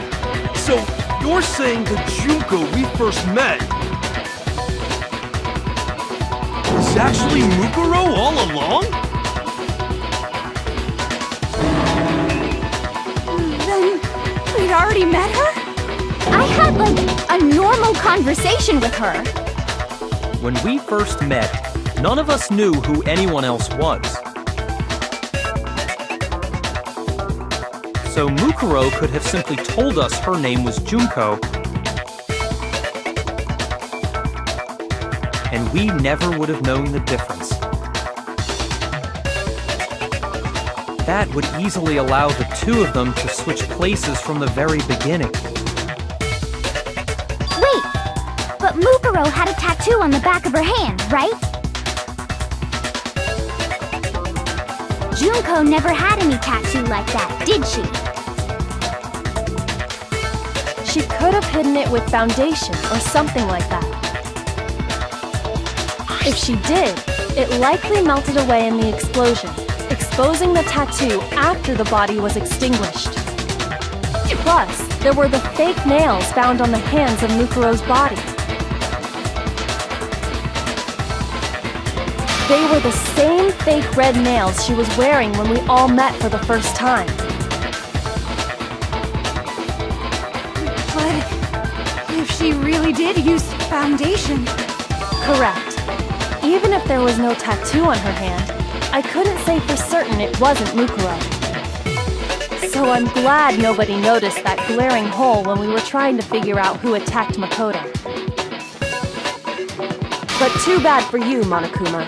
You can't deny it anymore. Wait, so this whole thing was a setup from the very beginning? If that's true, it was quite an elaborate plan to be sure, making it look like Mukuro was Junko. The reason such an elaborate plan was possible is because the two of them were working together. So Mukuro, the ultimate despair, teamed up with someone like her. In other words, it would be fair to say that Junko herself was also the ultimate despair. What's wrong? Lost the will to fight back? I think he's just afraid. Afraid? What's that mean, afraid?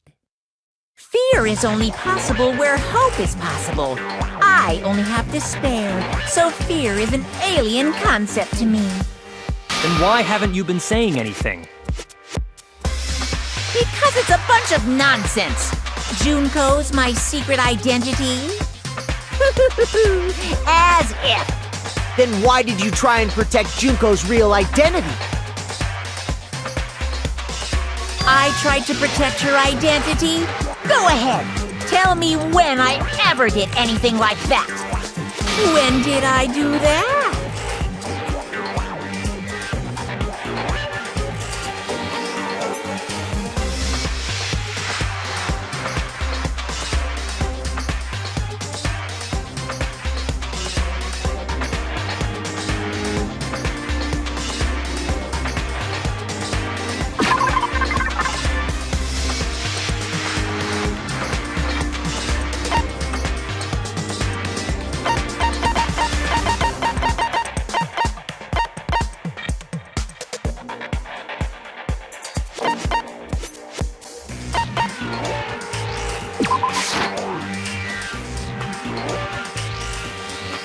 Shoot!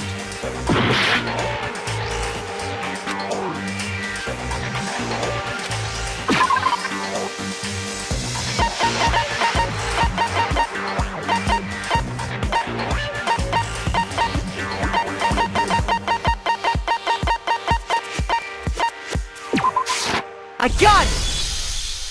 While I was in the AV room, watching the DVD of our interviews with the headmaster,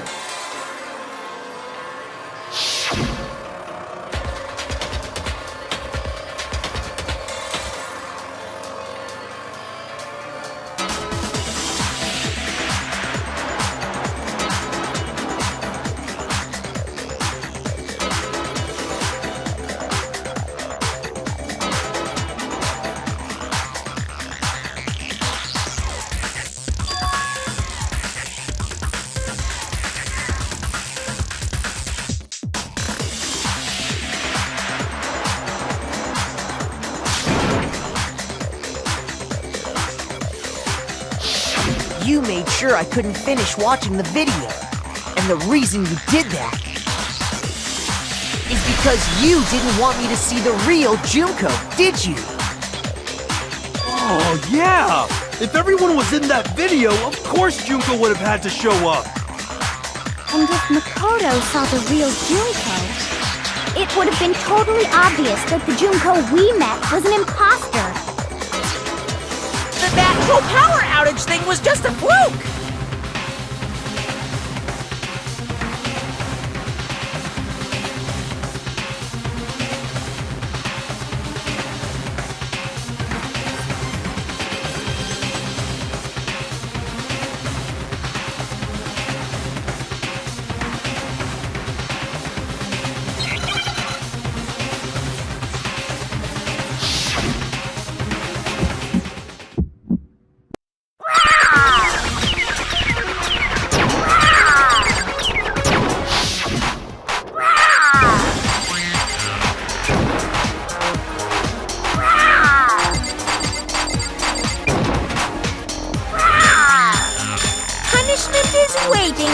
Are you sure about this? You're getting all riled up! That's impossible!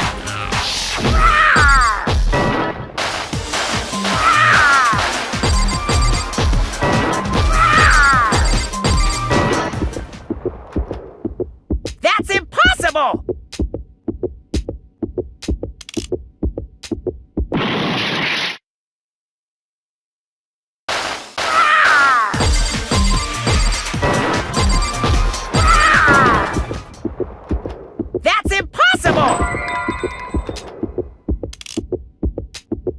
This should prove it!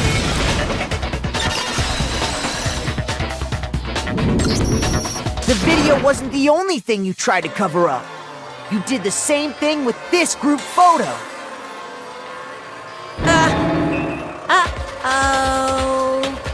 I noticed it just a little while ago, when we were all comparing the photos we got. In all the photos, there's a certain similarity, an unusual circumstance. What's so unusual? unusual about them?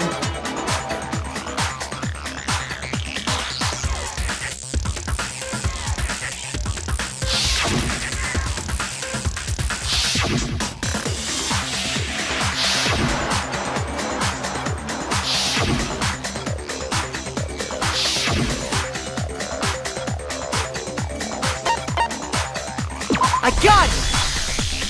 Junko's face. The one thing common to every single photo is that you can't see her face.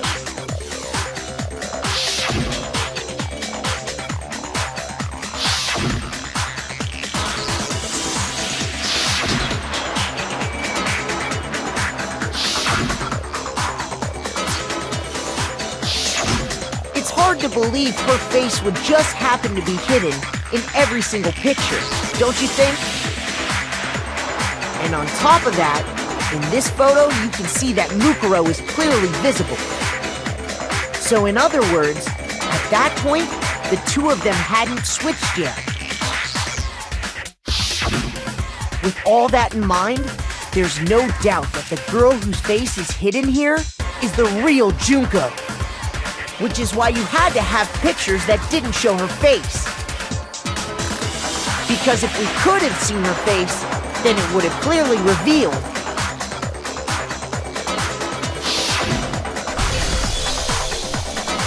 that the Junko in the pictures wasn't the Junko that we knew. Xanadu! I believe everything Makoto said is true. Junko and Mukuro switched places before we met either of them. So she killed Mukuro, who had taken her place, making it look like she'd died. And the real Junko is still alive. And she's the one behind this whole murderous situation. This killing game. She's the true mastermind and the ultimate despair. Xanadu times 2! With this, the identity and the crimes of the mastermind have been exposed. No, wait, hold on! Don't bother trying to deny it. There's no more room for debate. You don't have anywhere left to run. I'll prove everything, right now!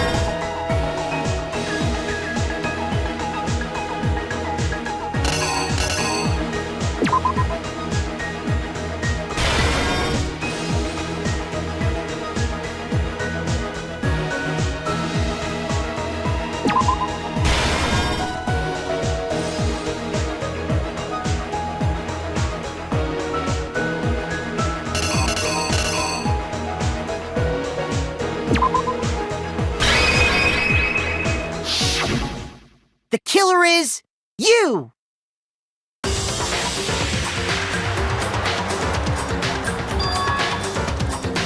We met the ultimate fashionista, Junko and Oshima, right after we all arrived here. But that wasn't the real Junko.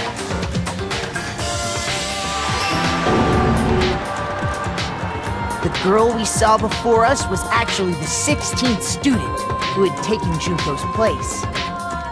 And that girl's name was Mukuro Ikusawa.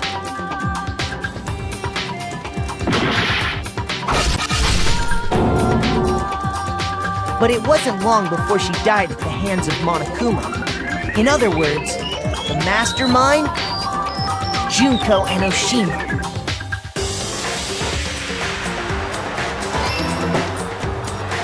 Her body was kept in a biolab, which had been converted into a morgue, until Junko decided to put her body to use.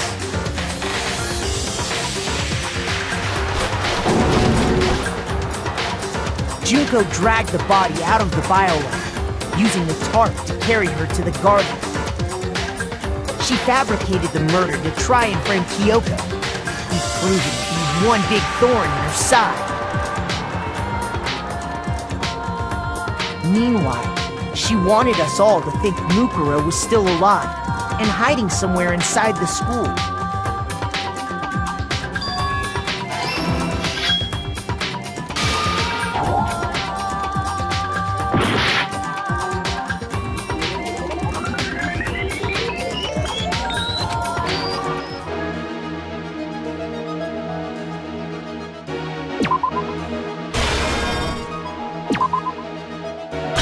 The killer is you!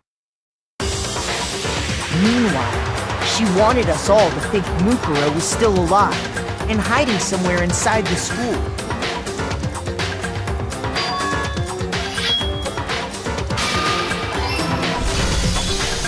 So she put on a mask and then attacked me.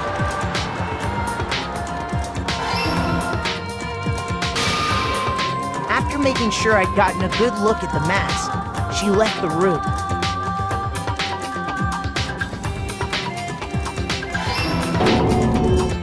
Then she put the same mask on Mukuro's body. This was all to make us think the person who attacked me and the corpse were one and the same. She wanted us to believe the murder had only recently taken place.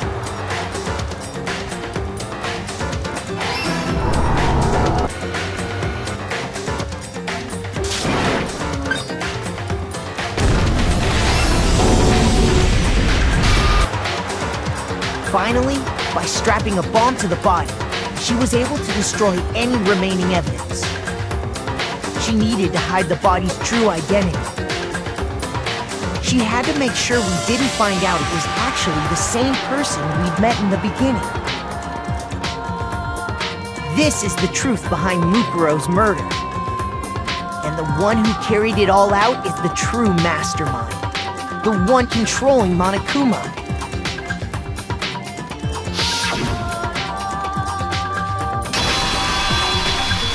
The real Junko and Oshima!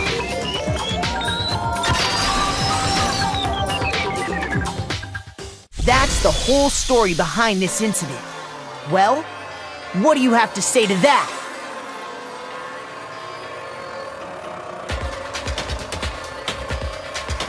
What? Are you broken again?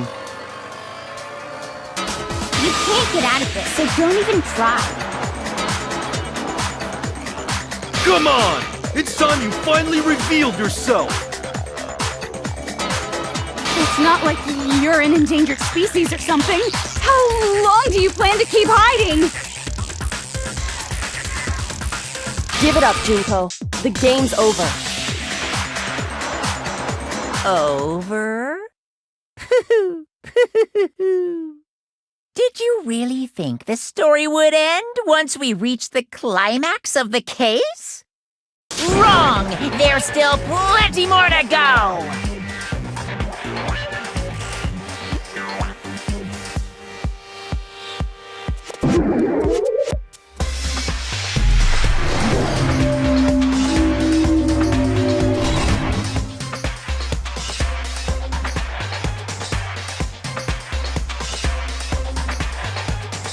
We have been waiting so very long for peasants like you to appear. If you swear your fealty to us, we will reward you with half of the entire world. We've even drawn up the deed already. We will grant you honor, status, in some of our home cooking. Have you made your choice? Will you serve under us? Oh, did you think I was being serious? Sorry, I was just messing with you. It's been so long since I've had an audience. Even I'm not sure what kind of role I'm supposed to play.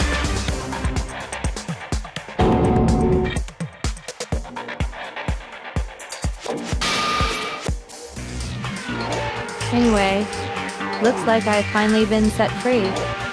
Having to play Monokuma all the time, day after day.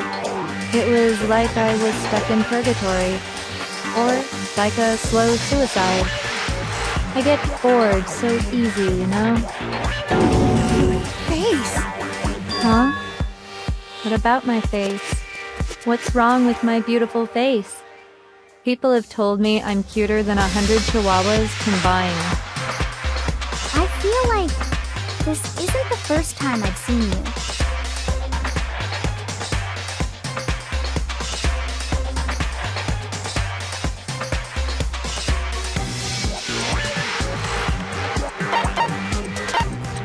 I got it! That's right! It was before I ever came to this school. I remember seeing a magazine cover. And you were on it! Wow, you have a pretty good memory. I guess that's why you've made it this far, huh? So I was right. Then what you told me in the main hall when this all began...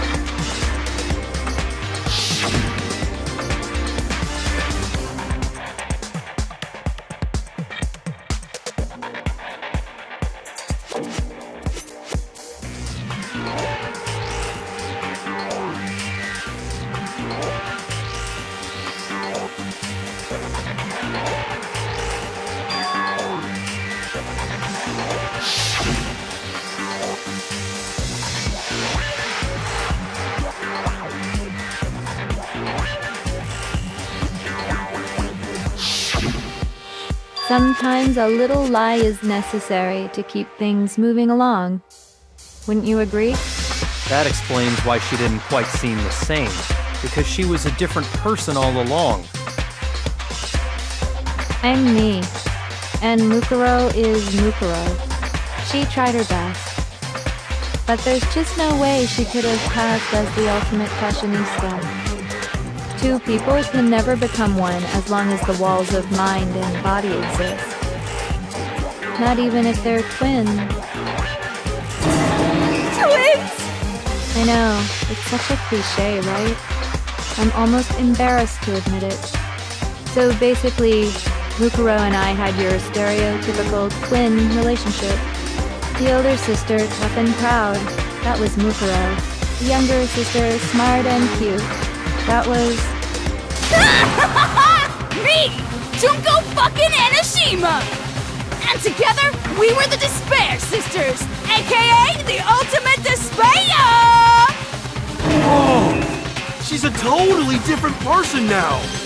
Like I said, I get bored easy as hell! I even get fucking bored with myself! But if you're twins, why do you have different last names? Oh, that again? You have any idea how many times people ask me that shit? Maybe it's new to your dumb ass, but it bores me to tears. Answering the same questions over and over? Just make up whatever answer you want. I don't give a shit. The truth's fucking lame anyway. But if she was your twin, that means you killed your own sister? And for reasons deeper and darker than the ocean. Ha! As if! Well, I suppose I'd better explain. For my plan to work, someone had to be able to control the killing game from behind the scenes.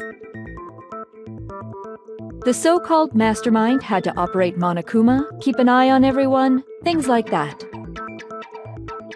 But after looking at the situation, I determined it would be impossible for Mukuro to perform such duties.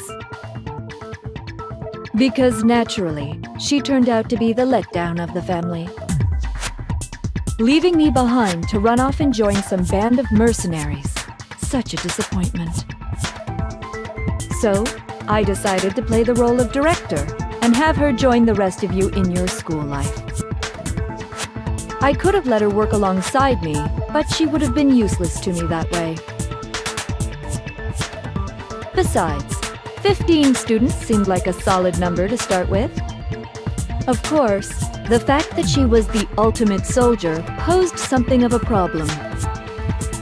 She had what I call the 3 atrocities: atrociously rank, atrociously filthy, atrociously repulsive. It was atrociously clear just how out of touch she was with the rest of society. Meanwhile, my ultimate fashionista status has an undeniable appeal that I didn't want to go to waste. And that's why you switched identities? Sadly, her inability to match my personality was even greater than I'd calculated. It was a lost cause. She was nothing more than a bit player, an extra unworthy of lines. Being the utter disappointment that she was, anyone would have expected her to get killed off right away. Which is precisely why I killed her, to meet everyone's expectations. That can't be your only reason, can it? Well, no, of course not. I also did it to avoid becoming bored. I've never been a stickler for following a plan to the letter, you know?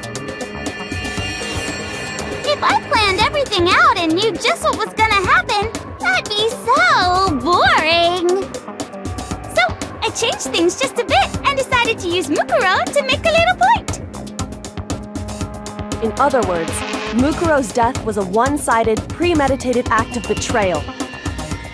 Just as I suspected. When Mukuro was killed, she must have been as surprised as anybody else.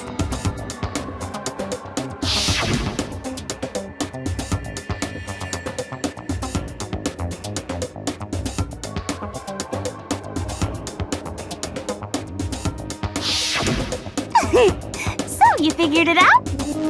Well, you're right! There's no way Mukuro could have pulled off such a convincing performance. But she did teach you all a very valuable lesson, don't you think? How can you talk like that? You sacrificed your own sister!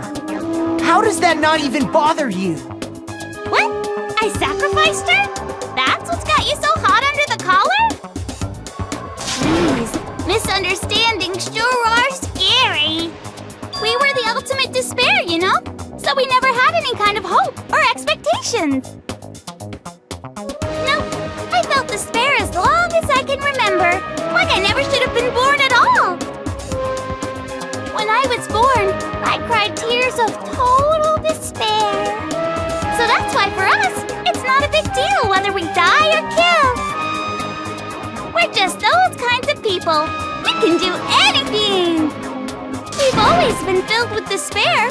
So when we do something, we go all the way and live without regret. So you just murdered your own sister and didn't think anything of it? That's not true at all. We were twins. How could I not be sad? That's why it gets me so excited.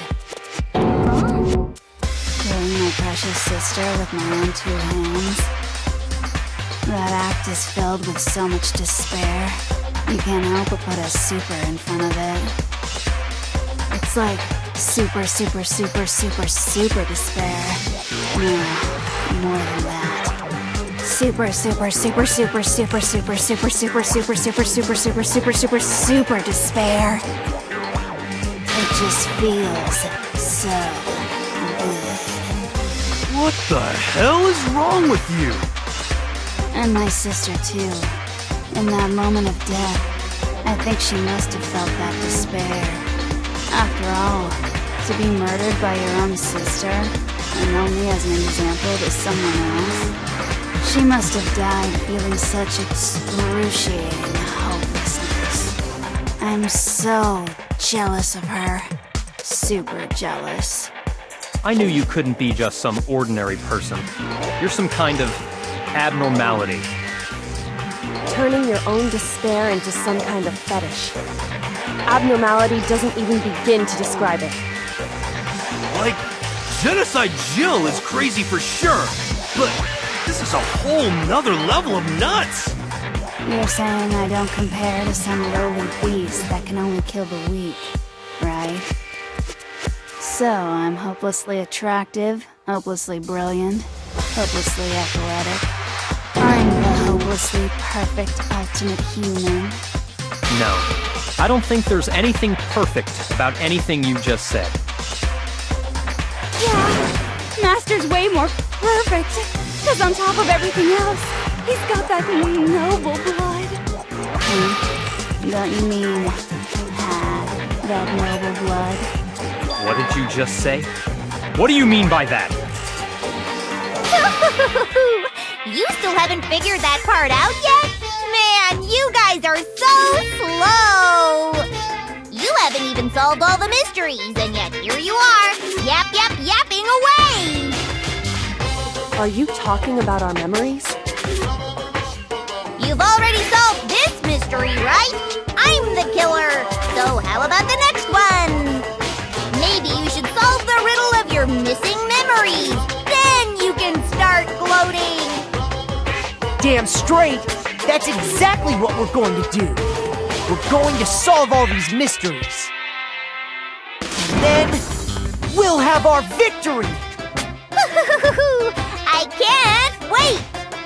Alright, then let's just get straight to the point. What memories did you steal from us? When the group pictures were taken, and those interviews, it must mean... I got it! It must have something to do with our entrance day exams. No fair! At least give us a hint! Your brains are like sponges, all drippy and leaky. I already gave you a hint before. All the memories you lost share something in common with a few other things. Do you recall?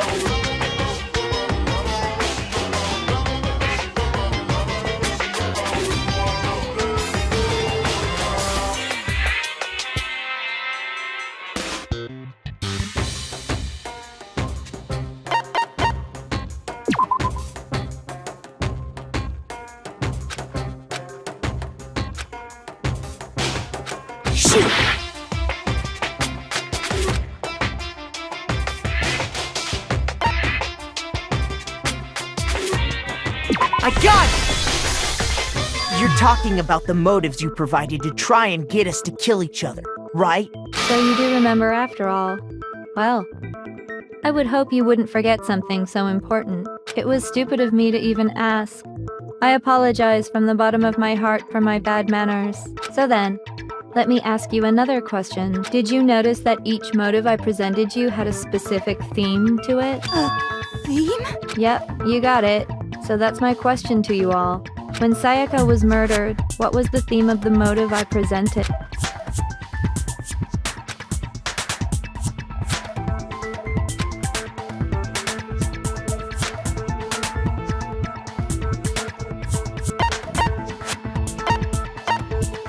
I got it! The driving force behind the motive you presented us with at that point was human connections. Ding, ding, ding. You got it.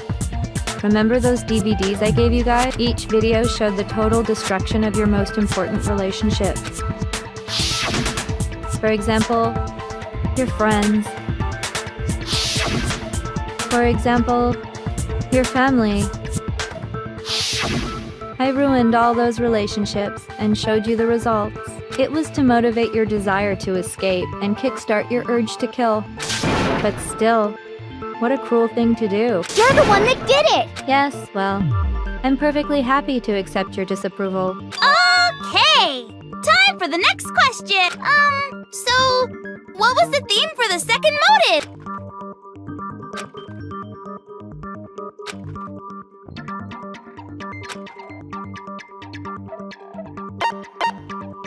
I got it!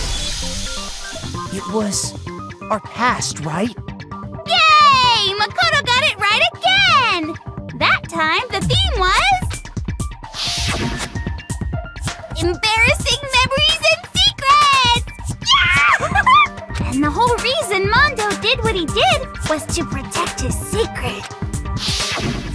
So, how long do you plan on dragging this out? Relax, relax.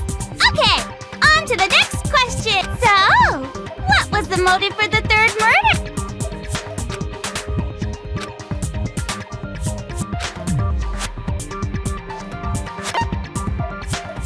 I got it! It was money, wasn't it? Greed. Seek and destroy! Hell yeah, you got it again! Goddamn straight it was money! Celeste killed Hifumi and Taka for a little personal gain. Her greed led to all kinds of death and destruction. What's the point of all this? Why are you making us go through this case by case? Don't worry, sweet cheeks. Just one more to go. Now, can you tell me the motive behind crazy-ass Sakura's crazy-ass death?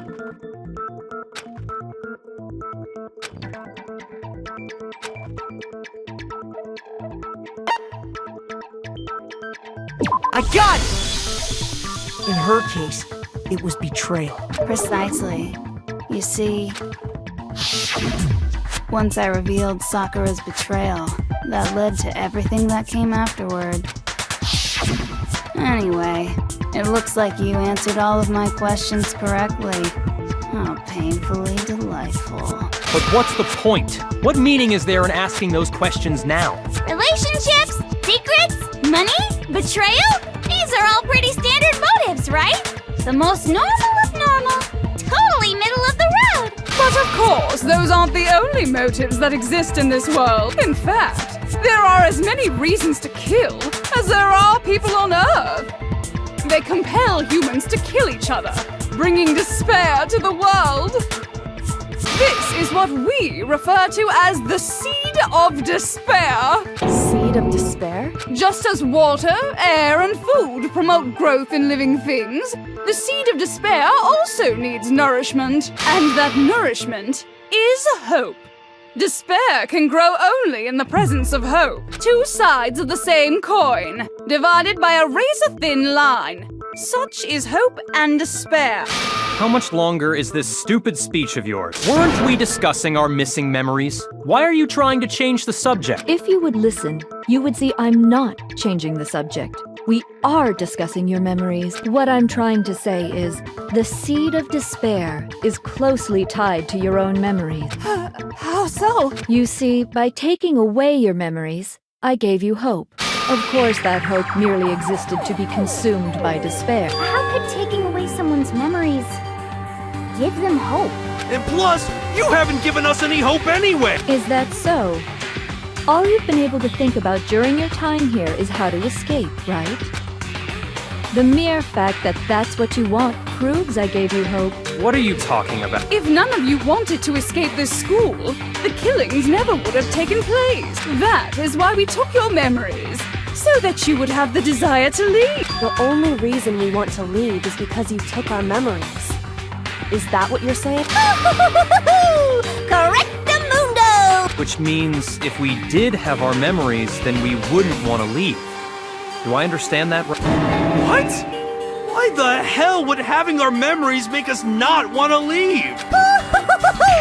A most troubling thought, isn't it? But it's not enough.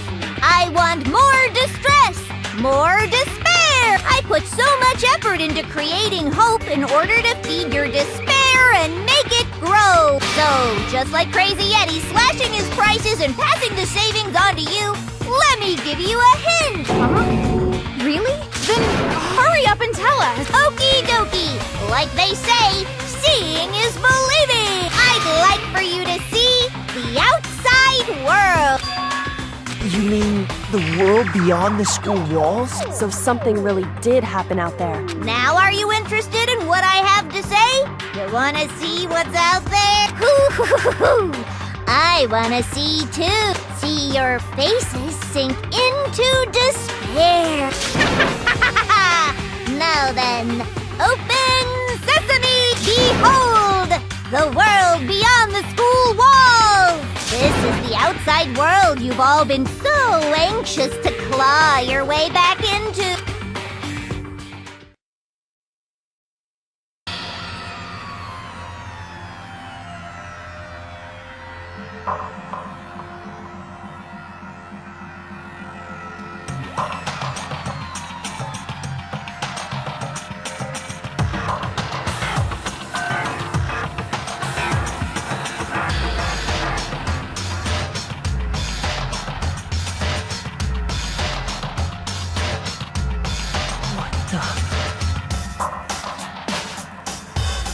Dangerous.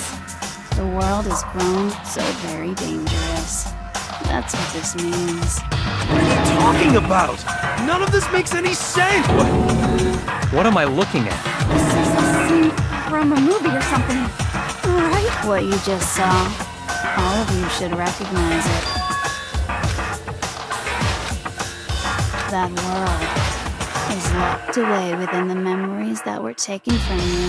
If you can't remember, please just try. Do your best to try and recall. Better kick your brain in the ass, cause it's up to that gray lump whether you live or die. I don't remember ain't a fucking excuse no more, cause now it's time for the final class try!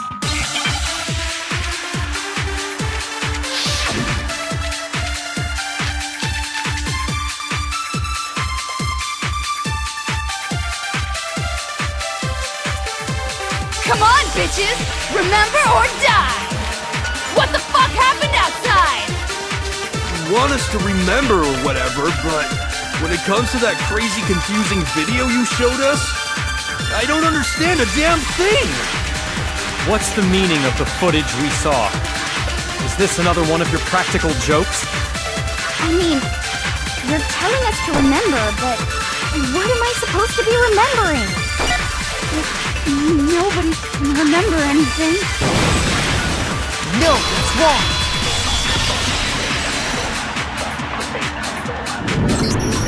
Actually, she might remember. Who might remember? The other token, Genocide Jack. The two of them share certain kinds of knowledge, but their memories aren't linked, right? I see. If their memories are separate, then even if one personality's forgotten, there's a chance the other may still have those memories. What do you say, Toko? Are you telling me to swap places with her? No! Absolutely not! That'd be like forfeiting my entire identity! Toko, you're the only one we can rely on. Da-da-da-da! It's me, your friendly neighborhood serial killer! Boy, she just gave in like it was nothing. I'm going to ask you a question, and I want to have it answered immediately. Do you know anything about this video? Huh? What video? The video that's playing right now.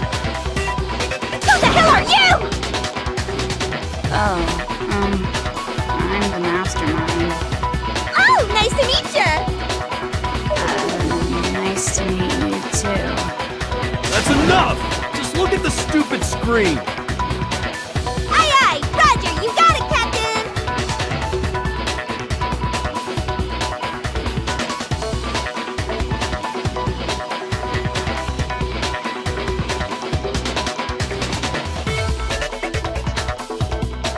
Well, does it look familiar? I don't have all the details, but... Of course it does! Then you remember all the stuff it's showing? Of course I do! So you didn't lose your memory after all. Then why didn't you say something earlier? I only answer questions when someone bothers to ask me. I'm a quiet type, you know? Oh my god, she's the worst liar in the world. More importantly, If you really do remember, what is it? Huh? What's the matter, Master? Do you really not remember the tragedy? The tragedy? Oh no! You seriously forgot? Maybe I can help you remember. The kiss. Just answer the question. What happened out there? Well, I can't really say if it happened or if it's still happening. But it was the biggest, most awful, most tragic event in human history.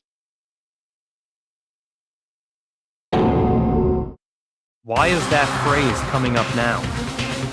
Because it's all because of that event. What is? Are you serious? I'm talking about the way the world is now. Is now? The world's been destroyed, get it? Destroyed? Explain yourself. Tell us everything you know. Copy that, darling. Okay, so this big, awful, tragic event, they started just calling it the tragedy, happened about a year ago. It was so big and so bad that even this murderous fiend went pale at the sight of it. I guess you could say what happened was man-made. But it was more on the level of a worldwide natural disaster!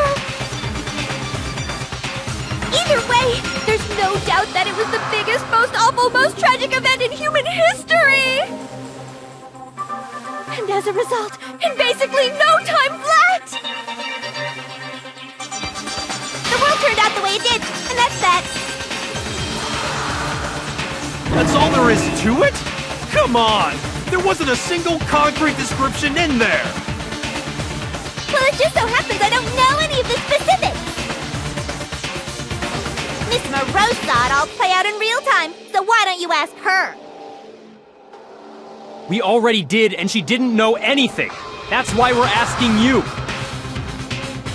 I couldn't live up to Master's expectations!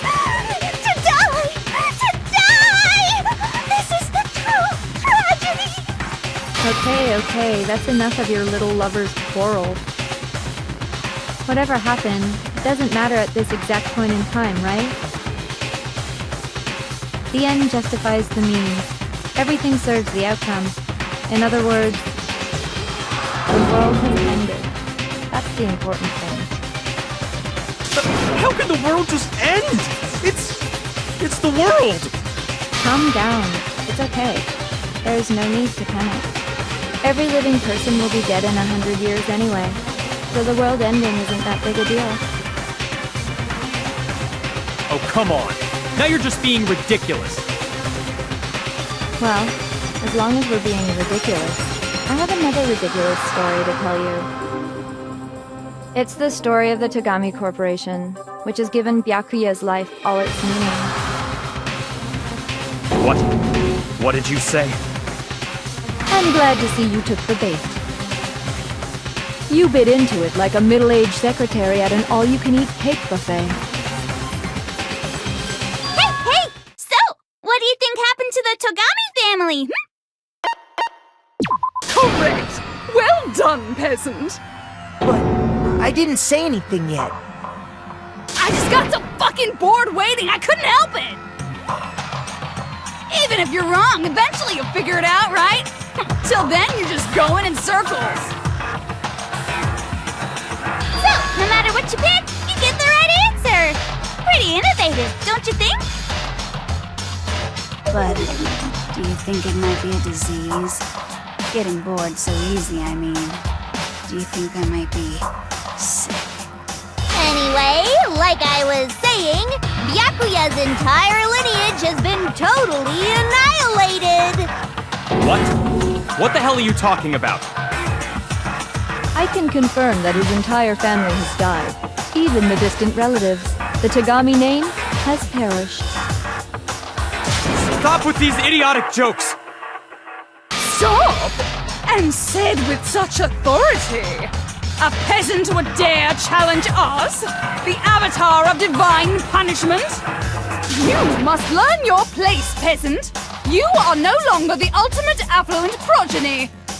They couldn't possibly be gone! The Togami family is destined to guide the world! Hell, there is no world anymore, remember? It got fucked a full year ago! Hold on! That doesn't make any sense! Huh? That don't make sense. There's no way that happened a year ago! I mean, we only came to this school a few weeks ago! If some kind of world-ending event happened a year ago, then how do you explain the totally normal world we were living in up till then?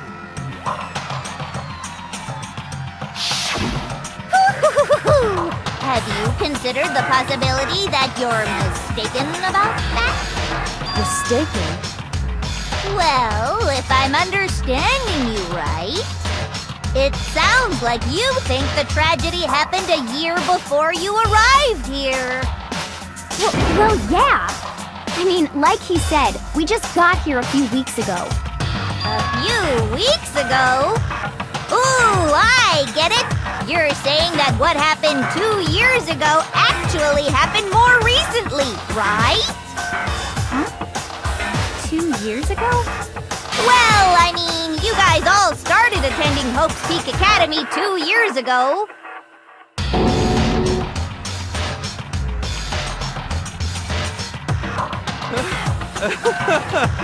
What the hell is this chick trying to say? I understand why you'd have trouble accepting it, but in the end, you can't deny the truth. And the truth is, everything is cause and effect. Deny that, and you may as well give yourself up to God. So, you must surely understand all the hints I've given you so far, right? What are the memories I took from you? Come now, answer us! Answer with all your heart and soul! How are we supposed to answer? I just don't know what's going on anymore.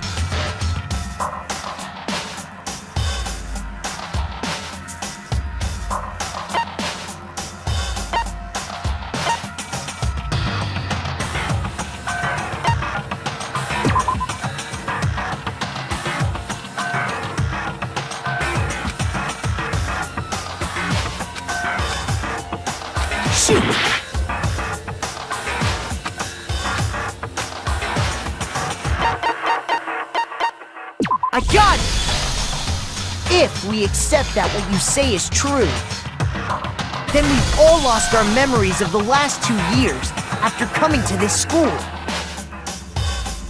Nope. Nope. No.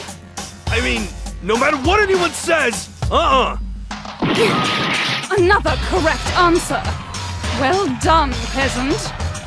Seriously? This routine again? You've lost 2 years worth of memories? That's right. You've already spent 2 full years here at Hope's Peak Academy. And that entire period of time is precisely what you've forgotten. I don't remember the last 2 years of my life.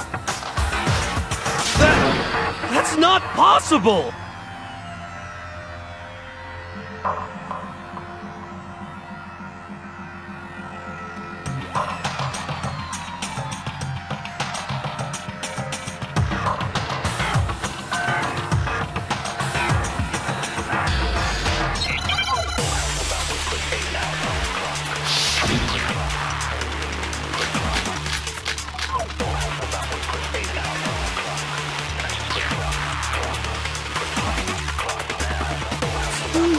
Worth of memories. I could never lose something like that. You've been living here for 2 years? Hell no! That's impossible! I mean, I haven't gone to any awesome school events or anything! Heck, I've never even gone to a single class! This is all just surreal. Plus, if 2 years have passed, how freaking old am I? Everyone's so conflicted!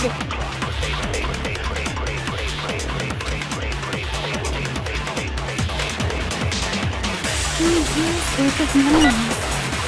I could never lose something like that. We've been living here for 2 years? Hell no! That's impossible! I mean, I haven't gone to any awesome school events or anything! Heck, I've never even gone to a single class! Shoot! 2 years worth of memories. I could never lose something like that. We've been living here for 2 years? Hell no! That's impossible! I mean, I haven't gone to any awesome school events or anything! Heck, I've never even gone to a single class! This is all just surreal. Plus, if 2 years have passed...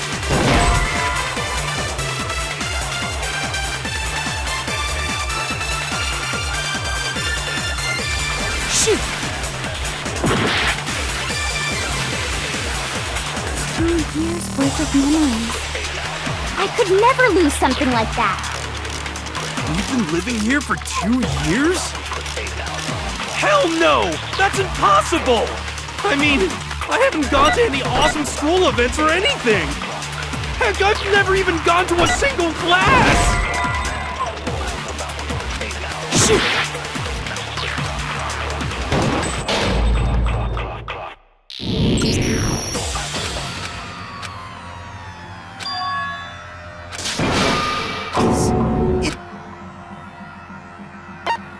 I refuse to give up yet!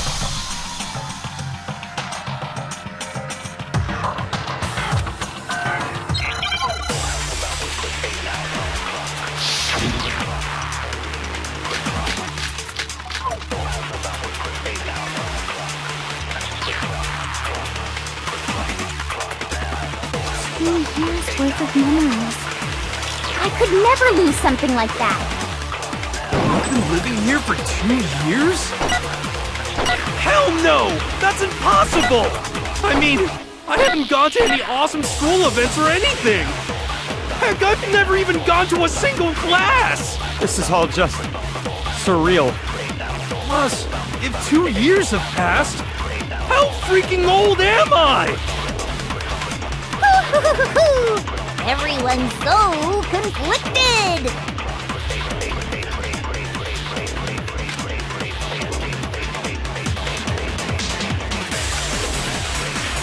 2 years worth of memories.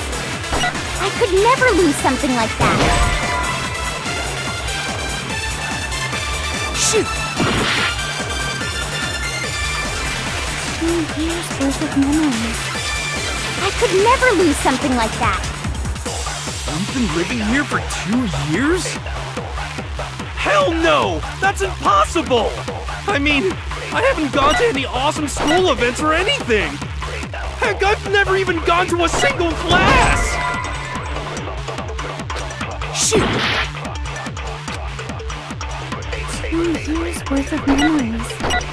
I could never lose something like that. Shoot!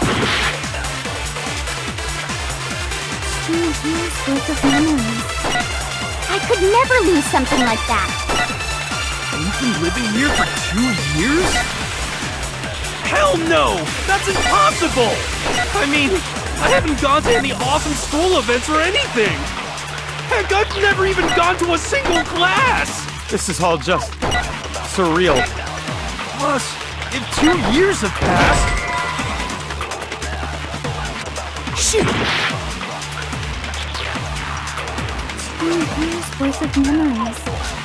I could never lose something like that. We've been living here for 2 years? Hell no! That's impossible!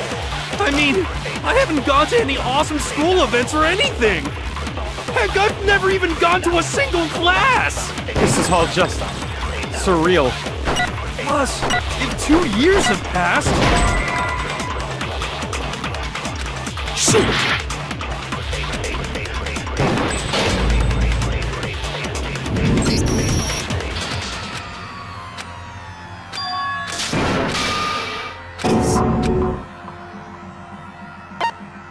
I refuse to give up yet!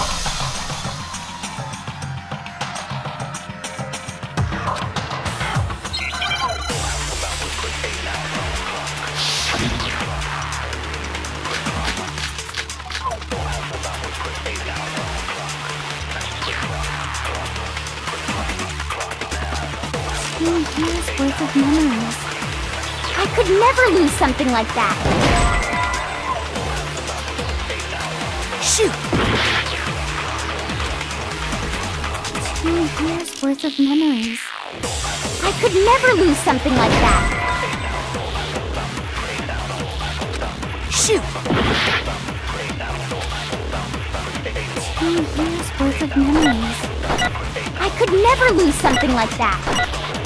You've been living here for 2 years? Hell no! That's impossible! I mean, I haven't gone to any awesome school events or anything! Heck, I've never even gone to a single class!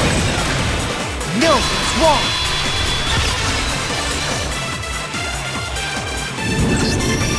Hiro, there's something I'd like you to take a look at. This notebook right here. Huh? Hey, why is my name written on it?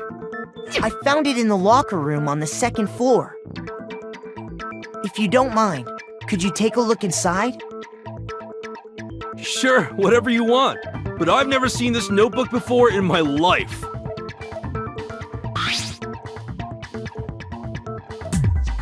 Wizza, is something wrong? It's kinda similar. No, even more than that. This is absolutely my handwriting, without a doubt! But how is this? I don't remember ever writing in this thing! No way! It looks like you actually did attend class here at Hope's Peak. But somehow, you forgot all about it. Lies! It's all one big lie! I don't want to believe it either.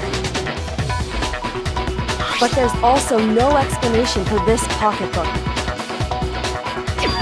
And whose pocketbook is that? It's mine. And the handwriting inside is also mine. There's no doubt about it.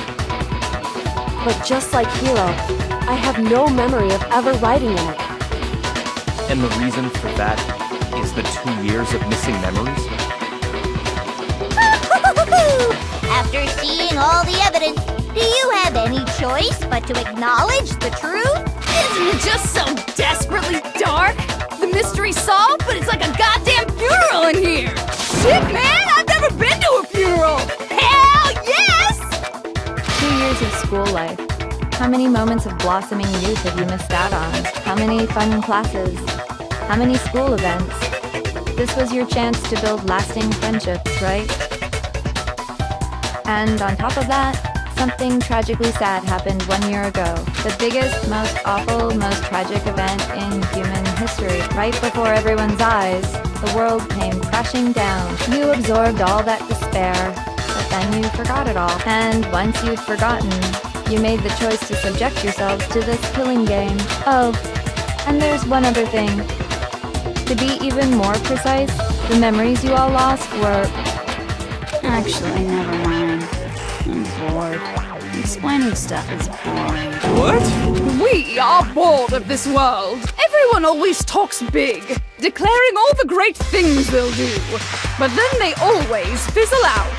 This world is just so desperately fucking boring! What are you talking about? In a way, I'm jealous of all of you. To give yourself over so completely to such stimulating despair. Yeah, so figure out the rest for yourselves! I'm sick of expositioning all this shit! Figure out what? Figure out where your memories come apart. That's at the heart of all of this.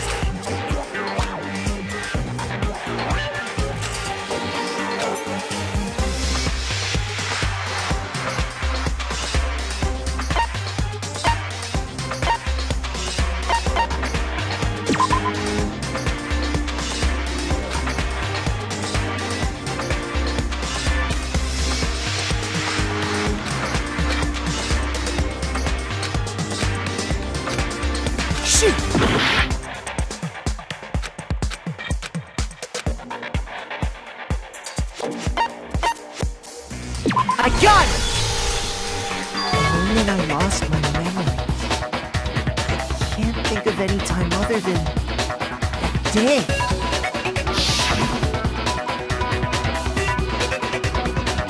When I first came to the gates of this school and stepped foot in the main hall, when I passed out, I was overcome with a strange sensation. Wow! You still have enough spirit to keep on talking, huh? So I don't know much about the details, but it seems like everyone remembers passing out, right? And your sense of time got all messed up because of the memory loss after that? I guess it must have been something like that. After I passed out, I woke up in a classroom with my head on a desk. I assumed not much time had passed since I'd collapsed in the main hall. But instead, 2 whole years had gone by! The reason it felt so short was because our memories of the time in between had been completely removed. You got it, honey! 2 years of memories? Poof! Gone! Which means, of course... When everyone met for the first time, it wasn't actually for the first time. Unaware of this fact, you took the time to introduce yourselves to each other, But by that point, we'd already spent 2 years together at the school. That's what those photos reveal, isn't it? Yep, that's what they reveal. You were all such close friends.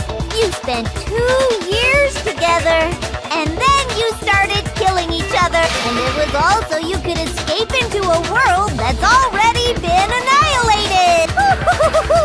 What a terribly tragic tale. Even if you left now, there's nothing you could do to fix it. You're the one who set things up to be like this! I love you all so much. What? Once your school life here began, I thought about you constantly. It's only natural that I would fall in love. So, since I love you guys so much, I'll tell you all about it! All about the idea we came up with as the ultimate despair! Our plan to bring despair to all mankind! Let's go back in time 2 years, okay? Back to when everyone first came to this school. School life during that first year overflowed with hope and happiness. Oh boy, it was just the worst! Everyone was enjoying themselves so much! You were all having the time of your life! But that couldn't last forever, of course. The peacefulness only made it through that first year. Because after that, an event unfolded that hammered a soul-crushing despair into all of humanity. The biggest, most awful, most tragic event in human history. The tragedy. All too soon, the world's days of peace came to a bloody end. And as you can imagine, the school was no exception. The tragedy even made its way here, leading to the extermination of most of the students. What are you? What do you mean? The most tragic event in human history, and the ultimate despair that caused it.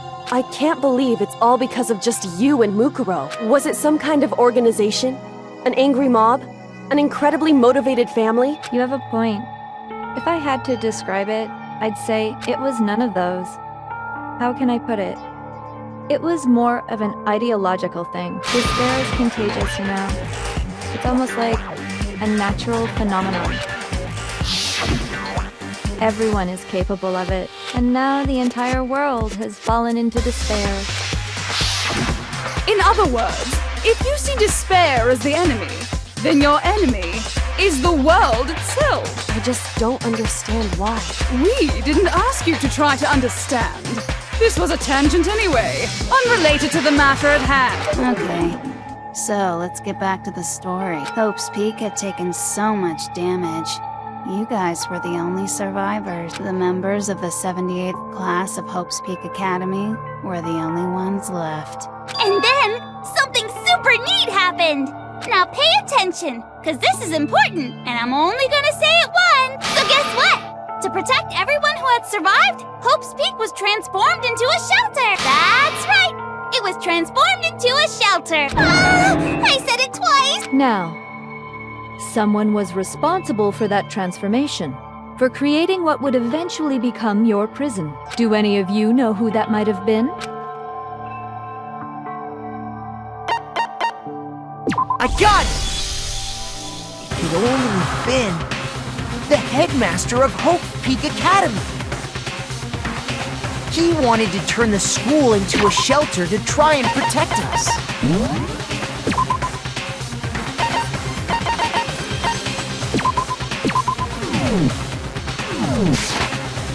To protect us from the despair and tragedy taking place outside. That's why he asked us to make that promise, to say that we were willing to live in this school forever. We believe he had something like that in mind, yes. If you, the collective hope of a new generation, could survive, maybe the world could have a fresh start. Yeah, the headmaster put that much faith in you. And because we had that same hope, that's why we all agreed to live here forever. But creating the shelter was also his single biggest mistake. It's laughable, really. He was the headmaster, but he had no idea. He had no idea that we, the ultimate despair, had already made our way into the school. So what was supposed to be a shelter to keep you safe became a cage that made it impossible for you to escape despair. I have to say, it really helped me out a lot. It saved me a ton of time. By the way, it was you yourselves who blocked off the windows, the doors, all the exits. Under the headmaster's direction, you all went about your work like obedient little sheep. You mean we trapped ourselves in here? And then you forgot all about it and started bitching about how you were trapped in here. Once you'd finished building your little shelter, it was time for me and Mukuro to get to work. And thus began the killing game. Me and Mukuro had come here, spending the last 2 years waiting for that moment. That moment where you all began killing each other served as the climax of our global despair plan. And the only reason you survived the tragedy was so that you could be a part of it. You let us live, so we could go around killing each other? Is that what you're saying? Why? Why would you do that? Because this was so much more than a simple high school death match. Rather, it was a method to hunt down and destroy every last remaining speck of hope in the world. What are you saying? Well, it would seem that there's a little bit left out there. A few souls unwilling to give up hope. So I thought I should show them, which is why I... Well, why don't you tell me?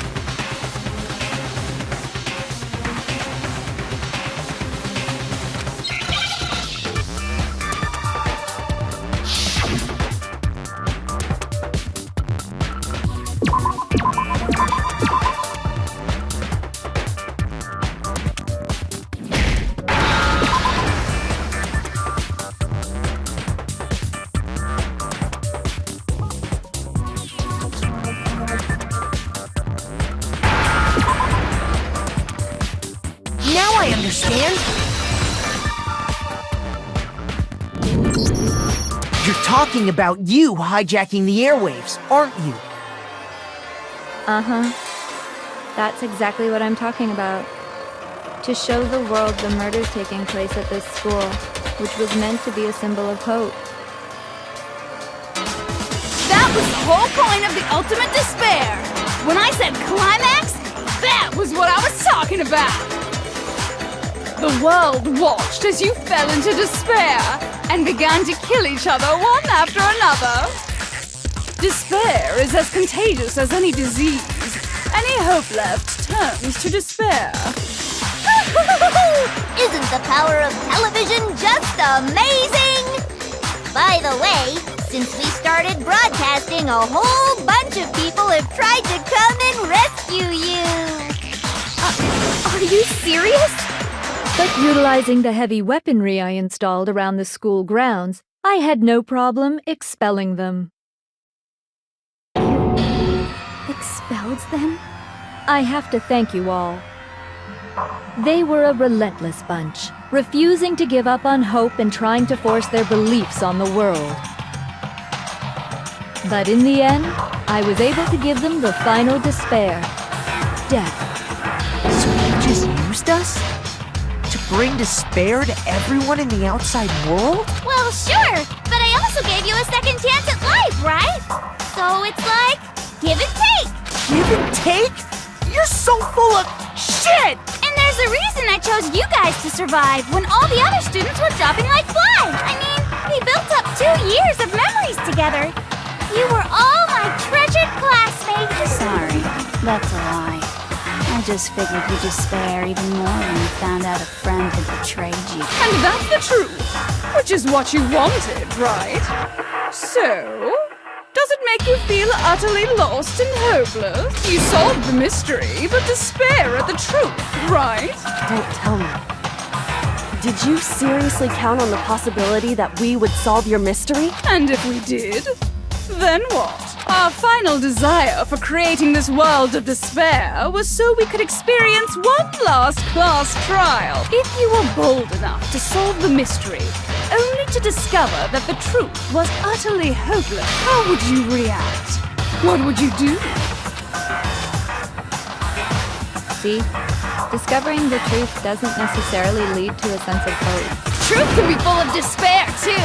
Like right fucking now! Not to mention, all those motives I talked about were totally meaningless. I mean, with the world having ended and all. Meaningless? We've been murdering each other? For nothing? And think about it. You chose to lock yourselves up here, then started murdering each other to get out. We weren't just random strangers either. We were classmates.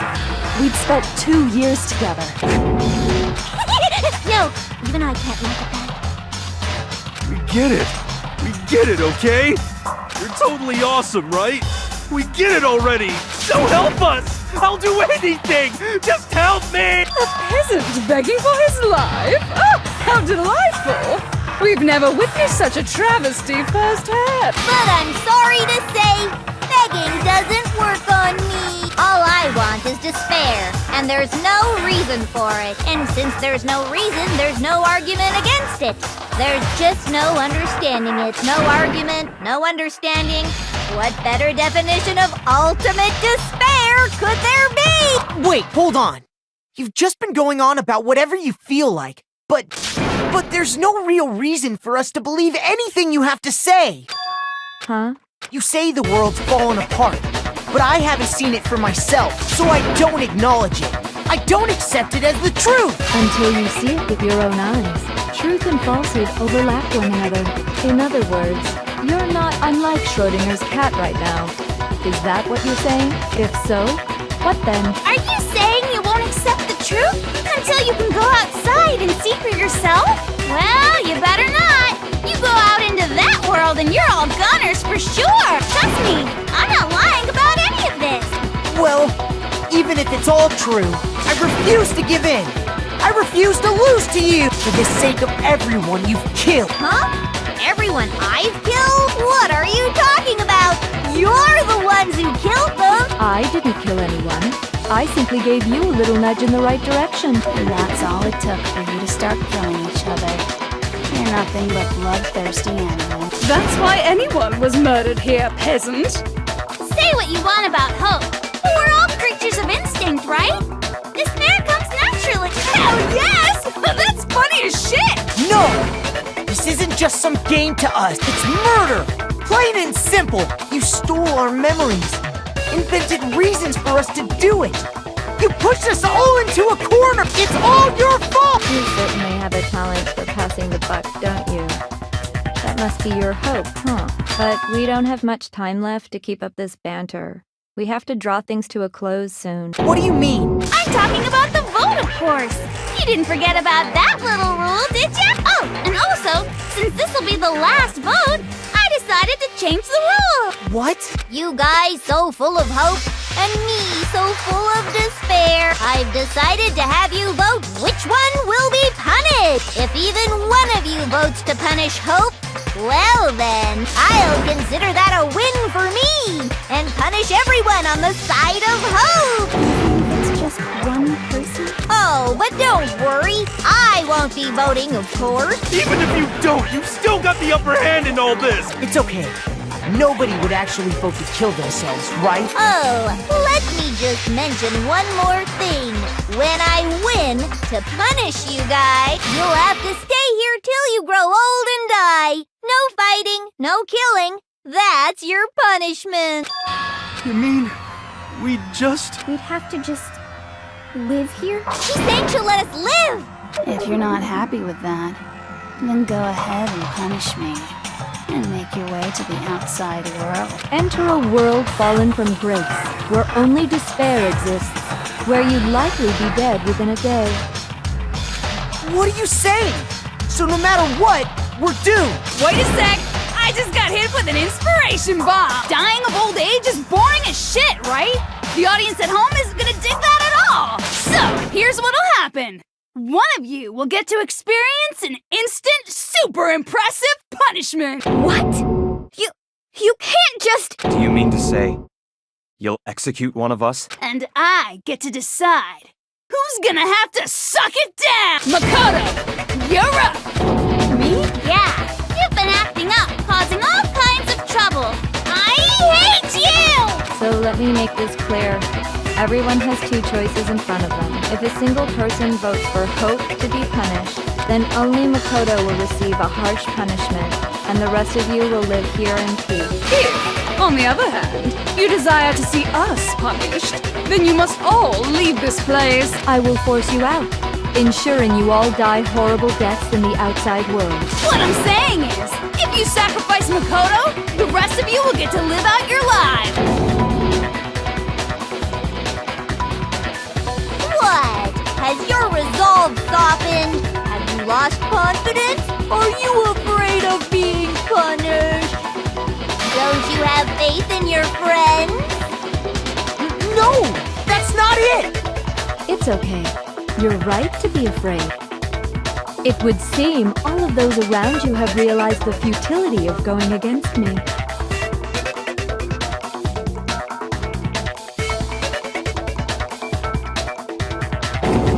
Guys? It's so beautiful. Your lovely faces, eroded by despair, have come together as one. Besides, Yoko, you could never betray your father, could you? What? I mean, the headmaster's only wish was that all of you would survive, right? That's why he tried to trap you all here after all. The least you can do is try to honor your dead father's wishes. Kyoko! One person's despair is enough to seal your fate. Isn't that just the most hopeless outcome ever? So, who do you think's gonna give in? Whose despair is gonna sign your death warrant?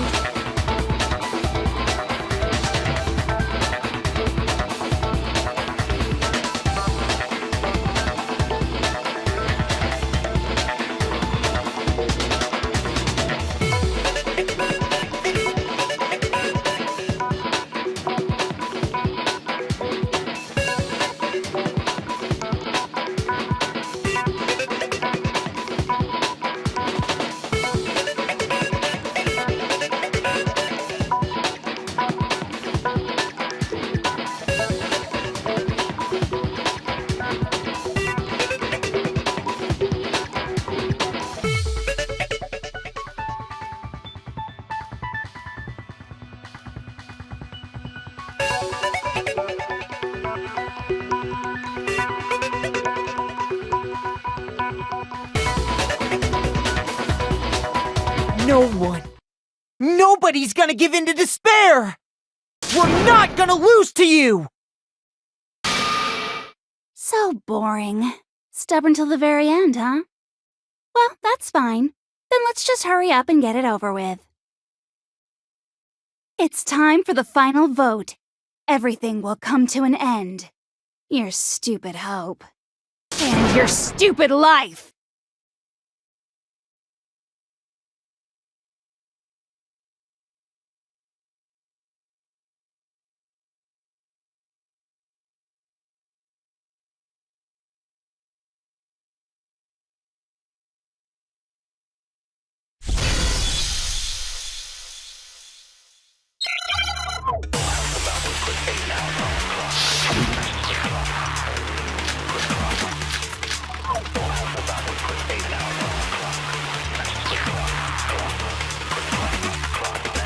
We won't give up!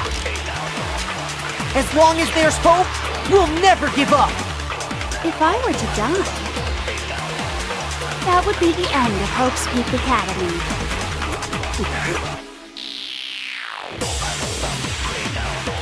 By the way, the air outside is totally polluted, you know. The only reason we're okay in here is thanks to the air purifiers in the physics lab. If I die, the purifiers will screech to a halt. In other words, as soon as I die, the communal life you've all been living will come to an end. Meh.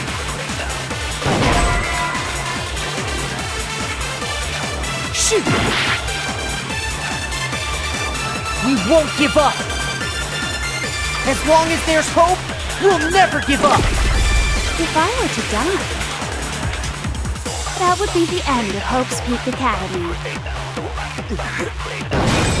Don't lose hope now! All my fortune-telling senses are telling me not to leave this place.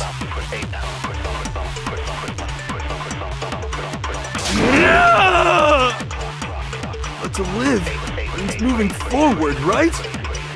So even if it's hard, even if we're scared, we don't have any choice, do we? I want to keep on living. I want to open the next door. There must be something new waiting for me. So that's why, no matter what, I need to get out of here. The whole fortune-telling thing doesn't matter anymore. What matters is my own gut feeling. We won't give up. As long as there's hope, we'll never give up. If I were to die, that would be the end of Hope's Peak Academy. I decided to have faith in myself. By the way, the air outside is totally polluted, you know. The only reason we're okay in here is thanks to the air purifiers in the physics lab. Don't lose hope now! I've been thinking about all this. And I was thinking, at a time like this, what would Sakura do? You only get stronger by taking adversity by the horns. Confront that thorny path with enthusiasm. That sounds like something she'd say, right? No. I think that's definitely what she'd say. Which is why yeah! I've made up my mind! We won't give up! As long as there's hope, we'll never give up! If I were to die, that would be the end of Hope's Peak Academy. I decided to have faith in myself. By the way, the air outside is totally polluted, you know. The only reason we're okay in here is thanks to the air purifiers in the physics lab. Say whatever you want. I've made my decision. If I die, the purifiers will screech to a halt. In other words, as soon as I die, the communal life you've all been living will come to an end. Meh. Don't lose hope now!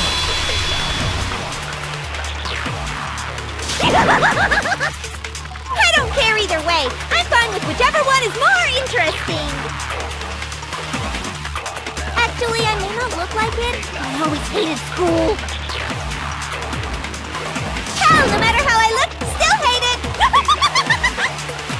Oh, but no matter what, Master has to come along with us. We won't give up. As long as there's hope, we'll never give up. If I were to die, that would be the end of Hope's Peak Academy. I decided to have faith in myself. By the way, the air outside is totally polluted, you know.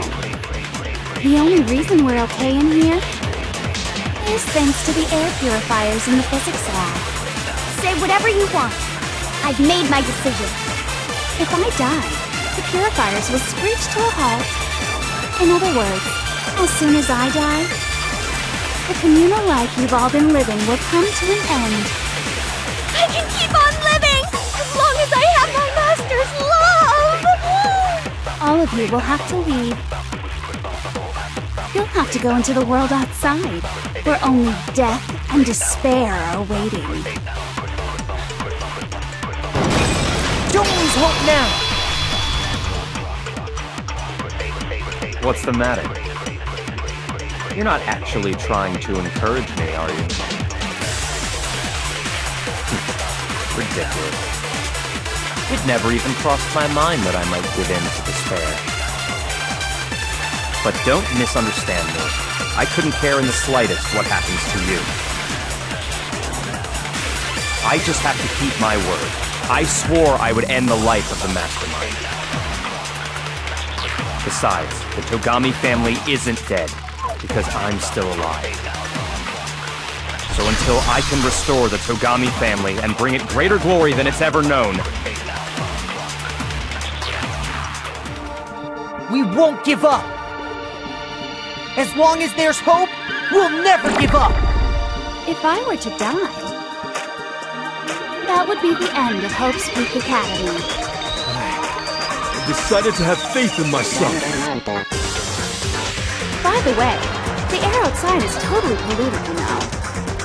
The only reason we're okay in here is thanks to the air purifiers in the physics lab. Say whatever you want. I've made my decision. If I die, the purifiers will screech to a halt. In other words, as soon as I die, the communal life you've all been living will come to an end. I can keep on living as long as I have my master's love! All of you will have to leave. You'll have to go into the world outside, where only death and despair are waiting. I already said I would claim the Mastermind's life, by whatever means necessary. So, what are you gonna do? Will you just die? Is that what you want? Don't lose hope now!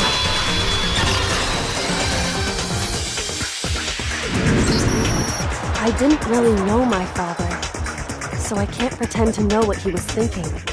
But even if we're just connected by blood, there's one thing I am sure of. He would never want us to abandon Makoto and choose to stay here. I can't explain why exactly. But if I'm sure of anything, I'm sure of that, just because we don't actually know anything. Does that mean we can't understand? Could it be that... No, never mind. So, Makoto, I don't think you wound up at this school because you had good luck or bad luck. I think you came here for a different reason entirely. You came here to bring down the ultimate despair. You came here to confront despair without ever giving up. And if that's true, I think we could call you the ultimate hope. What do you think? What the hell are you? So uncool. Your stupid faces, the stupid things you've said, the stupid way you all treat each other. It's all so uncool, so unhip. Shut up, shut up, shut up, shut up, shut up! Lame, lame, lame, lame!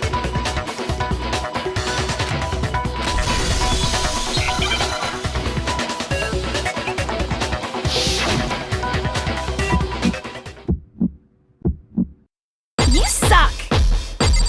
So uncool! You dare to stand against us? Hope is a joke. Who are you?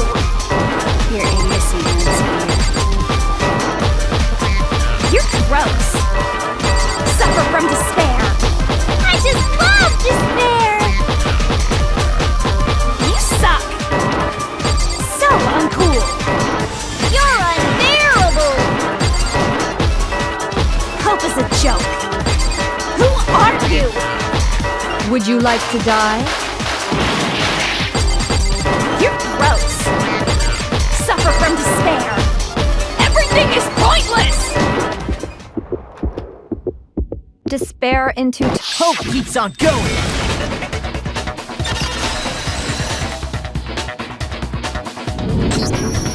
I refuse to give up. I refuse to get bored.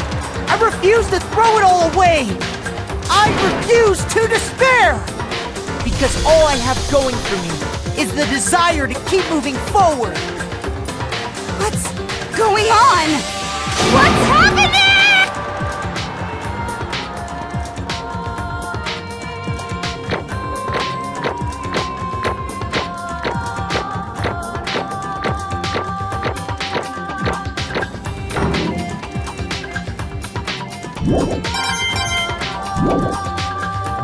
It looks like we've reached the end. I think it may be time to vote. We just gotta pull the lever. Good. I'm ready to go. Let's put an end to these trials. Put an end to the killing with our own hands.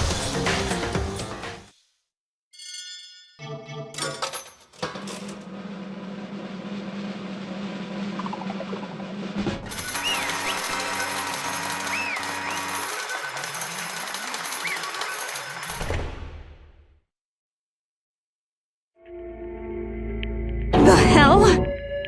Indeed. I lost? Well, that's just...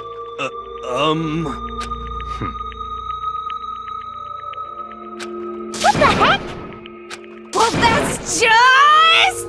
totally the best! So this is despair. And now true despair. And now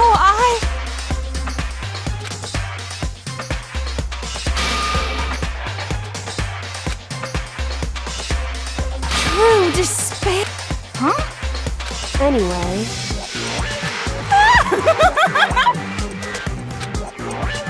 Totally the best! Not possible. Don't make me repeat myself. Okay.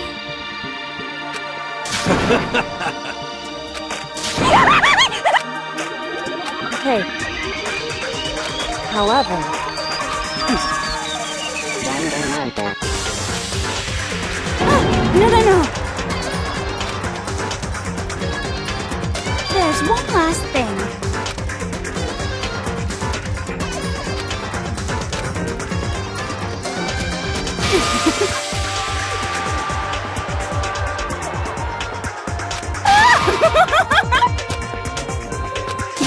It's fine. It can't be.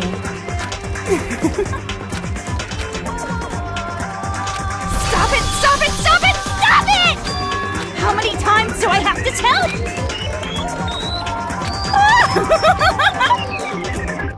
Don't get in my way!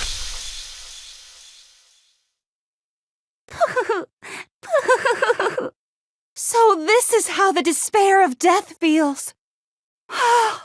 It's so wonderful! Even a tenth of this despair, even 100th. I want every last soul on this planet to taste such despair. I want the entire world to die with that despair in its mouth. Okay, let's do this. I've reserved an extra special punishment for last. Let's give it everything we've got. It's punishment time!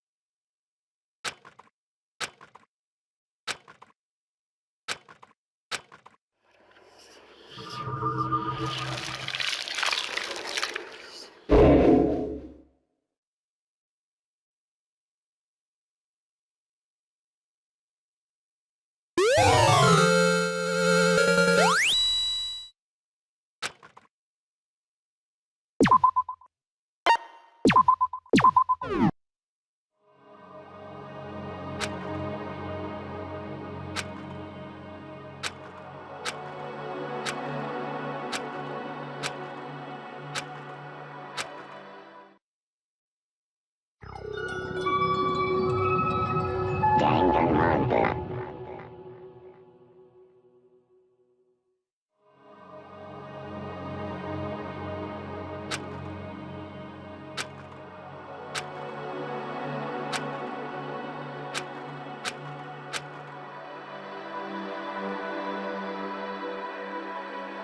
Hey.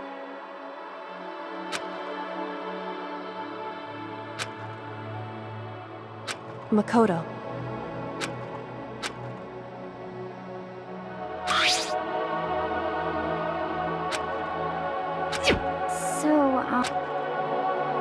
Indeed. If, on the other hand, you desire to see us punished, I will force you out, ensuring you all die horrible deaths in the outside world. In other words... But... It's true. Yes.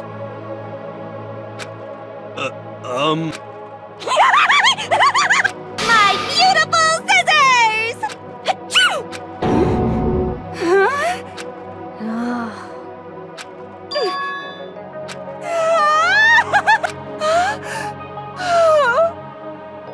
That's enough. Anyway... But... You're serious?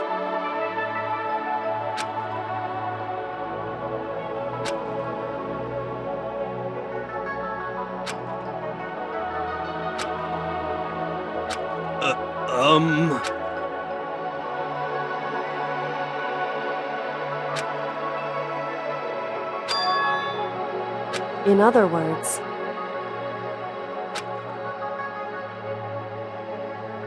Am I wrong?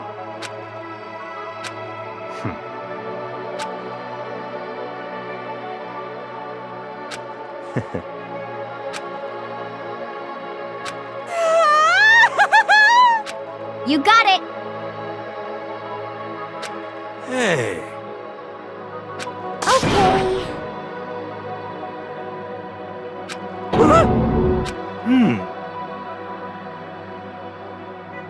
Could it be? How about that? Whoa! Makoto.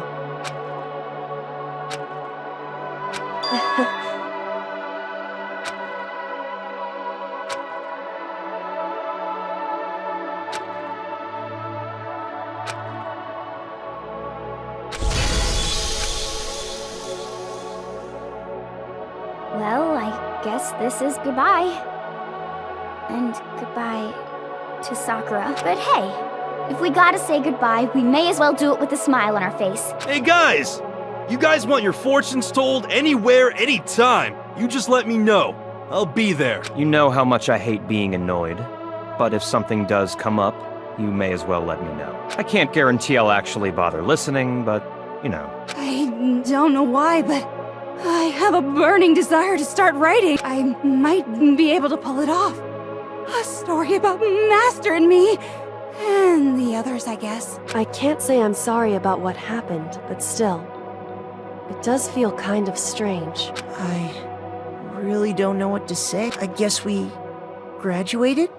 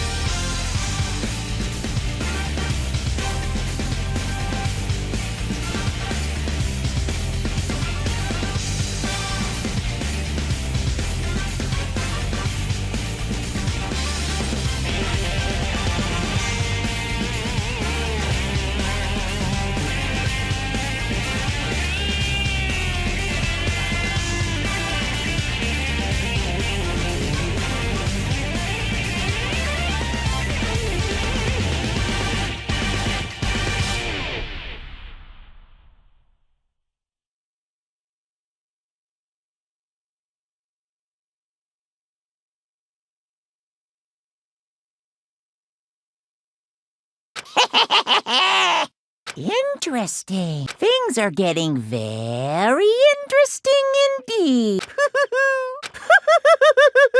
Like I said at the beginning, I'm not a teddy bear. I am Monokuma, and I am this school headmaster.